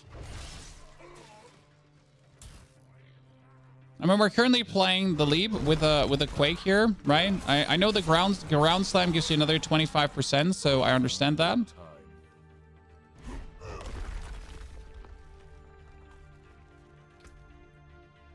There we go. Stick it in stone.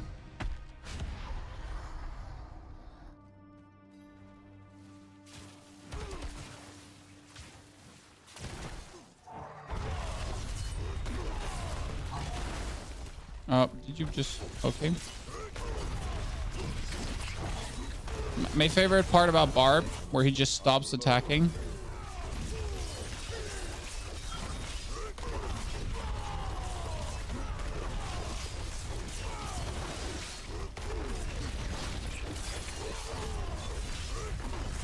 Okay, you're actually killing that faster than than the double swing build. That's not okay.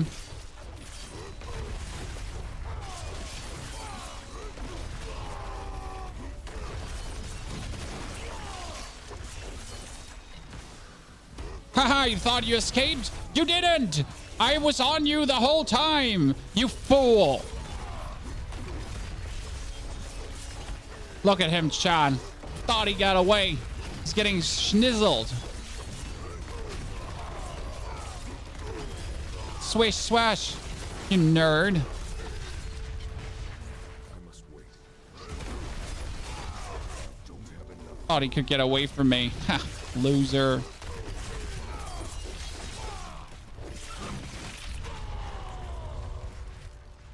Meow. Oops, that would actually kill me. It's actually pretty good, right? Why are you sticking with the 200 sword, the Paragon board for one weapon boost? We're not, sir. This is like, we're experimenting right now. Okay, this time he had me. I accept. He got his revenge, Chan. So in case you just joined, we are actually playing a double swing build, but we decided that it's time to experiment. So here we are currently rocking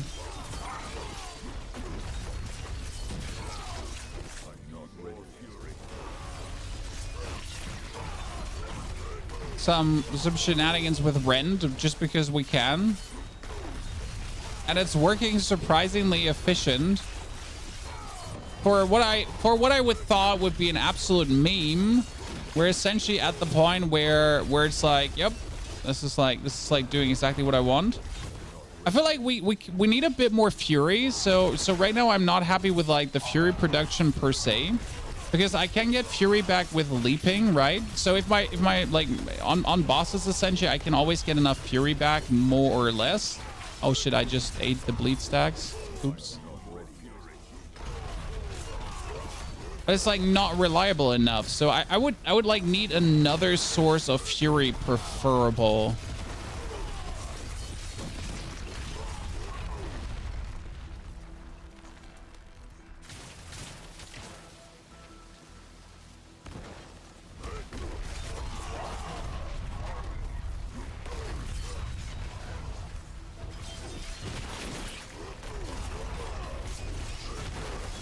I mean, obviously, if he damages me, we have enough fury, right? But that's not the point. I don't want to have enough fury if he damages me. I want to have always enough fury. And the Ring of Starless Skies is helping with this. But Rend attacks like so fast. See, we're literally like having points where we can't attack because we're out of fury. Like we could have even more DPS. Ja, kann ich nicht.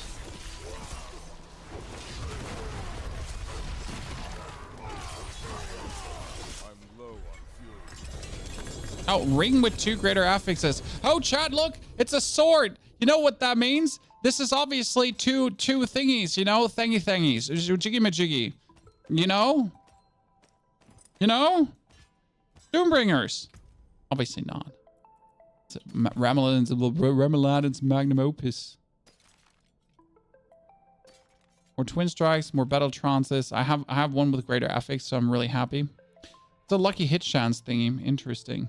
And that ring is maximum life and life per second. How about you stuff that in your butthole?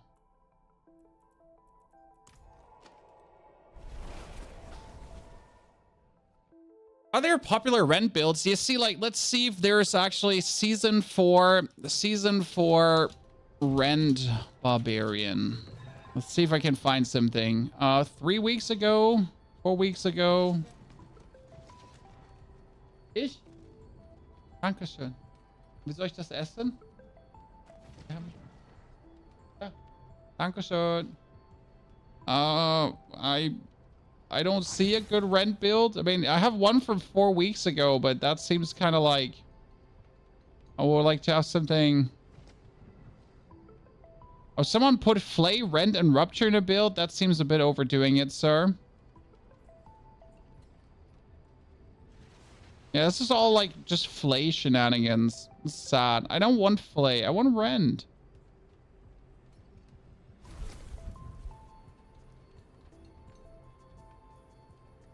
Here, let's see what we're getting. Wait, someone got an 80 million thingy. Oh, that's a Pit 63 clear, sir. I can do a Pit 63 clear in my sleep.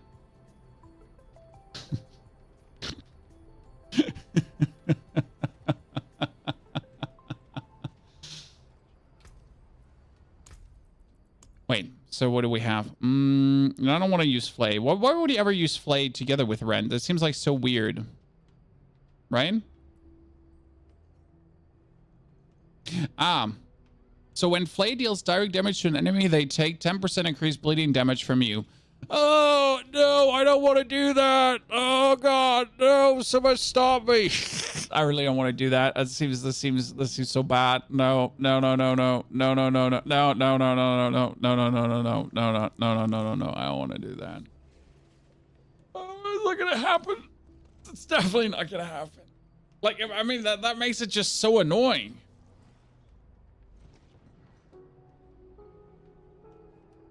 Because it's only 3 seconds.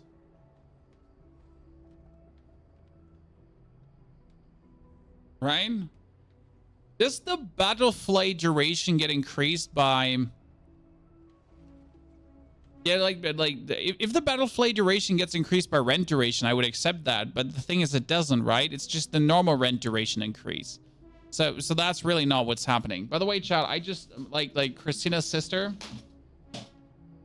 just brought me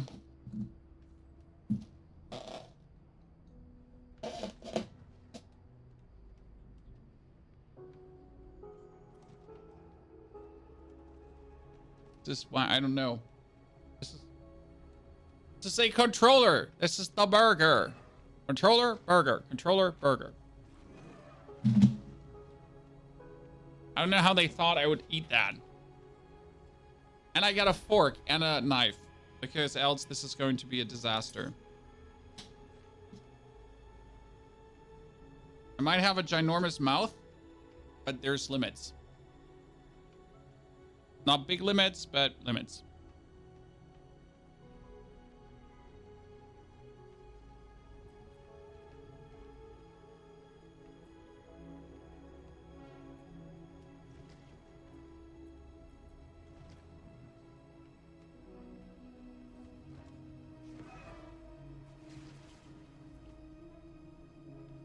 You know what the fun part is? That I'm just happy. I'm just happy what the build does right now.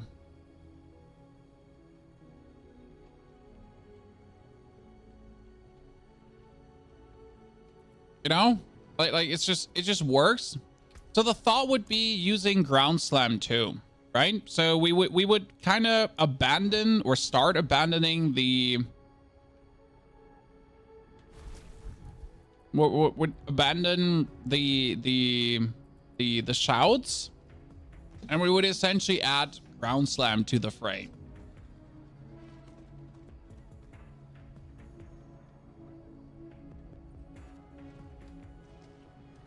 That makes sense?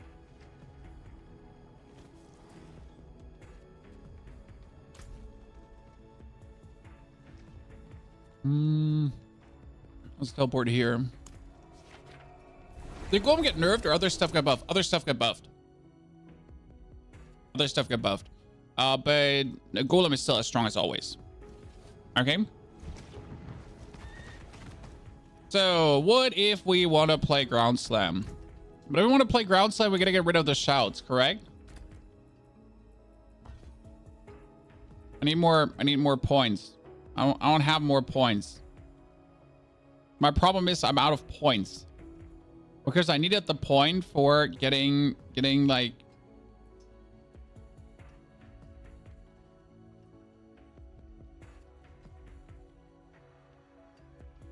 I just don't have more points.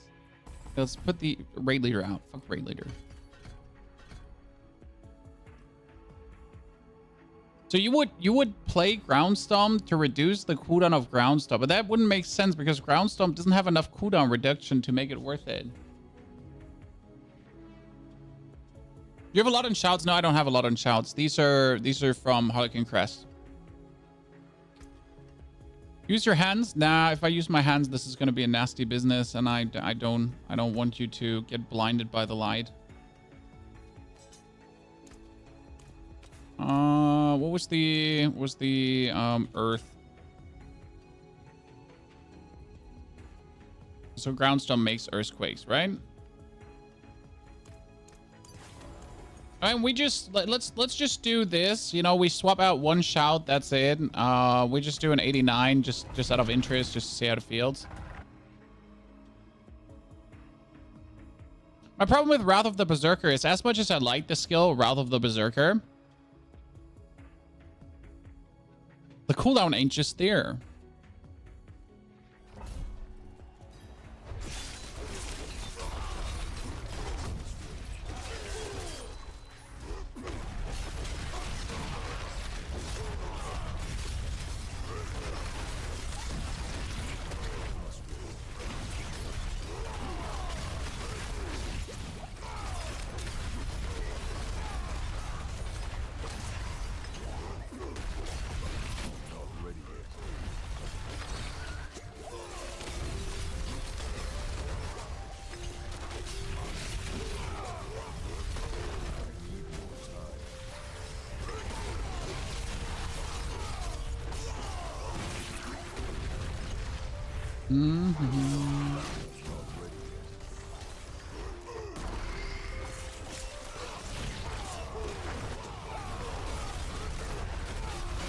I like how one rupture is enough to have everyone like fully bled currently. So I'm just walking in, you rupture them, and everyone is essentially fully in bleed mode.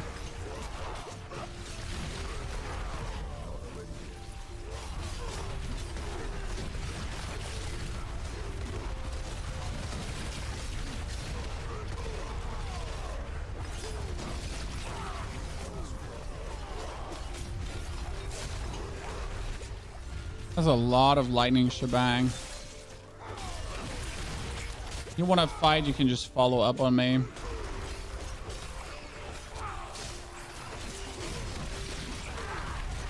Without the raid leader, I have to heal way more.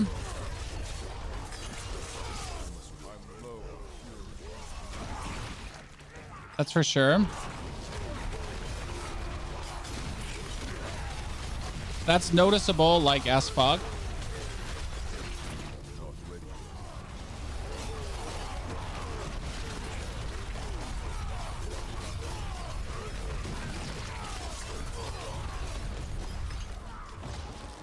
Huh. Now I need to kill you because we're at the end of the...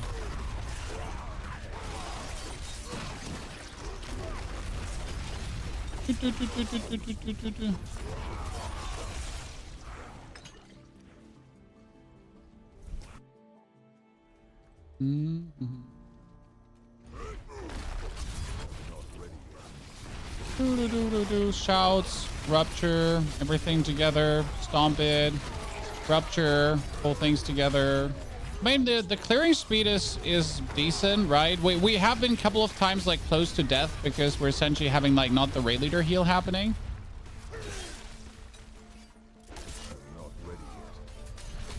We're still having some dust devils, which is mode at this point, so mode it be. You know what the sad part is? That we're just like, despite like absolutely Frankensteining this together. Okay, so that's like one thing you gotta be clear about, right? We're just like Frankensteining this shit together, okay? Like we're literally just like we're throwing just some random elements into a basket currently, and then we're throwing that basket at our opponents, and for some reason, yet still, despite like just, I mean, sure, it's a bleed build, sure, we have the crit, right? We have some attack speed. We have like half of our tempers is like down to dust devils, and we have minimal amount of dust devils, and yet we're just simply able to get it done. Right? I mean, I want to see the boss fight to see like how well that one is going. But regardless, you know, it's just working.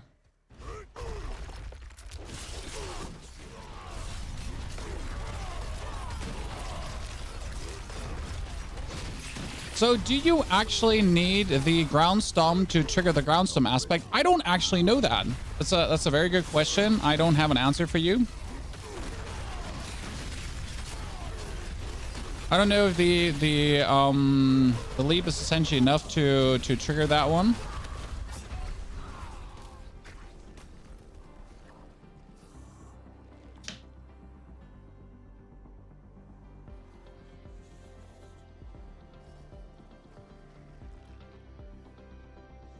We'll have enough time.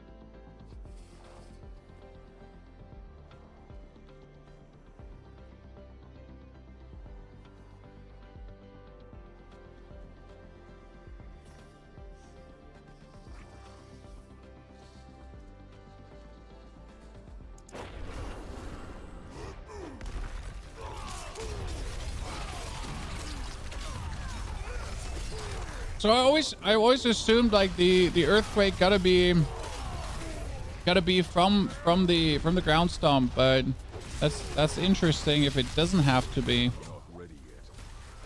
Like for the ground stomp aspect to actually work.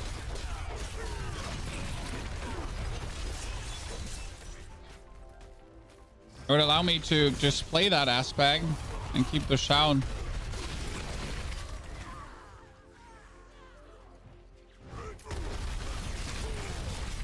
I mean, that being said, right? If you actually use ground stomp, you're still getting like more earthquakes in total to essentially just stack more shebang, no more cowbell. Oh.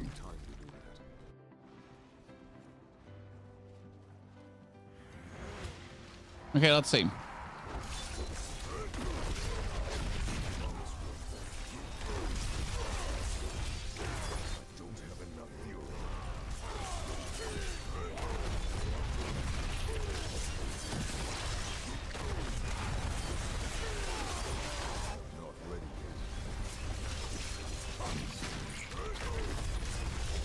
I mean, that being said, it would still provide me with more fury, so I could essentially just go away harder at our opponents, right? Because now with a combination of leap and ground stomp, I can essentially make sure that we're never out of fury. So that's a nice thing to look at, right?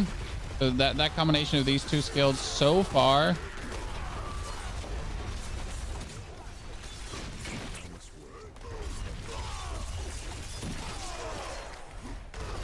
I mean, damage is definitely more, so that's out of the question, right?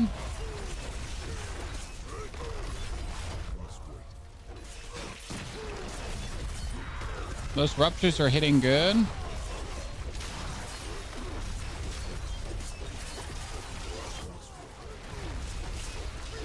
And yet again, it's just some random build we put together, which is just the worst part about this, okay? Like we're killing this guy faster than ever with a combination of shit that's just randomly shit together, right?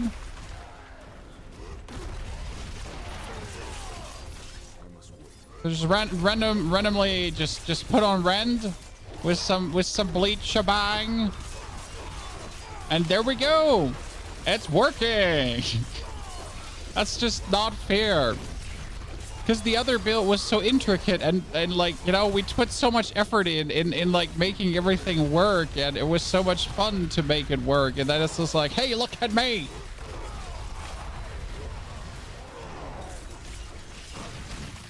I put rend in my build.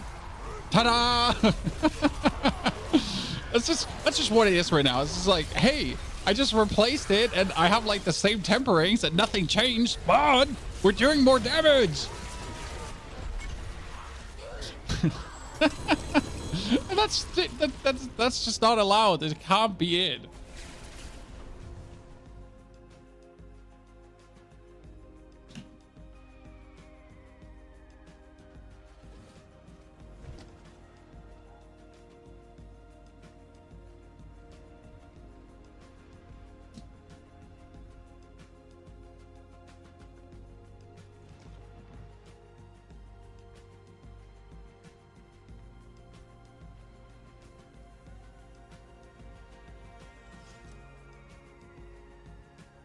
I guess this shows how easy Barb is. I mean, let's be fair. We still need good gear for this to work. So we have like 1,800 crit chance at this point, right? 1,800. We have 50% crit, so we do need significant things. Okay, any suggestions how we could make this better, chat? I mean, first and foremost, the thing says ground storm creates an earthquake and physical damage over 4 seconds. While standing in earthquakes, you deal increased damage. That means that technically the leap is good enough. Like the leap makes an earthquake here with the Volcatus aspect, correct? And we don't actually have to play the ground stomp. So technically we could take the ground stomp out again and we could put this one back in again and we're fine. Again, the ground stomp did give us fury, so that was actually nice to get fury. But we don't need it. Like, we literally don't need it. We could play Iron Skin instead to essentially have Iron Skin happening, but that seems kind of like it doesn't help the build. So it doesn't make us stronger to use Iron Skin.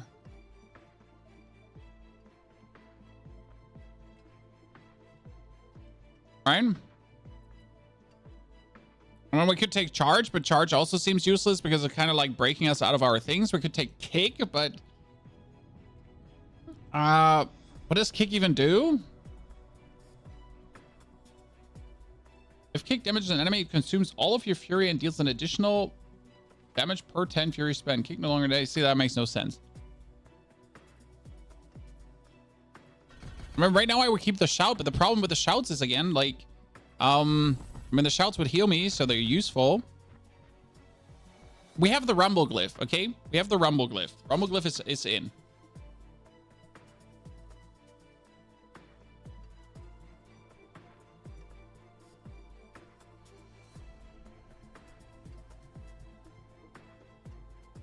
So, just for the record, guys, for some reason, this is stronger than Double Swing, okay? Just for the record.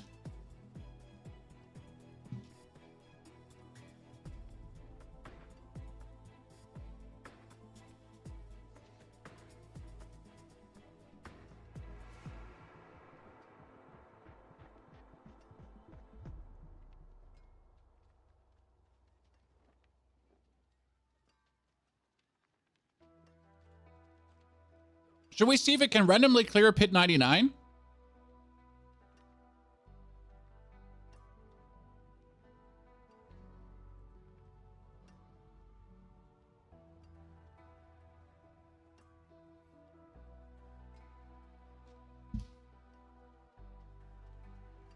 Should we see if it can randomly clear pit 99, Chad? For no reason, bud.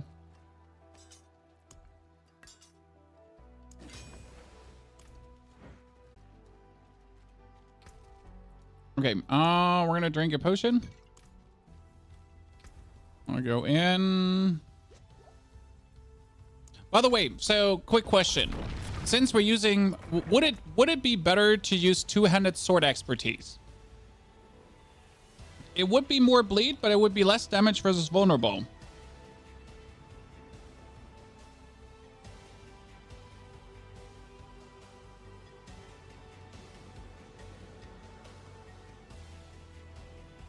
The 30% more damage is useless because that's after killing an enemy.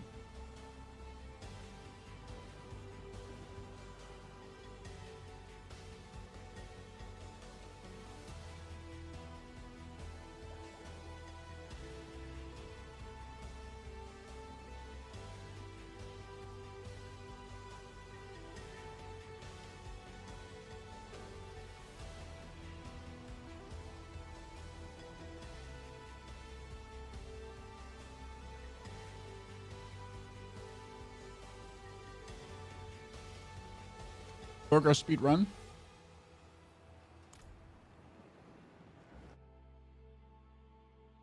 Check the aspect of perpetual stomping if you use ground stomp. I'll check that out in a second. Thank you for hinting.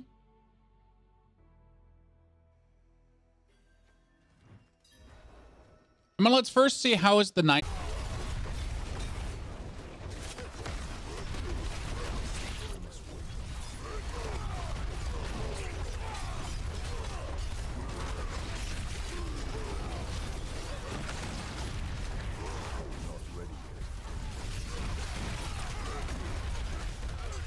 Oh, he's not dead yet. I thought we had all the bleed in the world on him.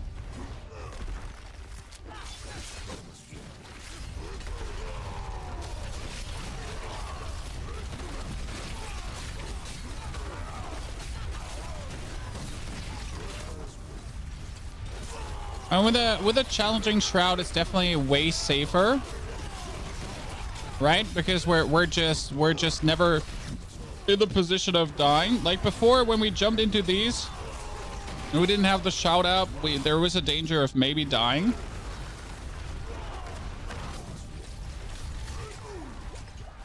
He said, and almost died.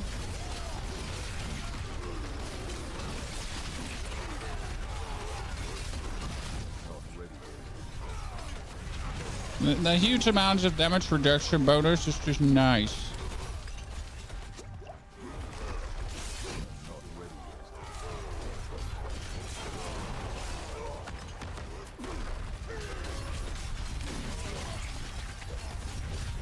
Why does he suddenly have full HP again?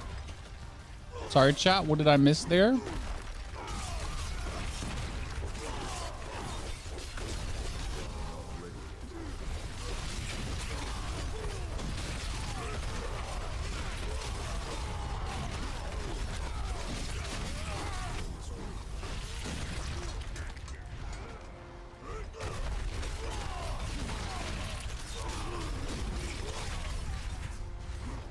Not sure how well our time currently is.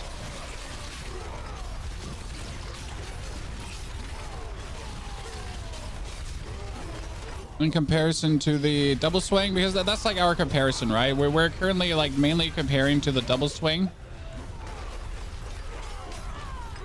If we feel anything, it's okay. Undying, we have undying going on, yes. I mean, right now we have the shout healing us plus undying, and due to the very, very fast attack speed of Rend, it's kind of like going places, right?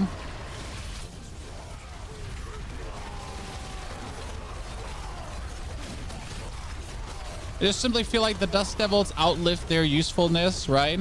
When it was fun to play the Dust Devils, and I really wanted to take them further. But I feel like we've outlived the usefulness.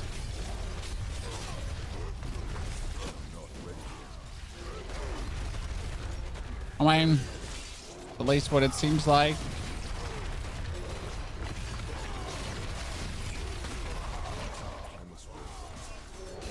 It's surprising how well this still works. I mean, that means Barbarian is OP, guys. I mean, we literally are throwing together 5 random skills and we're still able to do a pid 99. I mean, seriously, what is this? What is this? This is a Dust Devil build that's barely having any Dust Devils anymore, that just randomly has a Rend thrown in. Not allowed to work like this? Seriously?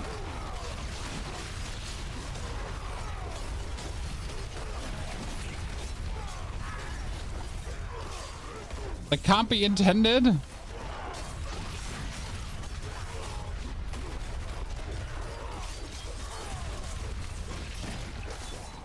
Rupture is a very fun skill.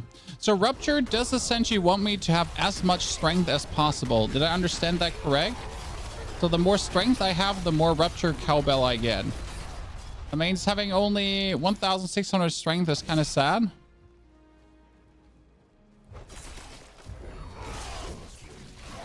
We all play Barb. No, tomorrow we're going to play Necro. So that's already confirmed that tomorrow we're going to play Necro. But that means that I'm very eager to like kind of figure out the final form of this build that I'm going for. When I still like the Shrouds. Again, I feel like the Dust Devils are obviously not doing what they should do, so the devilish aspect can go away. That we currently have going on.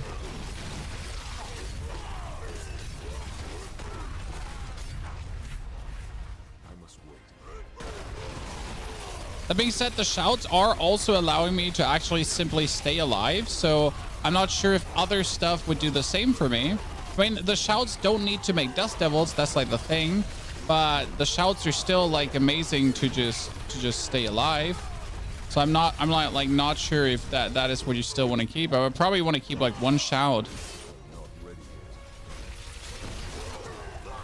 I mean, you could essentially keep like the challenging shout up and then just play Yen's Blessing and have it permanent. Right? Do you think the Dust Devil buff would make a huge difference? No. I mean, you have to understand it's not simply just a Dust Devil buff. It's a Dust Devil buff plus the pit getting nerfed. Ergo.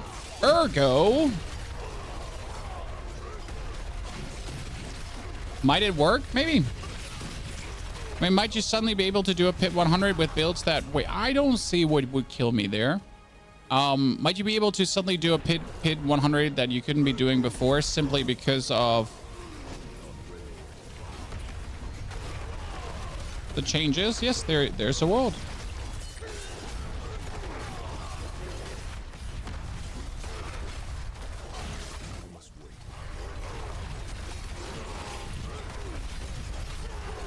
We don't know how much the pit is going to get nerfed, right? Like how much the adjustment is truly adjusting. And when we know their intention is to essentially rather adjust the lower levels of the pit than any of the higher levels, right? So it's more about making like every newbie booby able to essentially clear the pit as much as possible.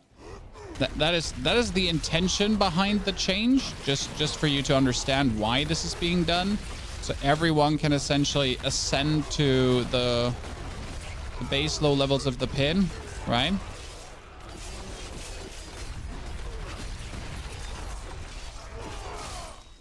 Under that consideration, and they probably would have to, and they nerfed the Holy Bolt elixir, so they essentially have to do two things, right? They have to make the pit more accessible for newbie boobies. And at the same time, they also have to compensate for the nerf of the Holy Bolt. Because, oh no, really? You?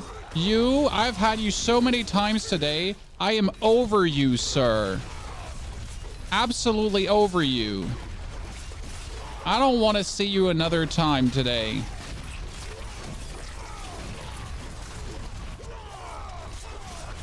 I didn't even see your attack because everything going on. You froze me.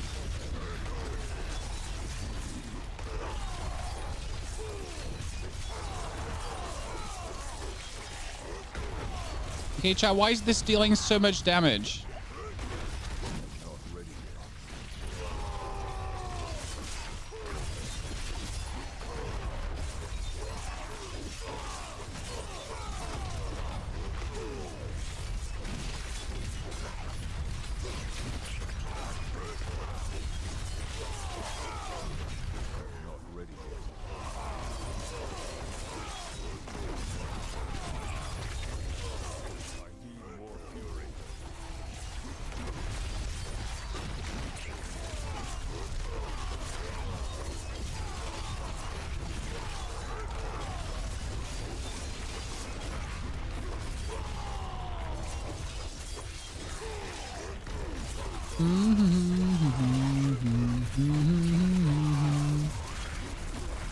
Oh shit, that almost had me. Haha, you can't kill me.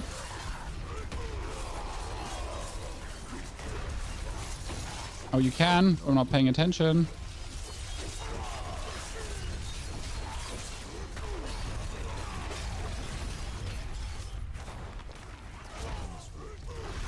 I'll repeat this, chat. This is working faster than our very well thought out build. We're just doing more damage.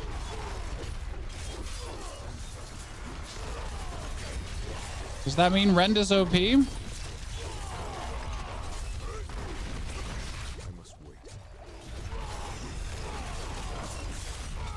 Aha, you thought you had me. You almost did though. Oh, that was me out of resource. It does happen. Like, I'm not sure how we fix this, Chad. So that's essentially the last thing we would have to fix about the build, right? Like that we run out of resource, and if I get that fixed, we're insane. But I'm not sure how to do that currently.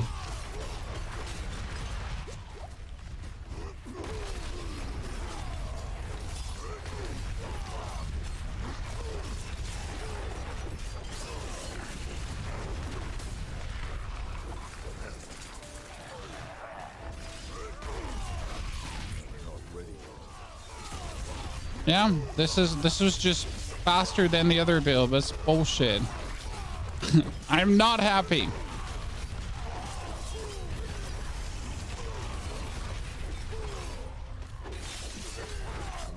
Not looking to get stunned there.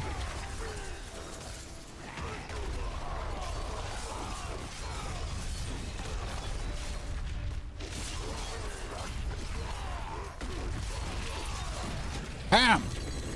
Okay, pit 99 done with this shit. What is this? I mean, we're having dust devils that are useless. Uber unique ring will fix your resource issues. That's not the answer, sir. I mean, we're not really having resource issues, so that's the thing. Like, we are fine. Our resource is good. Okay, so what do you have? You had an aspect of stomping ground. Stomp? Aspect of perpetual stomping. Damaging an enemy with kick or ground stomp resets Leap's cooldown.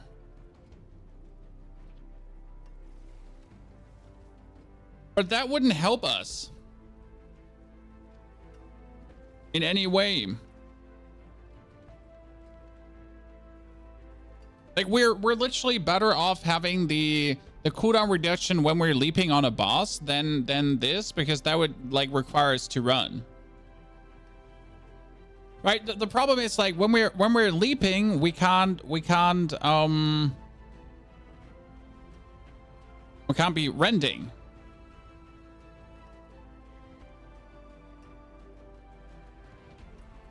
I mean, it would be a mobility aspect, so that's fine because we could finally have a mobility aspect running. With slacking aspect on the ring? What's slacking? There's no slacking. Retribution works, but it's bugged and it only works when stunned, so it's kind of useless to a degree, right? So I see what you're saying with the perpetual stomping. Oh, slack is slack. Slacking. Okay, slacking is you have a chance to gain 20 fury when rend deals direct damage to at least one bleeding enemy. Oh.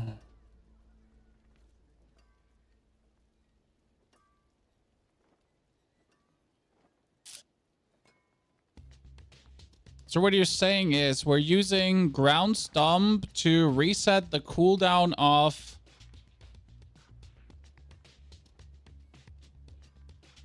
Leap instead of this for Leap? Seems so weird. I mean, the question rather is, do we still need the Rage of Harrogith, right? Because inflicting bleeding on an enemy has up to a chance to reduce cooldowns for your skills by 1 second. But if we're not playing the shouts anymore, would we even need the Rage of Harrogith, or could we just return to a normal chest piece? Because then we wouldn't even need this, because if I can return to a normal chest piece, I can just put on my essence per second chest piece and we're good. Like, I might not have this. This has fury per second. Done. Right? Like, see, I put that on and we have fury per second and we're perfect.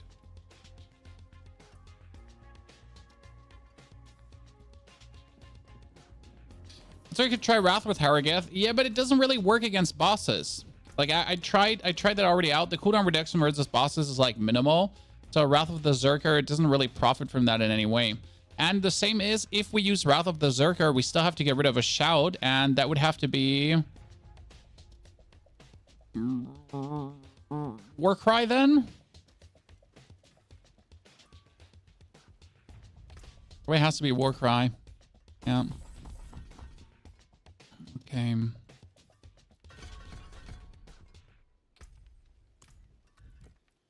The only way how I see that being a thing.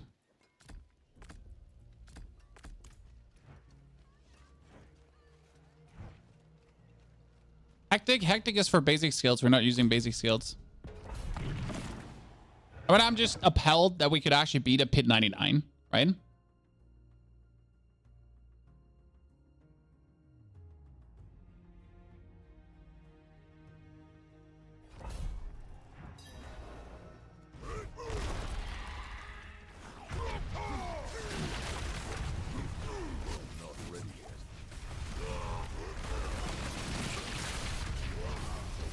I mean, here against like these kind of opponents, it's working great, right? Like the cooldown reduction is insane. We essentially just had Berserker back up like there's no tomorrow. That was intense.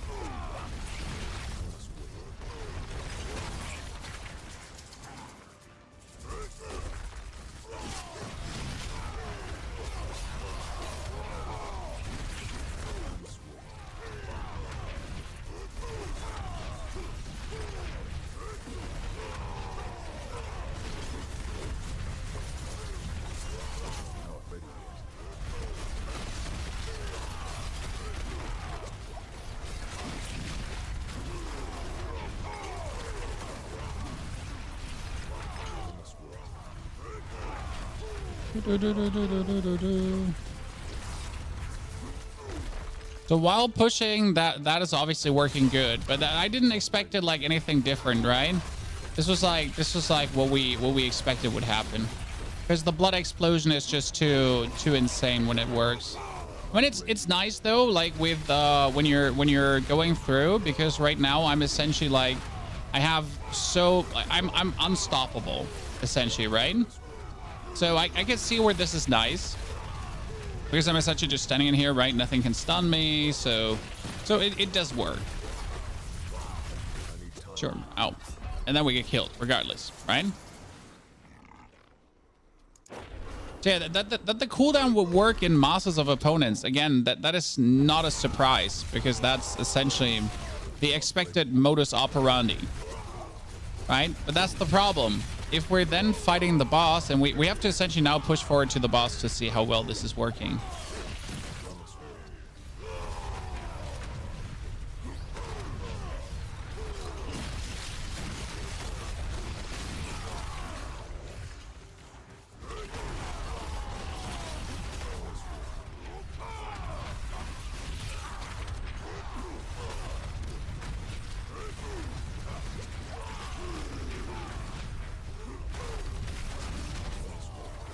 Not sure if Ren size would still be an option, because I kind of feel like that right now my main issue is that we're rending around, but sometimes I'm just not hitting enough opponents, right? So if I guess Ren size is an option.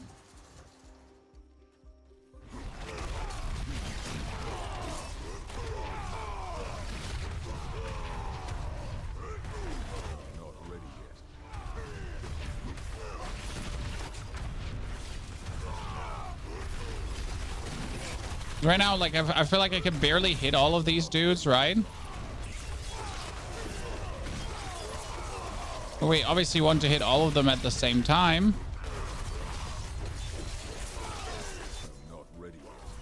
Oh, finally out of resource.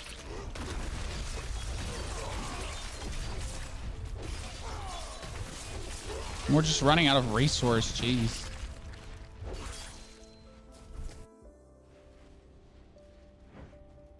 When you upgrade aspects in D4, you gotta find the better versions. It's a bit stupid, because right now, so let's say you need a better ring aspect, well, or a better resource aspect, then you have to go to the opal vendor and gamble rings. That's actually the most efficient way to upgrade aspects, is just gambling at the opal vendor. That's a bit questionable that that's like the best way to do it. I mean, right now I have the leap aspect, for example, to reduce my leap's cooldown, right? So I can always use the leap against bosses every 4 seconds. The problem is that I have that in the worst iteration possible, and yet I couldn't find a better one. So can be frustrating, because it's a little bit out of your hands. Right, you're looking for that one upgrade, and it's just like the answer is just play more. But what if just play more is still not dropping it, right? I guess if the system would allow you to take a bunch of lower rolled ones and kind of merge them into a higher rolled one, aka crafting, that would alleviate this pain of looking for something and not finding it. Because then you're just like, oh, I have five, like, you know, 2% ones. I can make a 3% one out of that. Pokemon, gotta catch them all.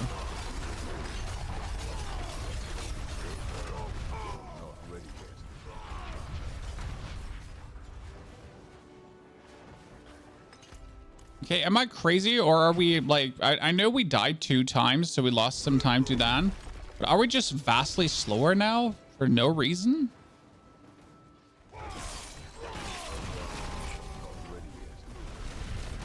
Despite like putting more damage into the build? Or am I just playing bad?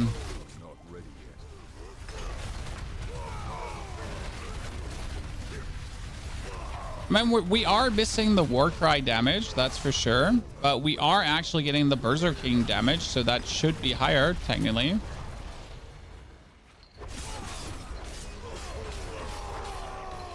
And build different for Flay, yes.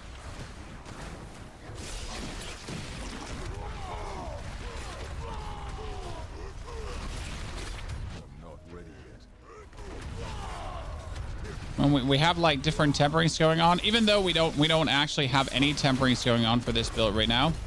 I mean, like we do have the same crit strike temperings going on though. So that's the thing. You just simply need crit strike temperings through the moon.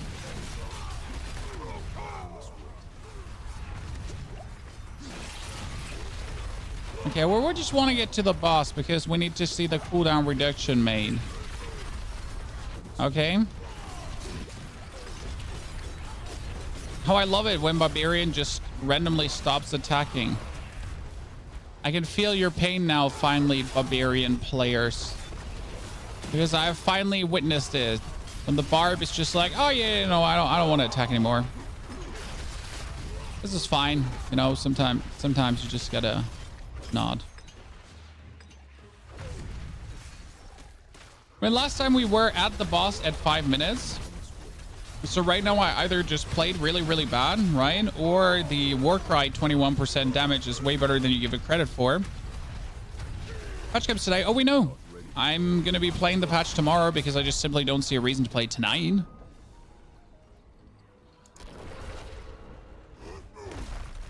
How are you bleeding so much? So we are playing the aspect of Berserk Ripping. The aspect of Berserk Ripping does bleed on direct damage, okay?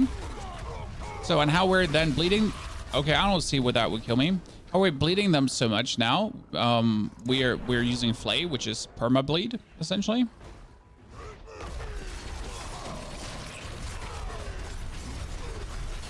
These dudes are just doing so much damage that they're just breaking through my defense, despite my defense being significant.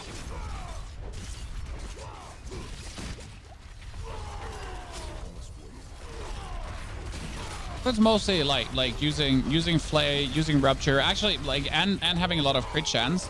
So right now we're having crit chance at 50%, and our crit damage is 1,800%.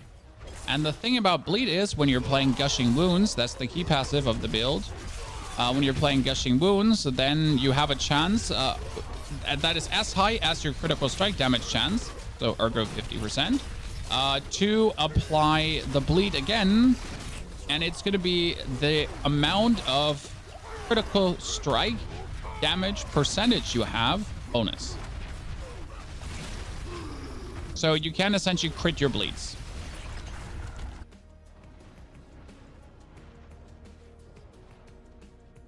We're not maintaining Berserking. That's wrong. We are maintaining Berserking over... Oh, you mean our friend is not maintaining Berserking? That could be.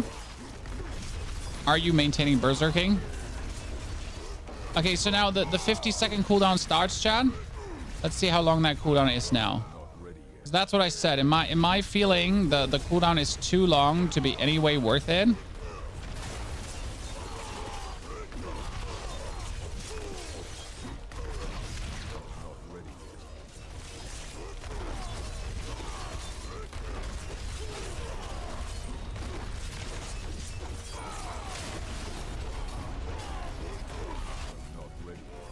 It's funny how we haven't gotten a single heal and yet we're here.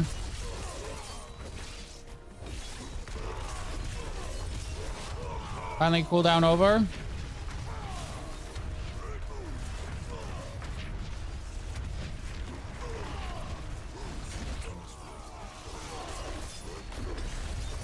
And this is going to be a dud, just similar to the amount of times we've actually died, right?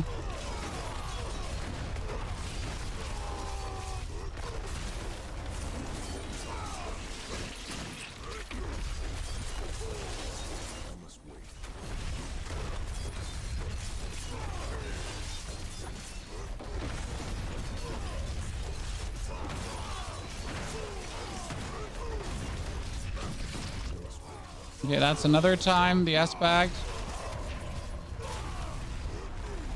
I guess it's somewhat working.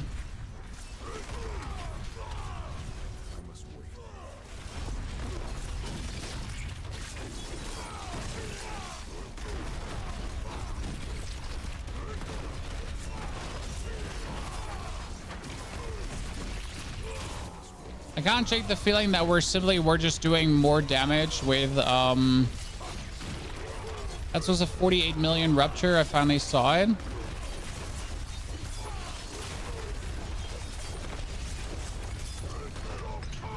When our ruptures are by no means absolutely incredible, they're just simply good enough, right?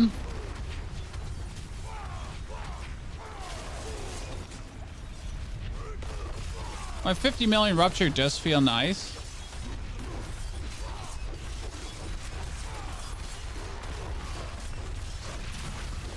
$54 million rupture.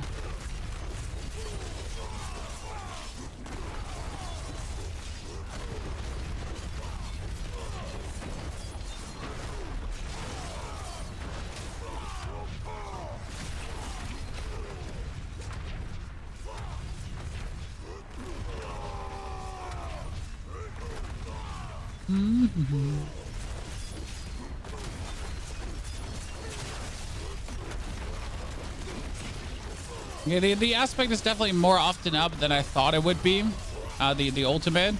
But if we're like considering again, like the ultimate could be more up, or I could just be having Warcry up the whole time, that Warcry would be more damage.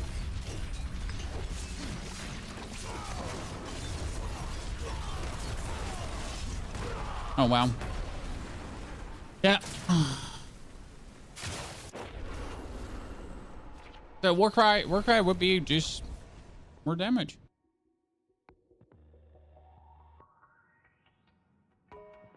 I'm surprised like how Warcry is actually good.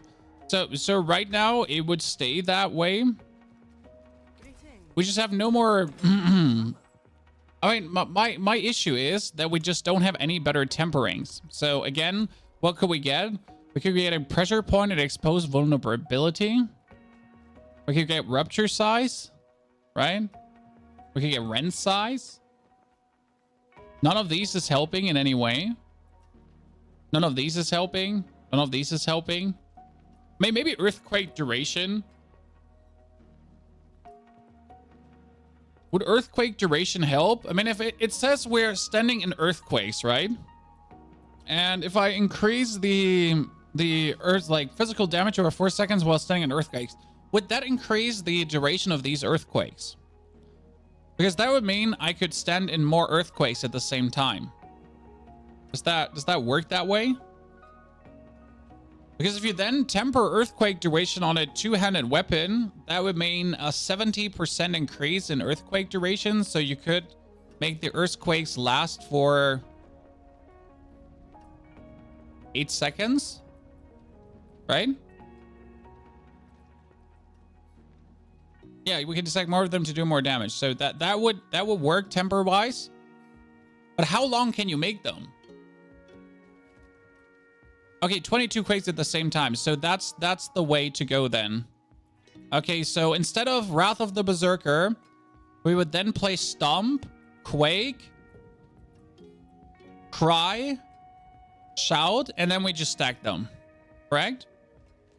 And try to do insane Rupture super bursts with the stack of Earthquakes. I guess.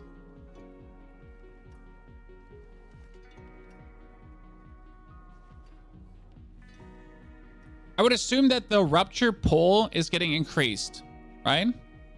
My problem is that I don't have the rolls for this. So I got one augment left on this one, for example. Correct? Yeah, use the Stomp aspect. See, then the Stomp aspect will make sense. My weapon can't do it.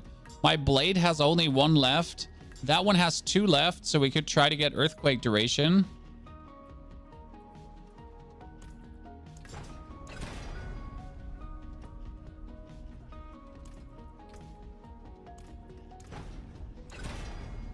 Oh, that's bad. So I need a whole set of weapons new to make that happen. Yikes. You know? But especially like a two-handed weapon. I guess I gotta go shopping tomorrow. You know, like I gotta go shopping for like one greater affix items to make that work. I have nothing.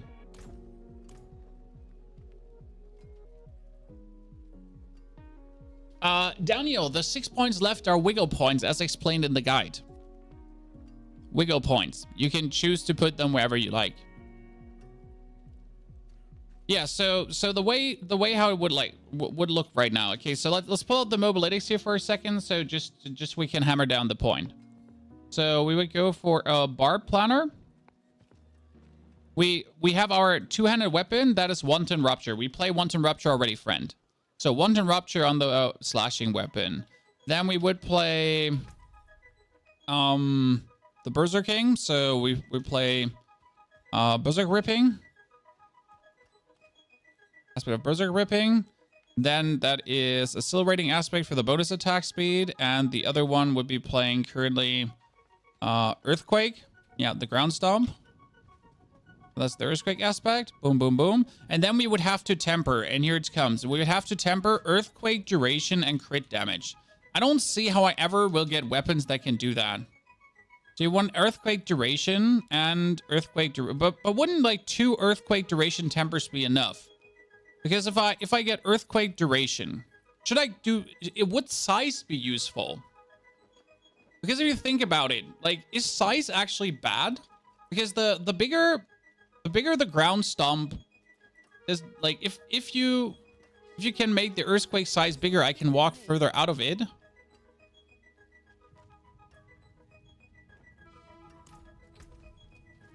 You would use the earthquake aspect on the two-handed weapon instead of the aspect of berserk ripping.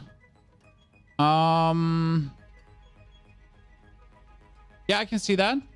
I can see that. So that we would be going for the multiplier, essentially on the two-handed weapon. So that's the ground stomp.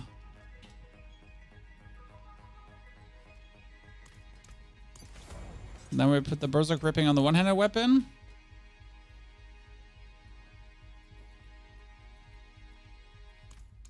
And we would put the, we'll call it slack on here. I know that was, wait, wasn't slack mobility? No, it's a resource aspect. We can't even play slack. Not slack.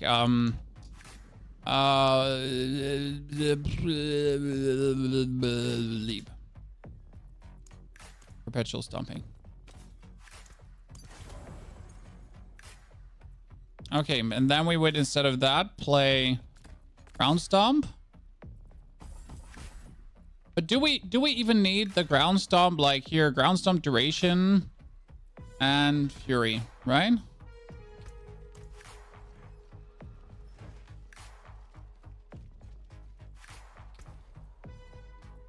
Okay, let's do a 79 just to see how easy that would feel now.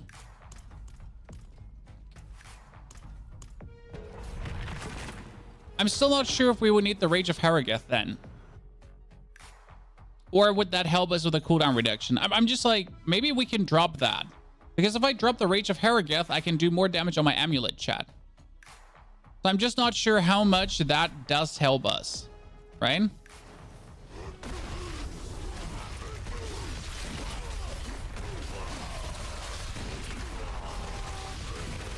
Okay, if I had the duration up for stomps right now, we already had like tons of stomps there. Yeah, we need the stomp size. We need an earthquake size, because if I get earthquake size going, then I can like stand everywhere in there, right? I can see where the size is actually really useful.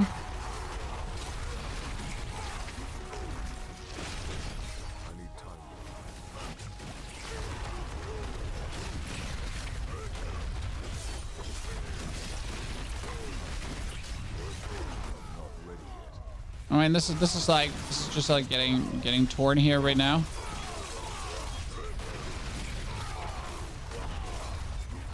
I like the idea of what we have there. But the problem is I need to change my tempers there completely.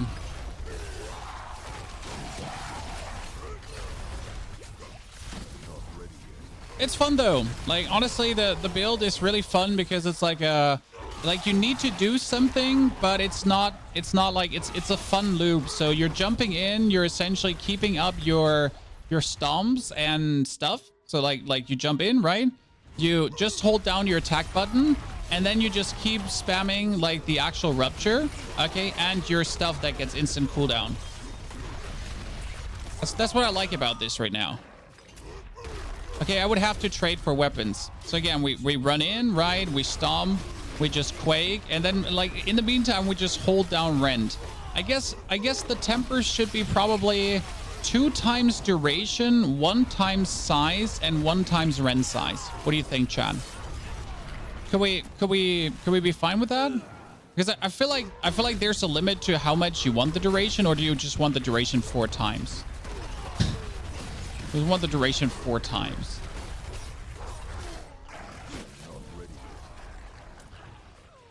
When against the boss, it would be better to just have the duration 4 times, I guess. There must be diminishing returns.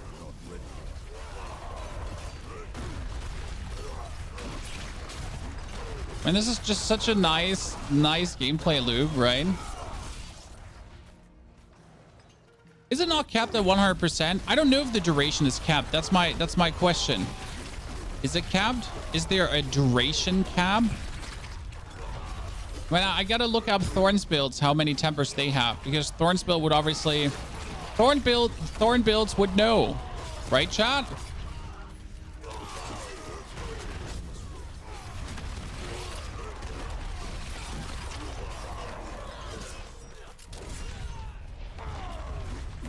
No, what the fun part is, we could get Grandfather in now.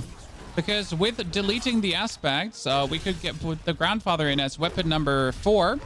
And then on our amulet, we could again drop the chest if we want, the Herogith, to put the Bolcatas back to our chest piece to then play the Grandfather.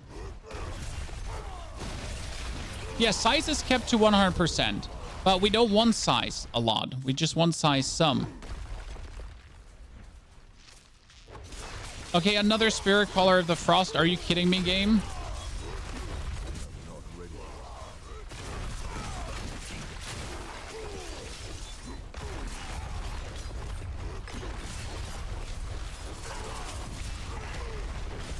I mean, look at how quick he's actually getting schnizzled now, right?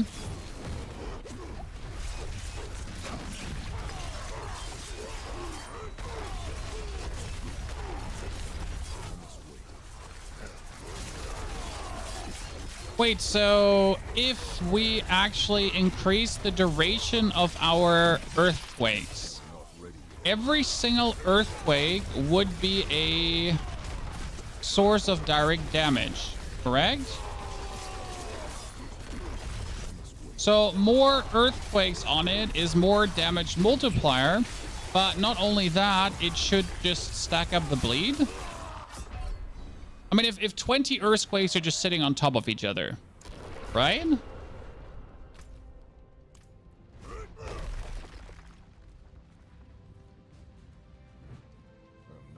Should work.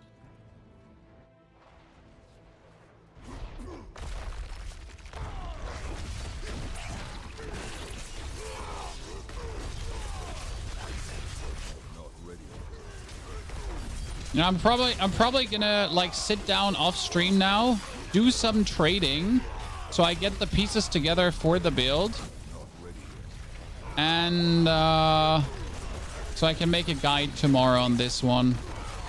It could be funny. What a stupid shin. This has me intrigued, right? Just can we make it work, chat?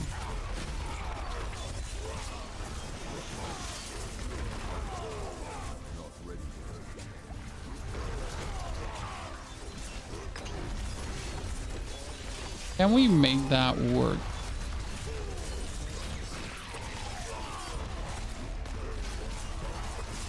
See, right now I had to dash out of this dude, right? And I was instantly not standing in the thing anymore. That's intriguing. But if why are we dying there? Oh, because I refuse to drink a potion currently. That means I can change the Paragon board too, because my Paragon board is a bit iffy right now. I can make it like fit better into the rend. Yeah, that's going to be interesting.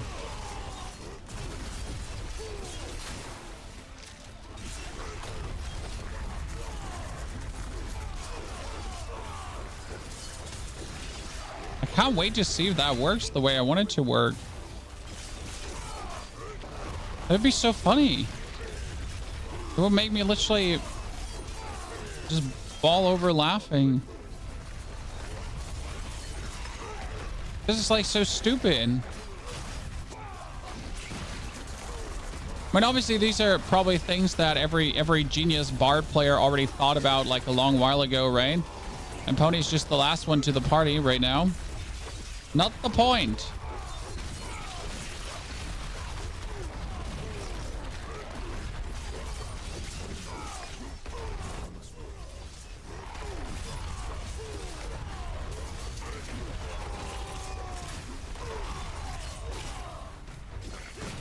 Boom.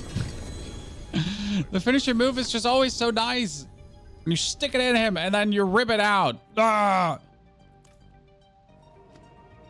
Beautiful. Do you run Frozen Orb Sork? We have already done a Frozen Orb Sork, yes, and we cleared up to pit 89 with it. Now we have to master work to actually go further. It looks trash to me. You can't even do pit 90. We already did a pit 99 Dark Wizard. So first and foremost, learn to express yourself better. And second and foremost, goodbye. By the way, yes, chat. We did do a pit 99 already. So works. Let's see. What is a Thorn Barb? Season 4 Thorn Barb. Needs Thorn Barb, Thorn Barb, Thorn Barb. Okay, I have one from 2 weeks ago. I just need to see the Plana. I want to see how much duration do they stack. So he has Earthquake duration, Doombringer, and Earthquake duration. Okay, so triple duration. Yeah, sure. We can make that work. How long are you playing today? We're actually done. So we just tried out everything. We don't like we got away from the double swing build. We're now at a rend build currently, and we are essentially like trying to make a rend build with infinite leap quake thing shenanigans where you just stand inside all the leap quakes. And they're going on, and we would be stacking up so many damage multipliers for the Paragon board with the Rumble, and at the same time, all the earthquakes that are actually happening are direct damage, and I think the earthquakes should be direct damage, and technically they should be stacking up the bleed as well. Now again, I don't know if they're direct damage, but I also don't know how to test that, because that's the problem. How do I test if they're direct damage now? I would essentially have to leap in and see if it starts bleeding them, right? Which Barb is the most plug and play to experience Season 4, Poe? We have for you the Dust Devil Barb, and we went from 1 to 100 in 7 hours, and it was insanely good.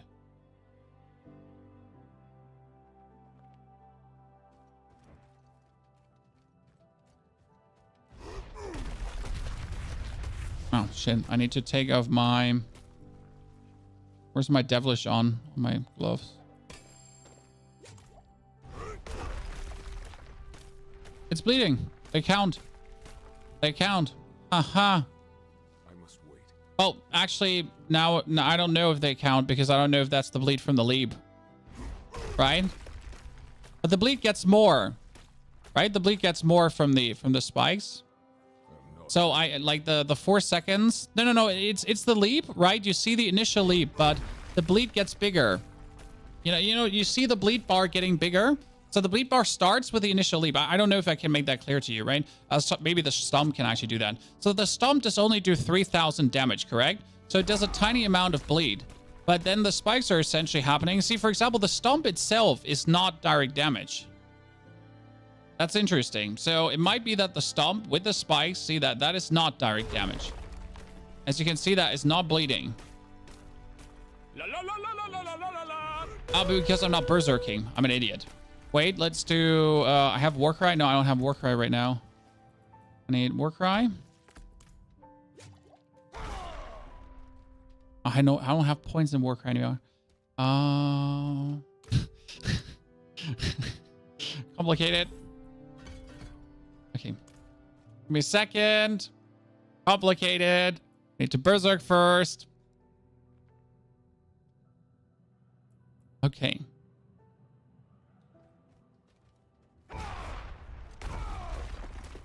Yeah, Death Bleed. Death Bleed and it gets bigger. Ha! Ha! Ha! Ha! It counts as bleeding. That means if we're stacking now ginormous ton amount of earthquakes, like if we're stacking 20 earthquakes on top of each other and we extend the duration and they're just doing damage, then they're going into the Berserking and they should be doing a lot. Correct? And the interesting part is that the Berserking takes 30% of the base damage. The base damage of this is 11,000. So that will work.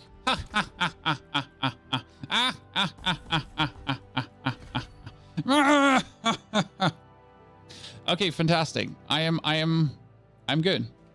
I need to go trading now, Chad. So thank you for coming and watching. We will be tomorrow having a build guide on this, and I hope I can get the item pieces together because the problem is I'll have to buy this all now on the marketplace. So thank you for being here. Thank you for coming. Thank you for watching, lurking, chatting. I'll be back tomorrow with a hopefully updated guide to this. If you want to know what we cooked up, you can watch the last 20 minutes because that's where we kind of like put that together. Maybe it works. Maybe it could be fun. I mean, definitely not meta, but it should be able to clear tier 100 because like if we imagine the damage right, it should be insane. See you there. Have a good one.